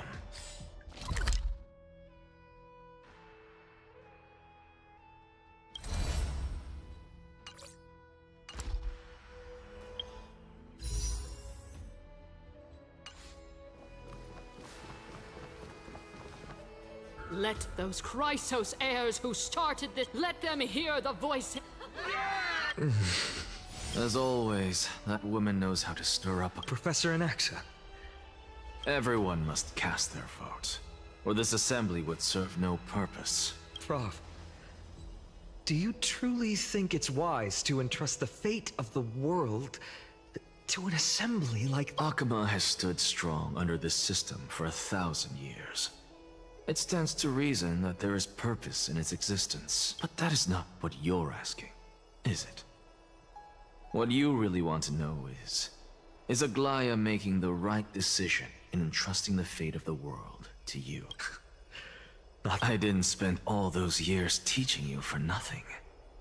Most people only take 4 years to graduate, if I recall. To tell the truth, I feel like I'm on my way to an execution chamber instead of a podium.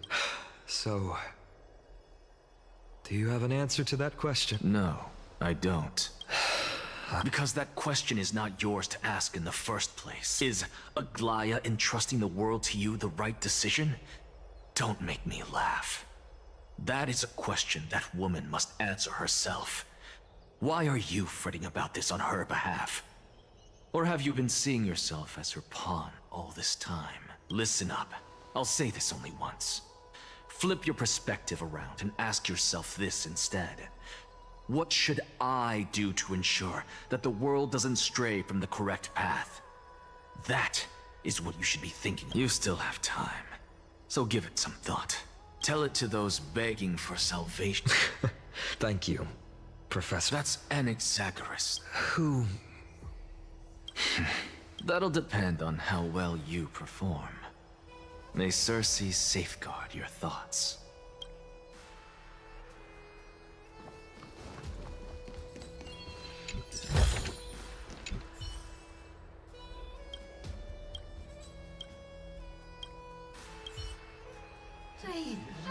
Elders and citizens, silence. Feinen of Ides Elysiae, virtuous citizen of Akama, and the last speaker of the... Much obliged. I remember him. He's the penniless lad working for Aglaia. Where's Lady Goldweaver?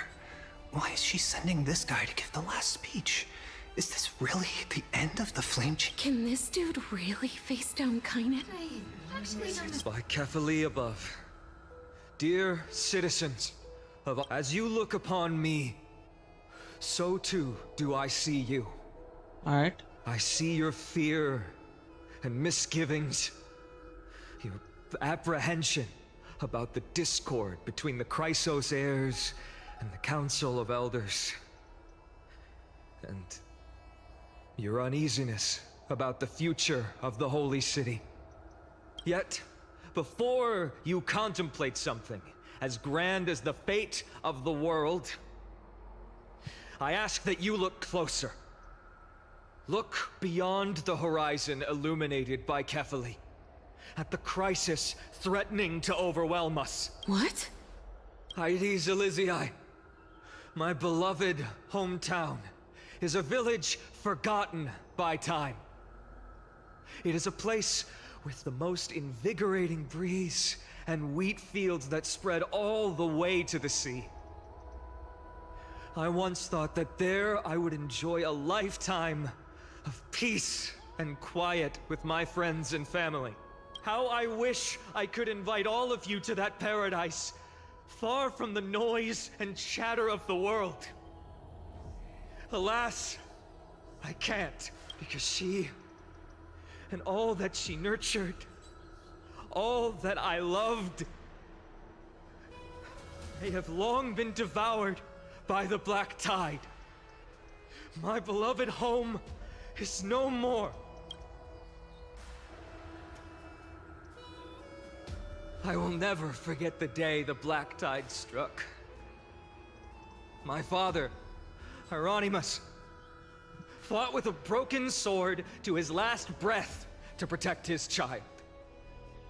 My mother, Aldada, she was ripped apart by monsters. Also, I might live to stand before you here and now.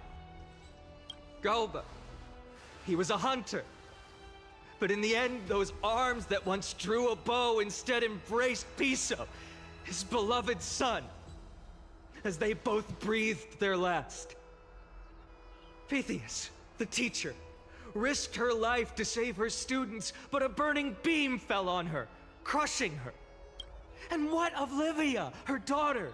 Did she make it out alive? No, she didn't. Livia, Piso, and so many other children. My childhood friends. They were all swallowed by the black tide and turned into monsters. They kept saying the same thing over and over. Even up until the final moment, I finally steeled my heart and granted them eternal peace with my sword.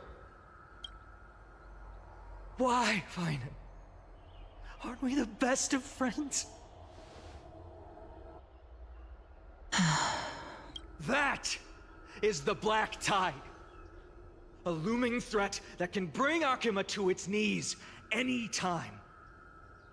Kindness may have promised that with the 3 Titans of Calamity Con, Akuma will return to an era Chrysia once more, but much as it pains me, I must disappoint you. While the demigod of strife has done everything in his power to hold them back, they are still coming.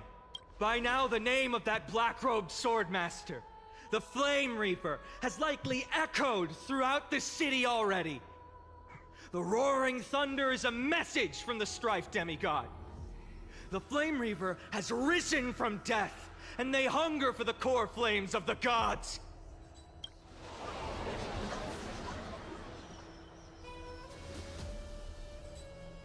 Lies! If such a powerful enemy is indeed approaching... Exactly! The city of Akuma shows no signs of pandemonium or chaos. And why is that? I beg you, spare a moment to think about this.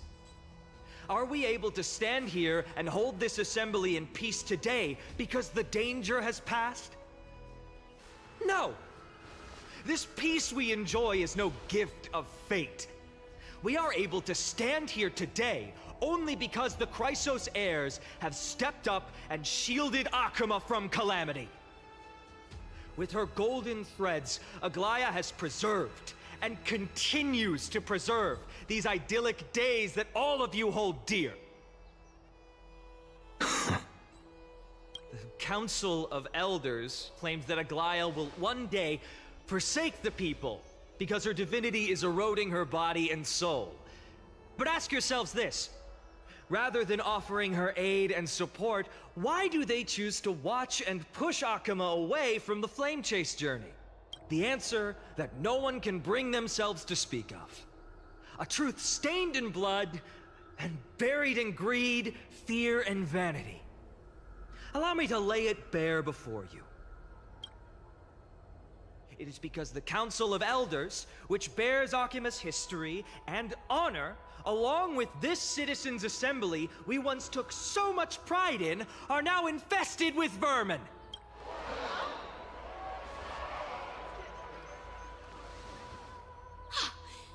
insolent whelp!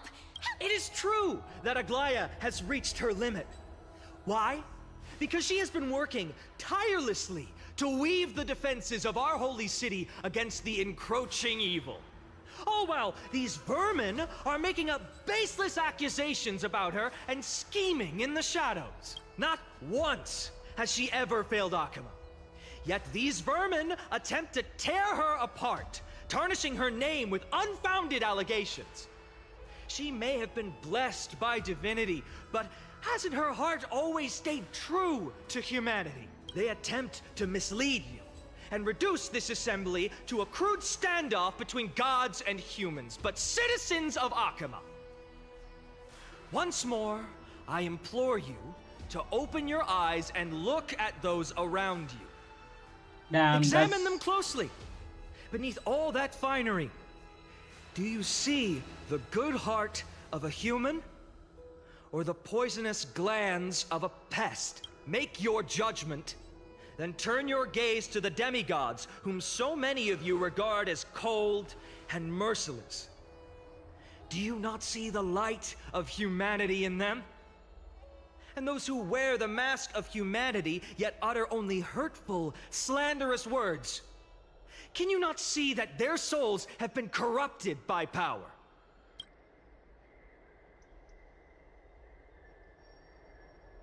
Yet, no matter what your answer is, and no matter who your vote goes to, rest assured that you have nothing to fear. Yeah, and you have to bring out this point too, where how is bringing Death's core flame here changes anything, because even before Death, the Black Tide was there, right? So how is that a thing? So if you remove Death from human beings and they want to go back to their hometowns, all they do is eternal suffer, eternal torture to themselves. They turn into those black mindless fools. For Aglaya, Trebios, and I will remain your faithful guardians and pledge our lives to upholding your decision. And this vow will stay true until the end of our days, where it will be passed on to future flame chasers.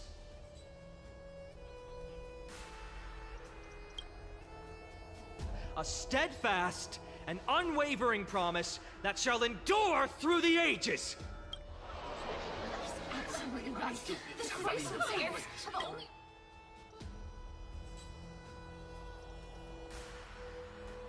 At the present time, on the scales of Talenton, those who call for the continuation of the Flame Chase journey, and those who demand its suspension.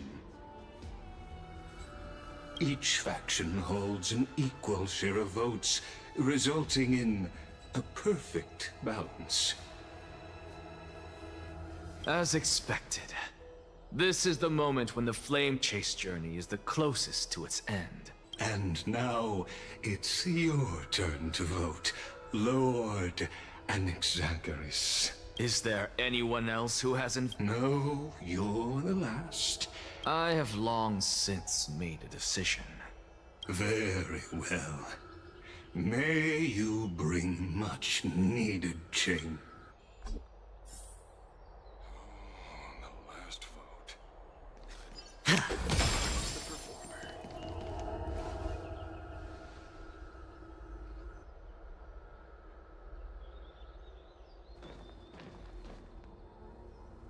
You've done well, Finan. Given the circumstances, delivering a rousing speech to stir up emotions. Thank you all for your patience. On behalf of the 7 sages of the Grove of Epiphany and the scholars of Amphorius, I, Anaxagoras. But before that, in the interest of fairness, Lady Goldweaver, I pose a question to you before all. Will you, as Finan has promised, stand by the decision made in the Assembly, regardless of outcome? In the interest of fairness, I make no promises, lest it should influence your decision. Very well. I thank you for your honesty.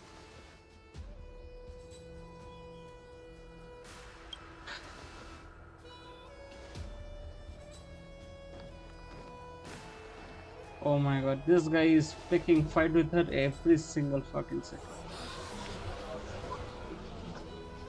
What's he doing? The stakes are high. Let's be... Cut the act! Who do you think you are wasting our time like this? Lord Anaxa, please do not forget that I... Rule number 1. Do not call me Anaxa. Rule number 2. Never interrupt me. Silence is golden.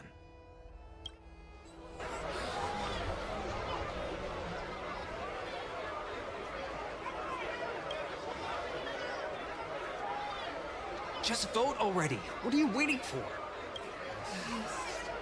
Your vote. Cast your vote.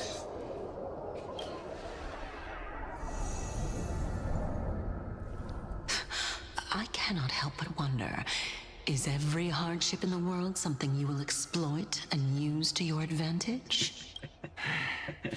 How else am I supposed to make use of this situation where my body and soul are separated? Oh, Circes. Or should I say Calypso? Accompany me on this final. Let us journey to the Netherrealm and see how she will substantiate the answer to your question. We need only to follow the sound of the tides. You... Well done, child. Just... Teacher.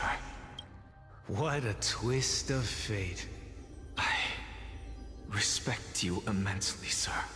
You cherish the truth even more. So, child, do not be troubled, but as the sage of the Venerationists, I am duty-bound to oppose you.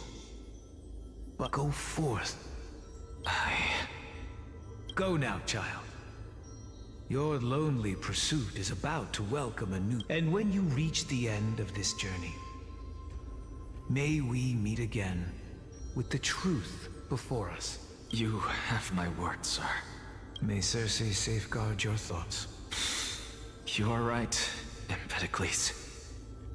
My lonely pursuit is about to... May we meet again with the truth before us. What are you waiting for? Silence! Behold, Circes, here at the center of the world. For this place is but one step away from the truth.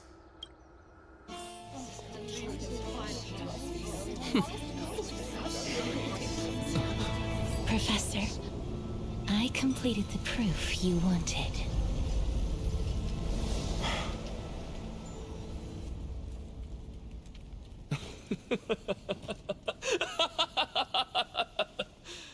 Thank you, Castorice. The answer is plain as day. My vote goes to the Flame Chase journey and nothing else! I have deciphered the truth of this world!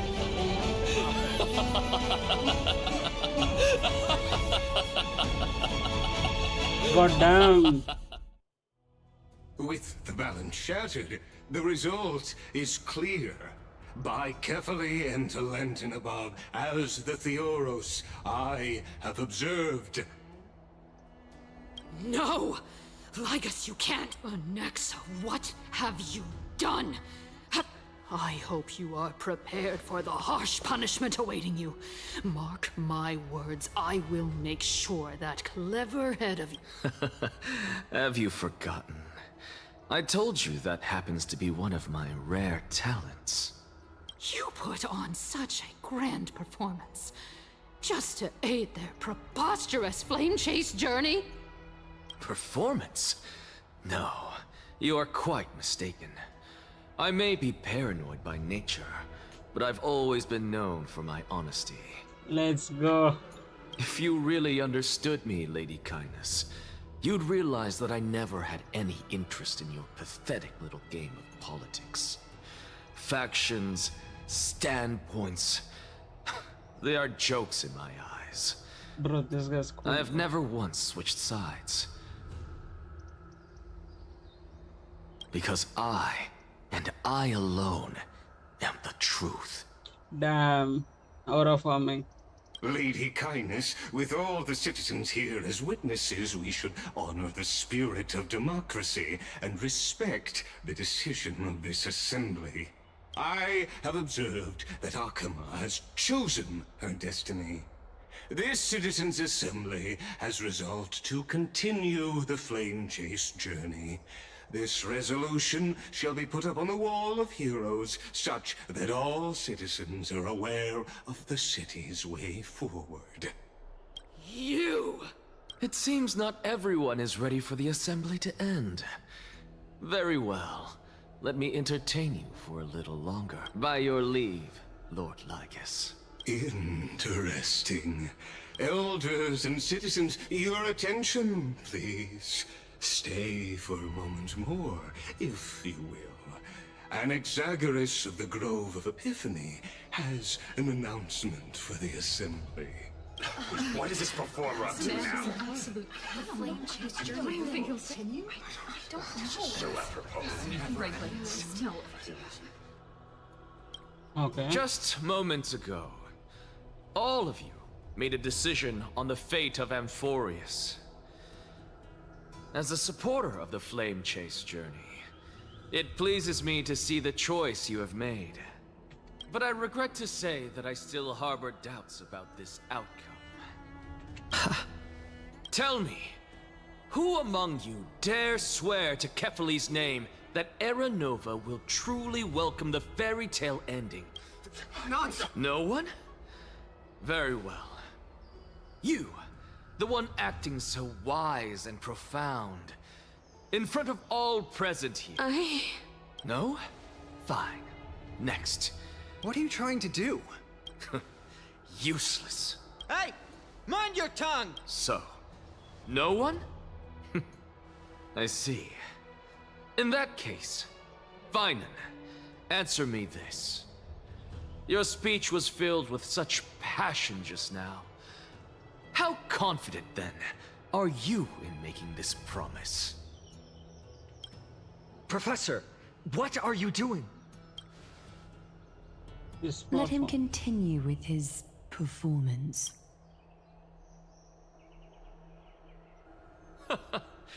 Will you look at that? Even Finan and Aglaya lack the courage to make such... And what's even more absurd is that no one but I can promise you this new world. And yet, the Assembly passed the resolution anyway. But you needn't worry, because I knew better than to trust you good-for-nothings. That is precisely why I am here today. To give you one final lecture. Now listen up and listen well. I, Anaxagoras of the Grove of Epiphany, hereby declare everything that the Flame Chase journey promises is true. Finan of Ides Elysiae, the prophesized demigod who shall succeed Kefali, will reforge each and every one of us in the new world with his complete, intact memories. What? The core flame-bearing titans were the Chrysos heirs of yesterday. And the Chrysos heirs who carry the core flames today will become the titans of tomorrow. All of our souls shall endure for eternity in the miracle of the World-Bearer. And all under Kefali's protection shall step into that new world.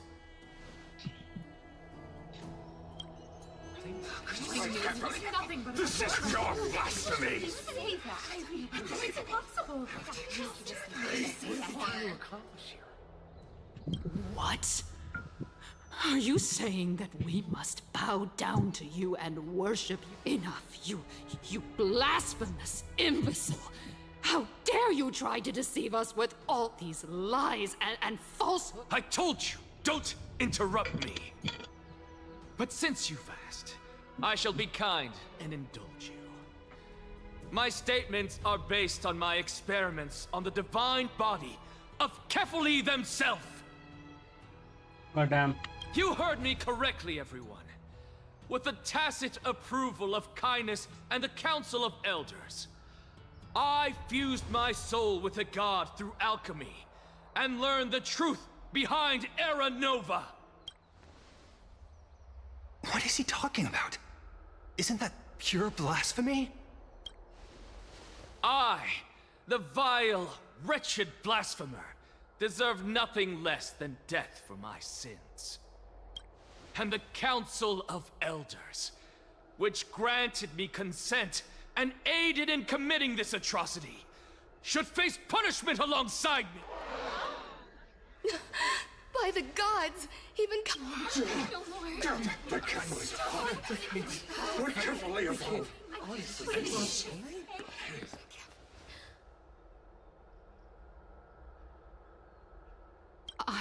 I had no knowledge of his transgressions.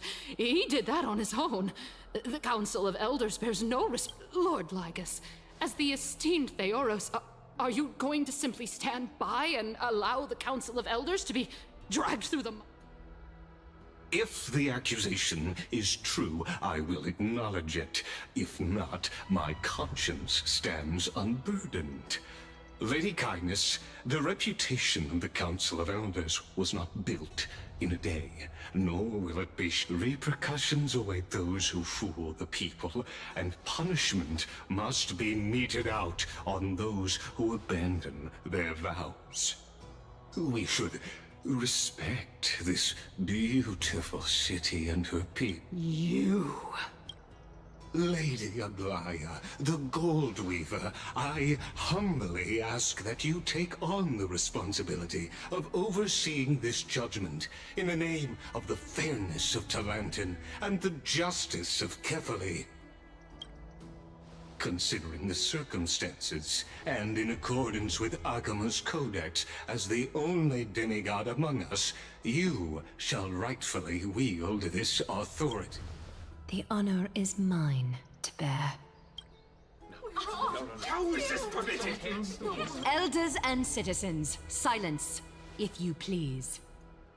Anaxagoras of the Grove of Epiphany has made his statement clear. As per Akima's codex, I request all present citizens to stand with me in exercising the right of judgment.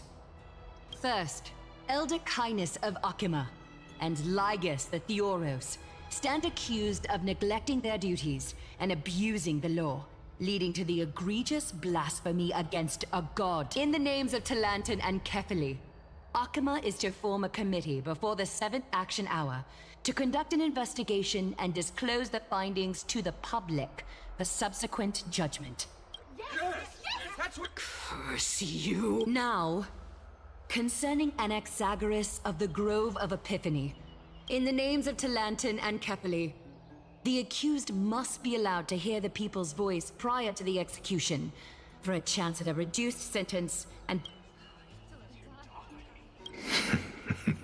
Professor. Let him die! Let him die! Let him die! Let him die! Let him die!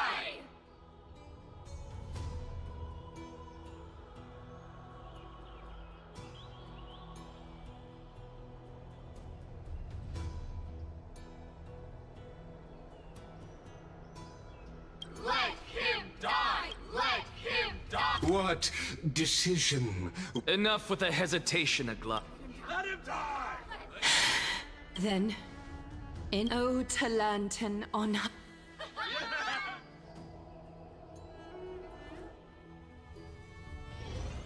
Damn, bro. Damn. This guy's cool as fuck.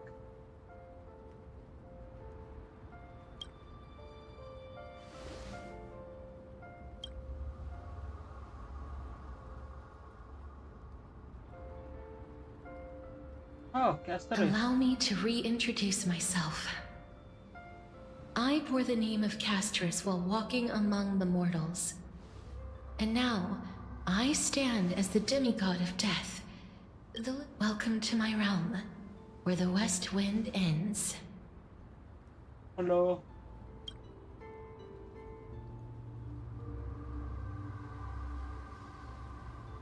My character arc is done.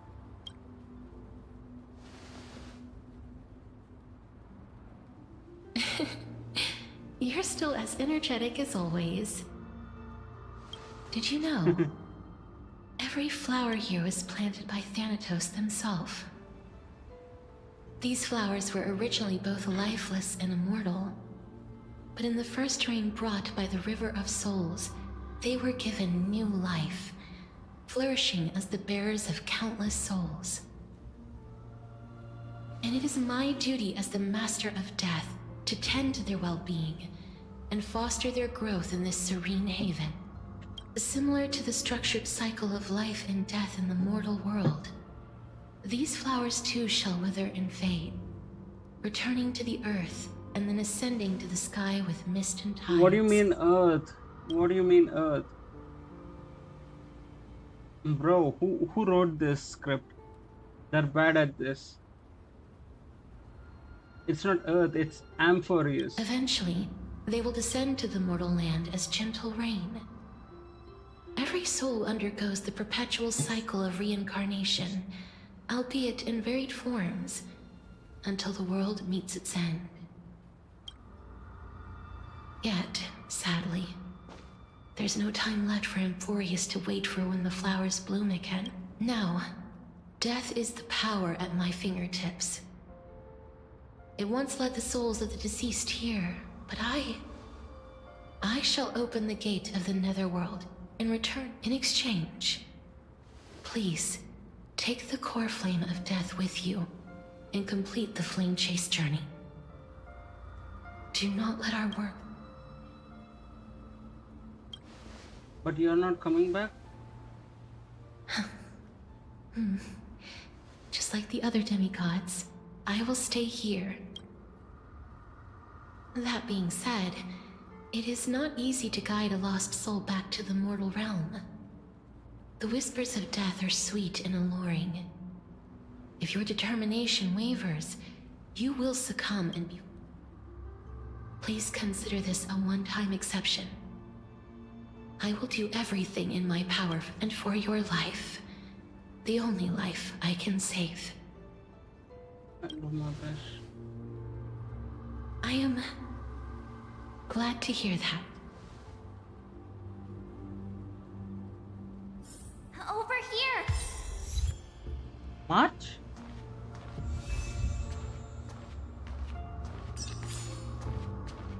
I believe in you. Keep at it. Keep at it. Keep at it. Keep at it. Keep at it. Anyway, Castorice. Yo, I think Castorice doesn't like me or something. Oh, what is this?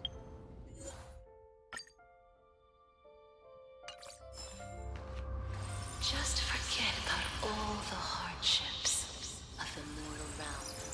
Please, I beg you, look back. Lift your chin up high and step forward with us toward tomorrow! That's right. Keep your eyes on the dawn. Onward. Show me your courage. Alright, mighty. Let's go. Partner, we shall become heroes together. Let's go.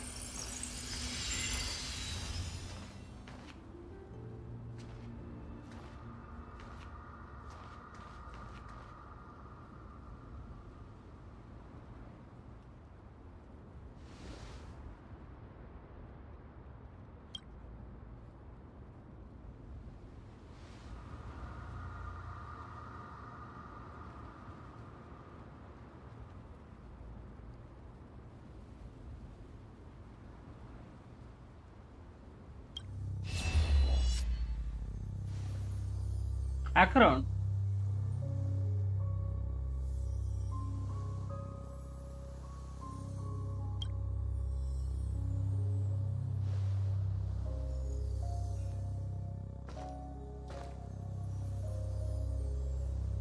of sunlight.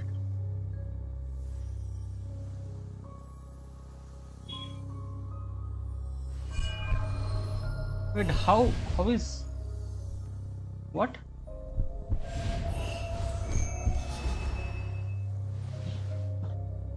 All of this is proof that you once lived.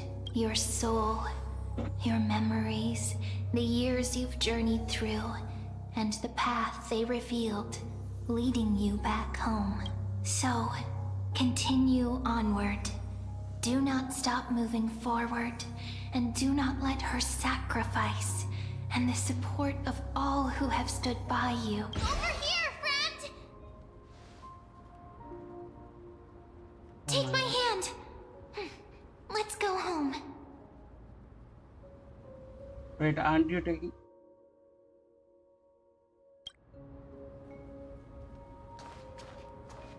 Let's go.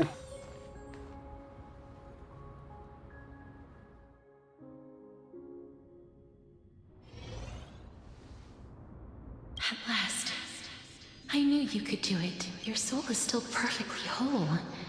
As if some kind of force is trying its best to keep it to Sid Ornix's final blessing. It's truly... Perhaps it is fate.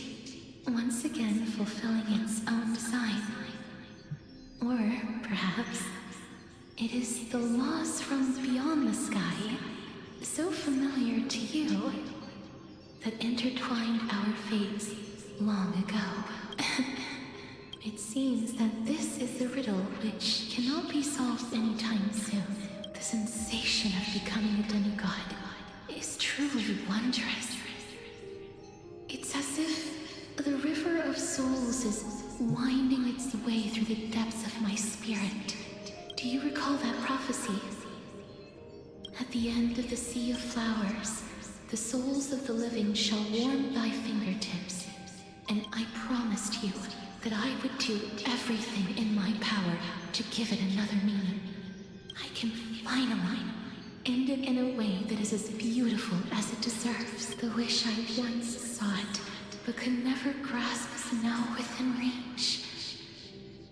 In this brand new world, every blooming life will lift its arms in celebration and recount the profound meaning of every touch, every embrace we share. Will never again be an ice-cold loss. They will radiate with an intense warmth, sowing love far and wide throughout. The other shore is very cold. Wait. May I borrow your warmth? One last time. Thank you for fulfilling this wish of mine. The place I'll be going to is what humans call the Land of Sorrows. But with this heartbeat and the residual heat of this embrace, I shall turn the Netherrealm into a gentle place of rest.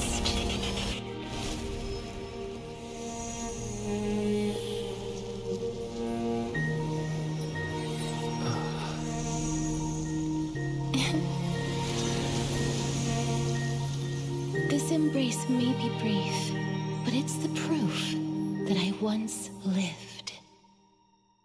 Damn, bro, stop making me cry. Farewell, then. May we reunite in the new world.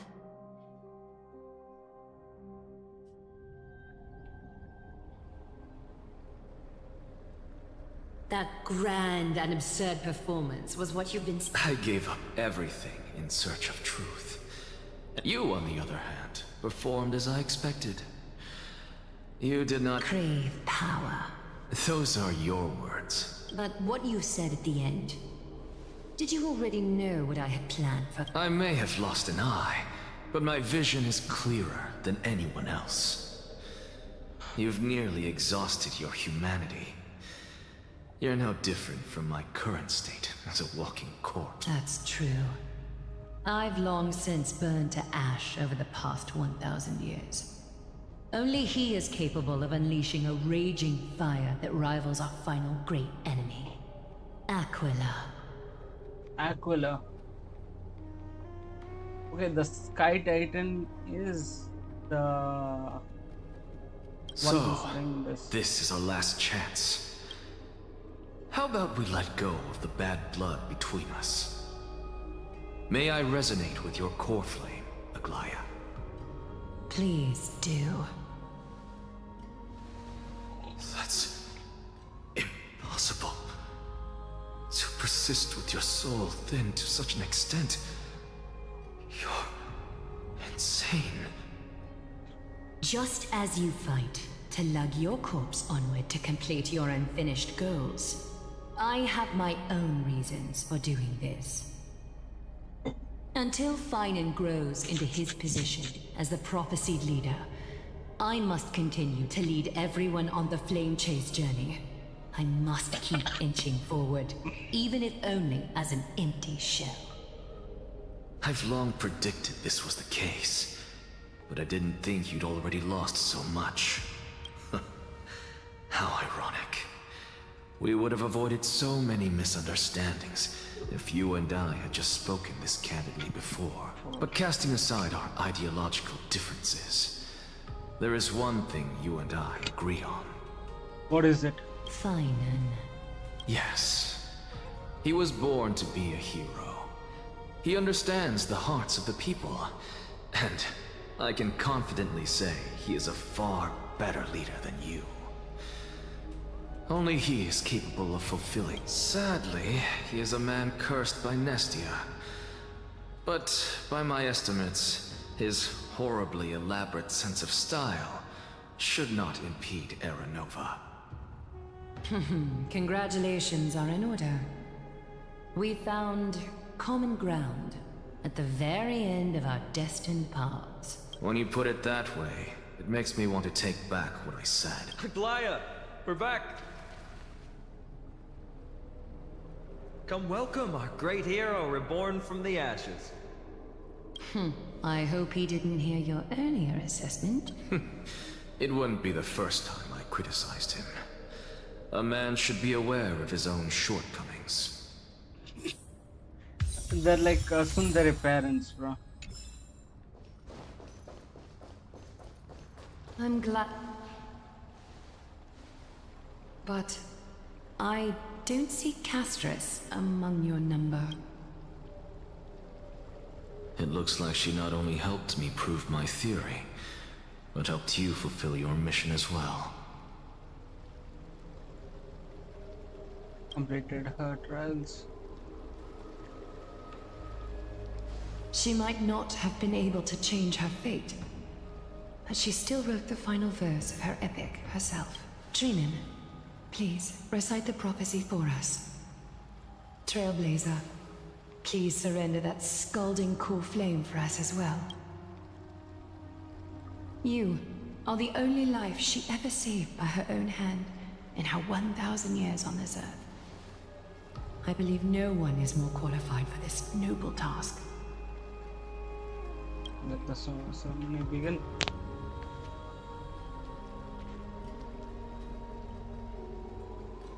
O gods who have returned, and gods who are still watching, today we bring you a soul laid bare. Oh wait. The Hand of Shadow, Thanatos, remembered their name from the past. From daylight they came, and to their fragrant dwelling they return, to walk now among your ranks. And there was one who joined hands with the Titan, a traveler risen from the dead and reborn among mortal kind. He is the everlasting night, and shall now proclaim in his good name. No, no, wait. Does that mean she'll die? O Majesty of the 12 Titans, pillars, we seek your divinity, to mend them, fill our bodies with blood of gold, till we wither in willing service to the prophecy. Step forward, trailblazer from beyond the sky, and together with us, Surrender the core flame and carve their star into the sky.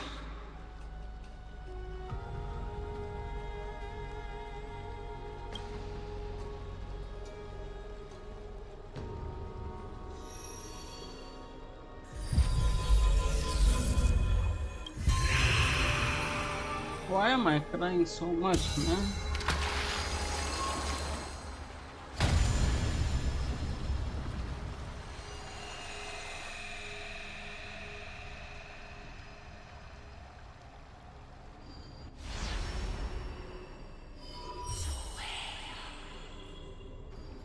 A constellation for death.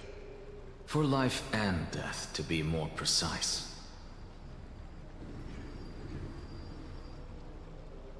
Look! It's... No, don't do this to me.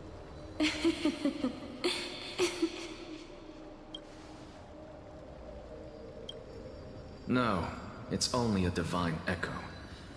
I think she's here for the trial.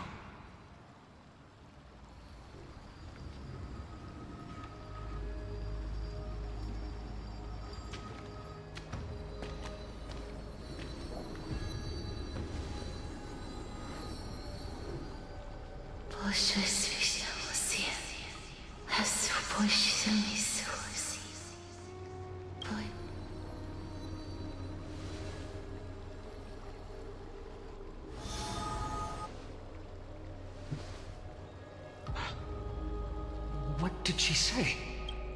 That's the language of the Titans. Castorice... No. They said... I have illuminated the cold shadow of death. Onwards. For your path to the future is bright in its flame eternal.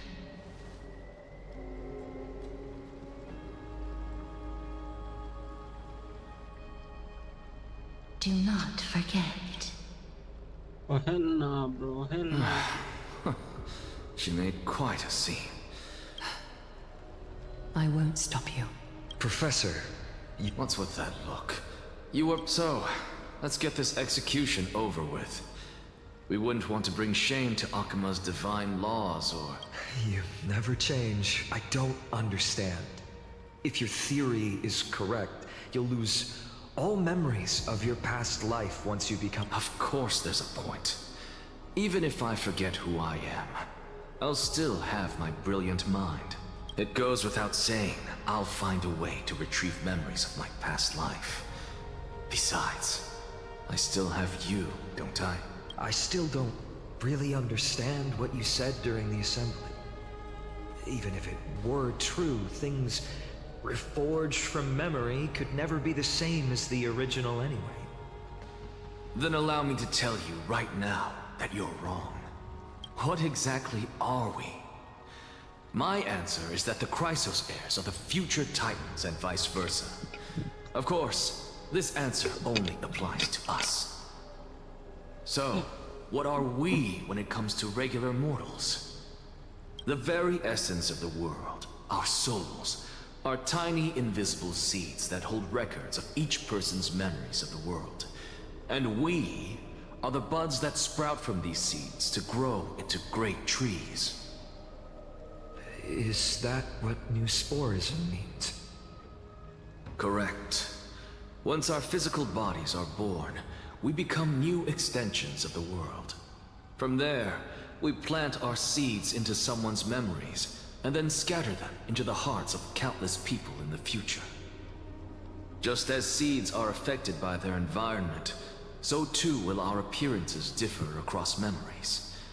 But the partial memories we carry will always be the same. To destroy our very existence, one must destroy the world itself. But we have someone who will still live on with his perfect memory. That person is you, child of Kefali. This is what it means to be the world-bearing Titan. So, carry everything of this world and live on. Don't disappoint those most precious to you. Don't disappoint Lady Goldweaver. And especially, don't bring dishonor to my theory. Alexa, I swear to you, I'll lead everyone to our reunion in the new world. That is all I have to say. Farewell, everyone. May we meet again in the next life. Bro, how are they taking it Farewell, so? great performer. May Circes safeguard your thoughts. Are you satisfied, Honorable Titan? Very. I hereby swear I have borne witness. Anaxagoras of the New Sporists and the Grove of Epiphany has successfully overcome the trial of reason. Thus, I shall confer upon you these words. You shall transcend the peaks of purity and return to corruption and hardship. Oh, so that's a god's prophecy. It sounds like you just rephrased my past, present, and future. Ah, Circes. Is that all you've got? My man. Well, you've already transcended the peaks of purity, and you were never the type to give me any leeway. My man's like, oh, That is true. my man is so sassy. I really want him. But I do still have one question. Go for it. I knew it. What is it? Maybe we're thinking of the same thing. As you've so boldly stated, we and the world itself live on through the memories of others.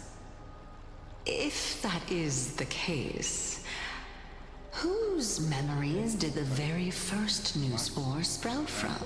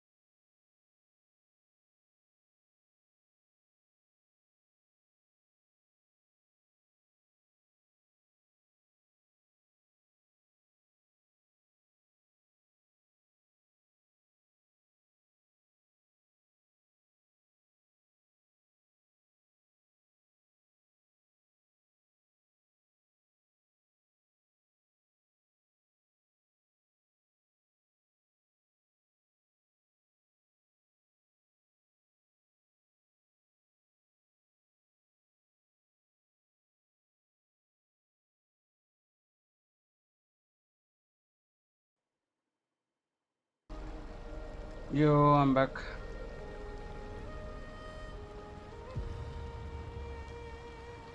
Hello. Hello, hello, hello.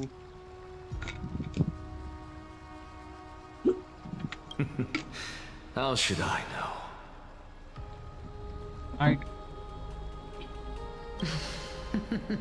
But since we are both equally curious, we should allow the children of humanity who come after us to investigate in our stead.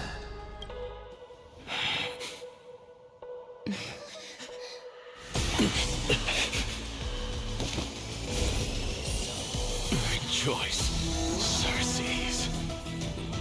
I sow the seeds of suspicion in the new world with your soul! And now, the objective is complete. That is all.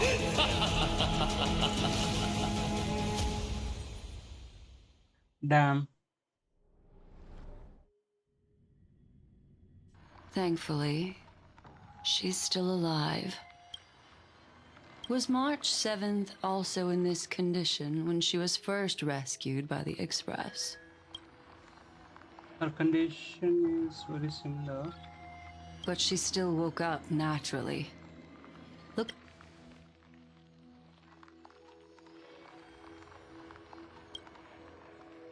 I do not have conclusive evidence. Perhaps March 7th's memories have been hijacked. Think about it, Miss Himiko. What will happen when someone loses their ability to remember? I'm no biologist.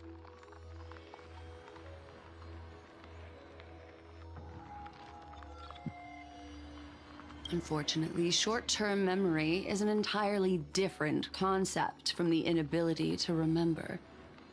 Perhaps it is difficult, but an individual who has lost their ability to remember turns into nothingness. The belief of the Garden is that everything in this universe can be interpreted through memories. This is the driving force behind the continuance of this path. The past is made up of memoria, while the future is a possibility that will eventually be converted to memoria. But the present, it doesn't really. Therefore, when a person is affected by the path and loses their ability to remember, their physical form will also be affected. These ice crystals are a manifestation of that.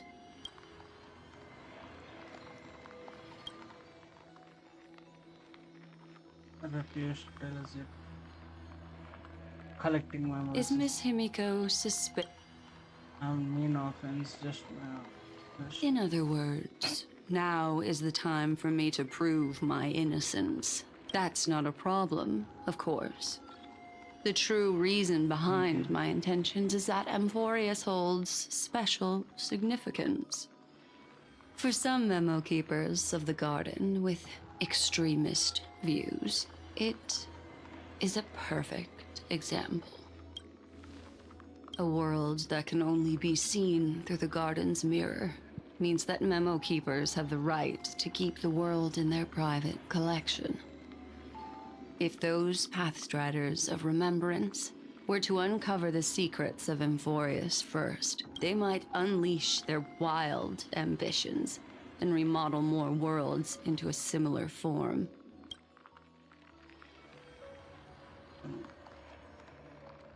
I chose to remain quiet before, because I did not want to involve you in the Garden's internal conflicts. Remodeling. Like Pathstriders. They feel the. You can be even bolder with your guesses. The people that I'm talking about, they aren't just individuals. They are an organization that has already attached itself to the pinky finger of Fu Li. I cannot be certain, but at the very least, they are capable of doing so. I am deeply sorry about what has happened to March 7th. But the deal that I propose still remains a fair one. Amphorius is still an excellent destination, and investigating further might allow us to uncover the truth behind the accident. Miss Himiko, the wisest choice right now is for us to continue cooperating. Let me take back a part of what I said just now, Miss Himiko. Although we indeed struck a deal, it seems like I have involved you in some unforeseen thing. It's Fooly. Their gaze has just swept across Amphorius. What the hell did he just say? Oh, how interesting. I never expected a mere memo snatcher to be actually hiding so much inside her head. What's even more interesting is that the word Amphorius has appeared in her subconscious. This lady seems to be having fun. Is she usually like this? It's, hard to explain. What are you two whispering about? Has it not occurred to you that I can hear everything clearly? Oh, please pardon me, Madam Herta. Would you mind sharing? The ones who need help are the Astral Express. You will have to put up with my methods, even if they are rather unconventional. Let's get back to the topic. By using the fourth mirror, I rummaged through the brain of this memo snatcher and learned a good deal. Not only does this person know of Amphorius, but there are also many memo keepers who are interested in the place. I searched through her consciousness and found the following terms: the Eternal Land, the Rejected Land, and the private collection of the Garden of Recollection. It seems like Miss Black Swan is indeed hiding some things from us. Since I'm not able to find any useful clues from the outside, why don't I personally visit this mysterious Amphorius? You're planning to head to Amphorius yourself? Yes, but not in the flesh like you all foolishly did. See these Herta mirrors? With them, I can project my data spirit entity to any corner of the cosmos through spatial warps, without even needing to leave my room. But of course, these corners of the cosmos must be within the coverage zone of inter-astral peace communications. After all, this is... I see. You do seem like the more indoor type. Damn. Although that star zone is not within the network of the IPC, the Express itself can serve as a signal station. Come, give me the astral chart coordinates, then sit back and enjoy the show.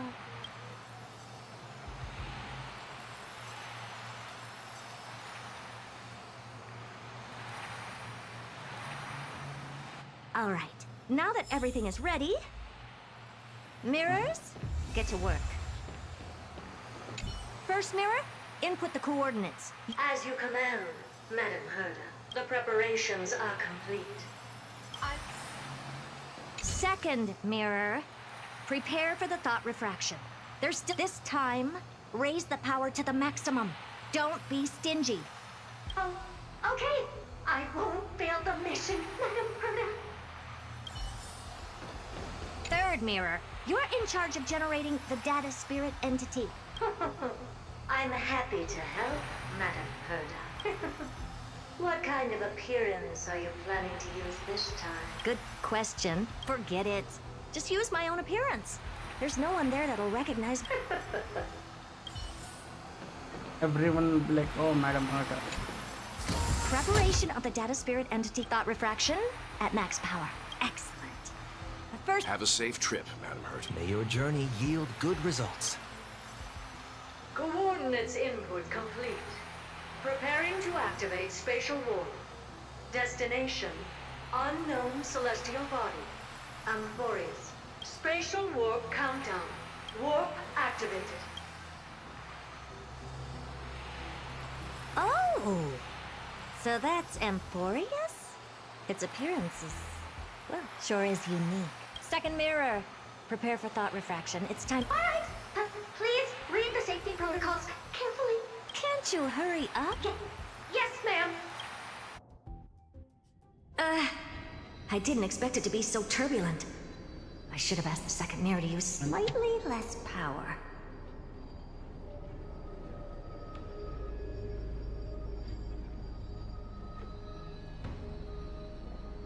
అంతేనా?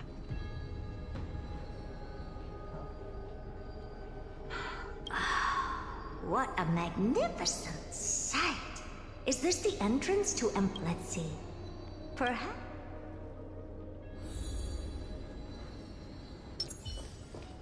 What's this? A statue? Just move. Oh, I finally found your traces. How esteemed must you be for the great Herda to come out personally? When we return, get ready to become free labor for the simulated universe for the rest of your lives. Shut the fuck up. Fucking extremist. Oh no. What's this? How creepy. Oh, it moves? Who are you trying to scare? It's either a projection or a fake. There doesn't seem to be much to take note of. Now then, how am I going to get into Amphorius? My deepest apologies, esteemed lady. I'm afraid that... Who's there? Your visit, although not part of my calculations, is a pleasant surprise.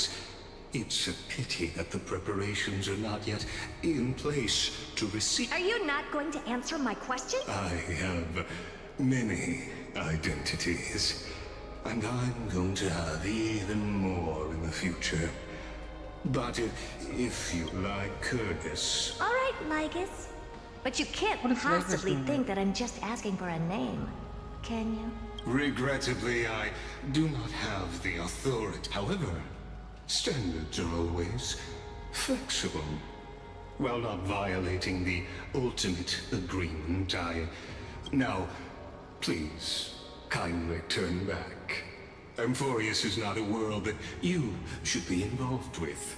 Regardless of what kind of magnificent achievements you have accomplished, this place will not open its doors so easily. Bro, who do you think you're talking to? That's Madam Herta right there. That Herta. You seem to understand me very well.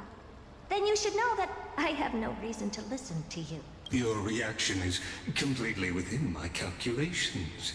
Despite my long years as a watcher, it seems like my assessment of human nature still remains accurate.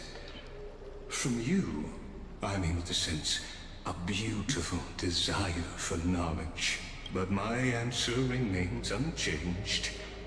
Madam, it is with the utmost goodwill. Let's assume for a second that I'm not so well-mannered, and that I insist on uncovering the secrets hidden behind you, Mr. Lygus. How do you plan to dispel this notion of mine? Within the scope of the ultimate agreement, there are 178,244 logic chains at my disposal to convince you. నోరు పెట్టుకుని aunty పిల్లు ఆడండి ఒకసారి అడుగు పిల్లి. After filtering through them, I have determined that I only require 3 to attain the results that I desire. Oh? I'm First, for reasons that cannot be disclosed, Amphorius is a completely That's not a good argument. Second, if your plan is, as you've alluded to previously, to force me into cooperating by showing hostility, just like you, I have basked in the gaze of the erudition. I stake my honor and assure you that in the worst case scenario, our mutual destruction will be inevitable. Oh? Oh? No wonder I couldn't find a back door. When I did a scan of our surroundings, the safety protocols on you are comparable to Screwy's. I assume that you still wish... Of course. Why wouldn't I? Third, even if you exhaust all your means and find a way to break through, you will surely give up once you understand the consequences of your actions. After all, throughout your long life, as much as you'd hate to admit, your conscience has played a crucial role. What a brazen robot. You think that you can actually understand me through your paltry calculations? But since you put it that way, why don't you tell me what these consequences... It concerns the third path that is entangled with Amphorius. A path that you and your friends still very much lack understanding of. The destruction.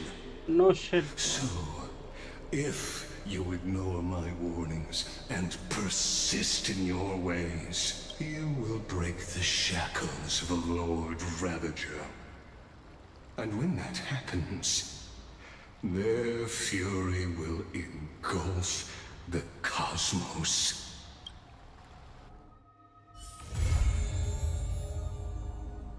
Holy.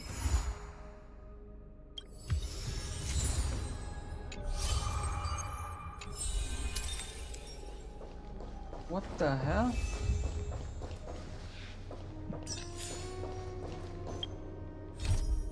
Nah, the story got over.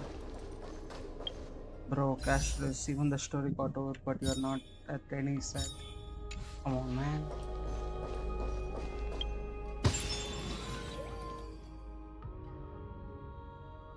Come on, Castorice.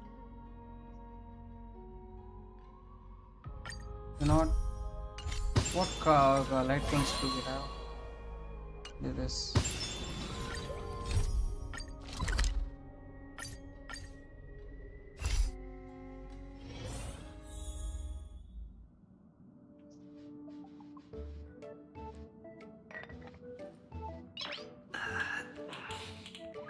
Nice.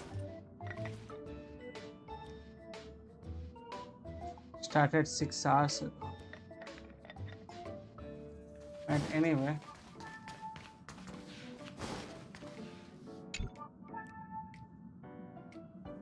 all are mutes.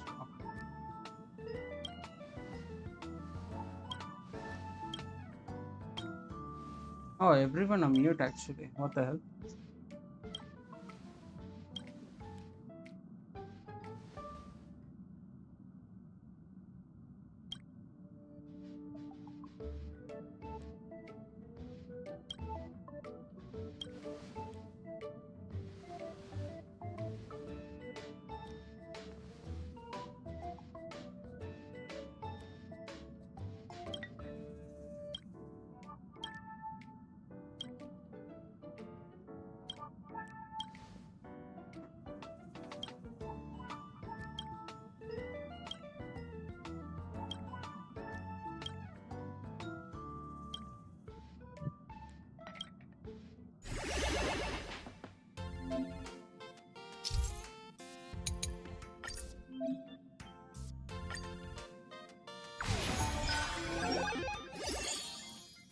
Alright. Monopoly.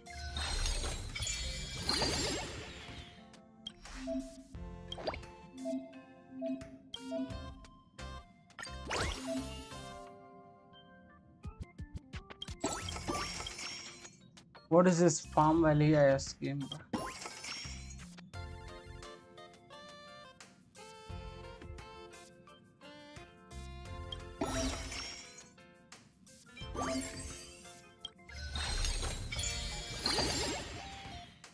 Alright.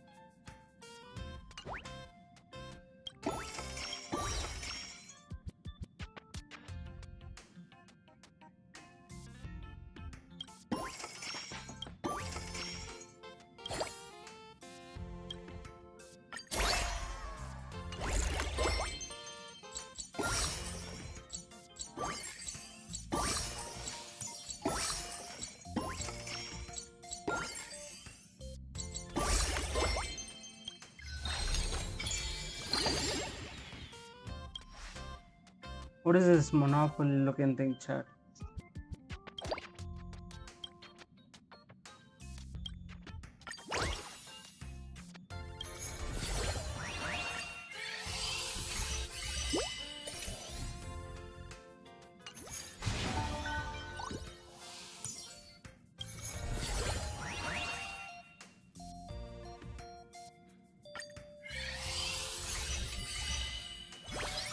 Wait, we got Sunday.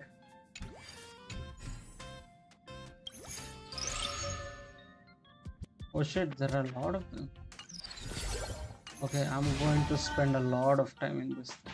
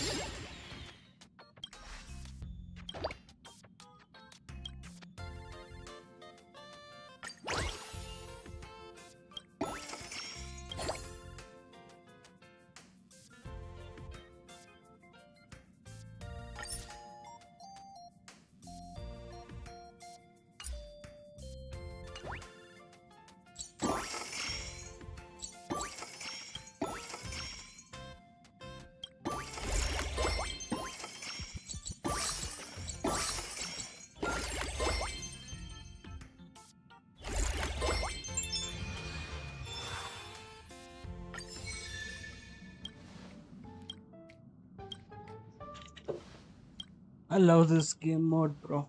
Better than the last anniversary, 100%.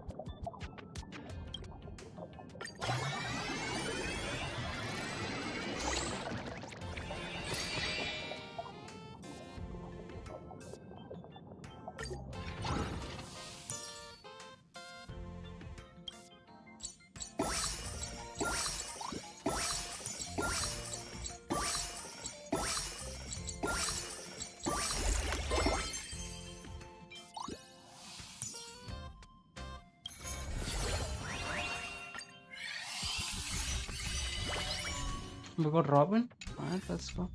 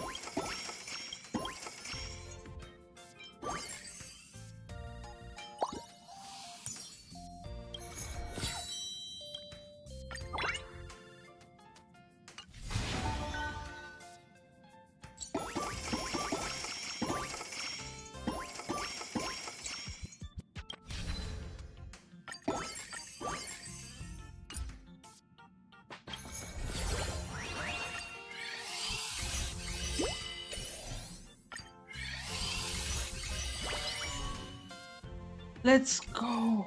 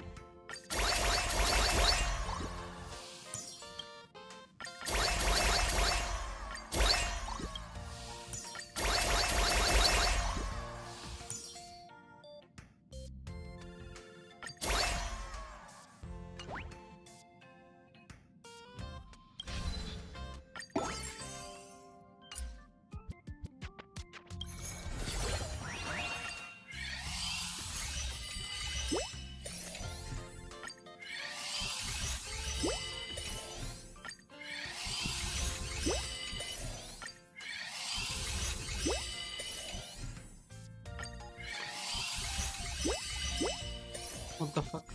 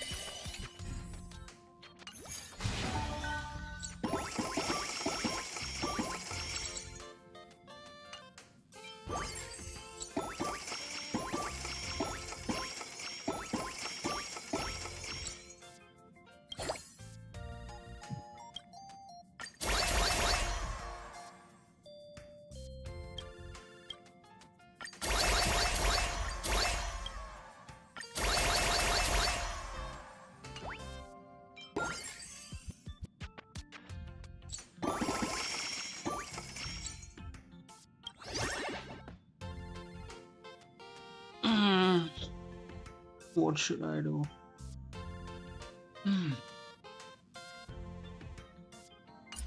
Okay, chat. I'll do this offline. Night. Good night. I mean, take care. Bye.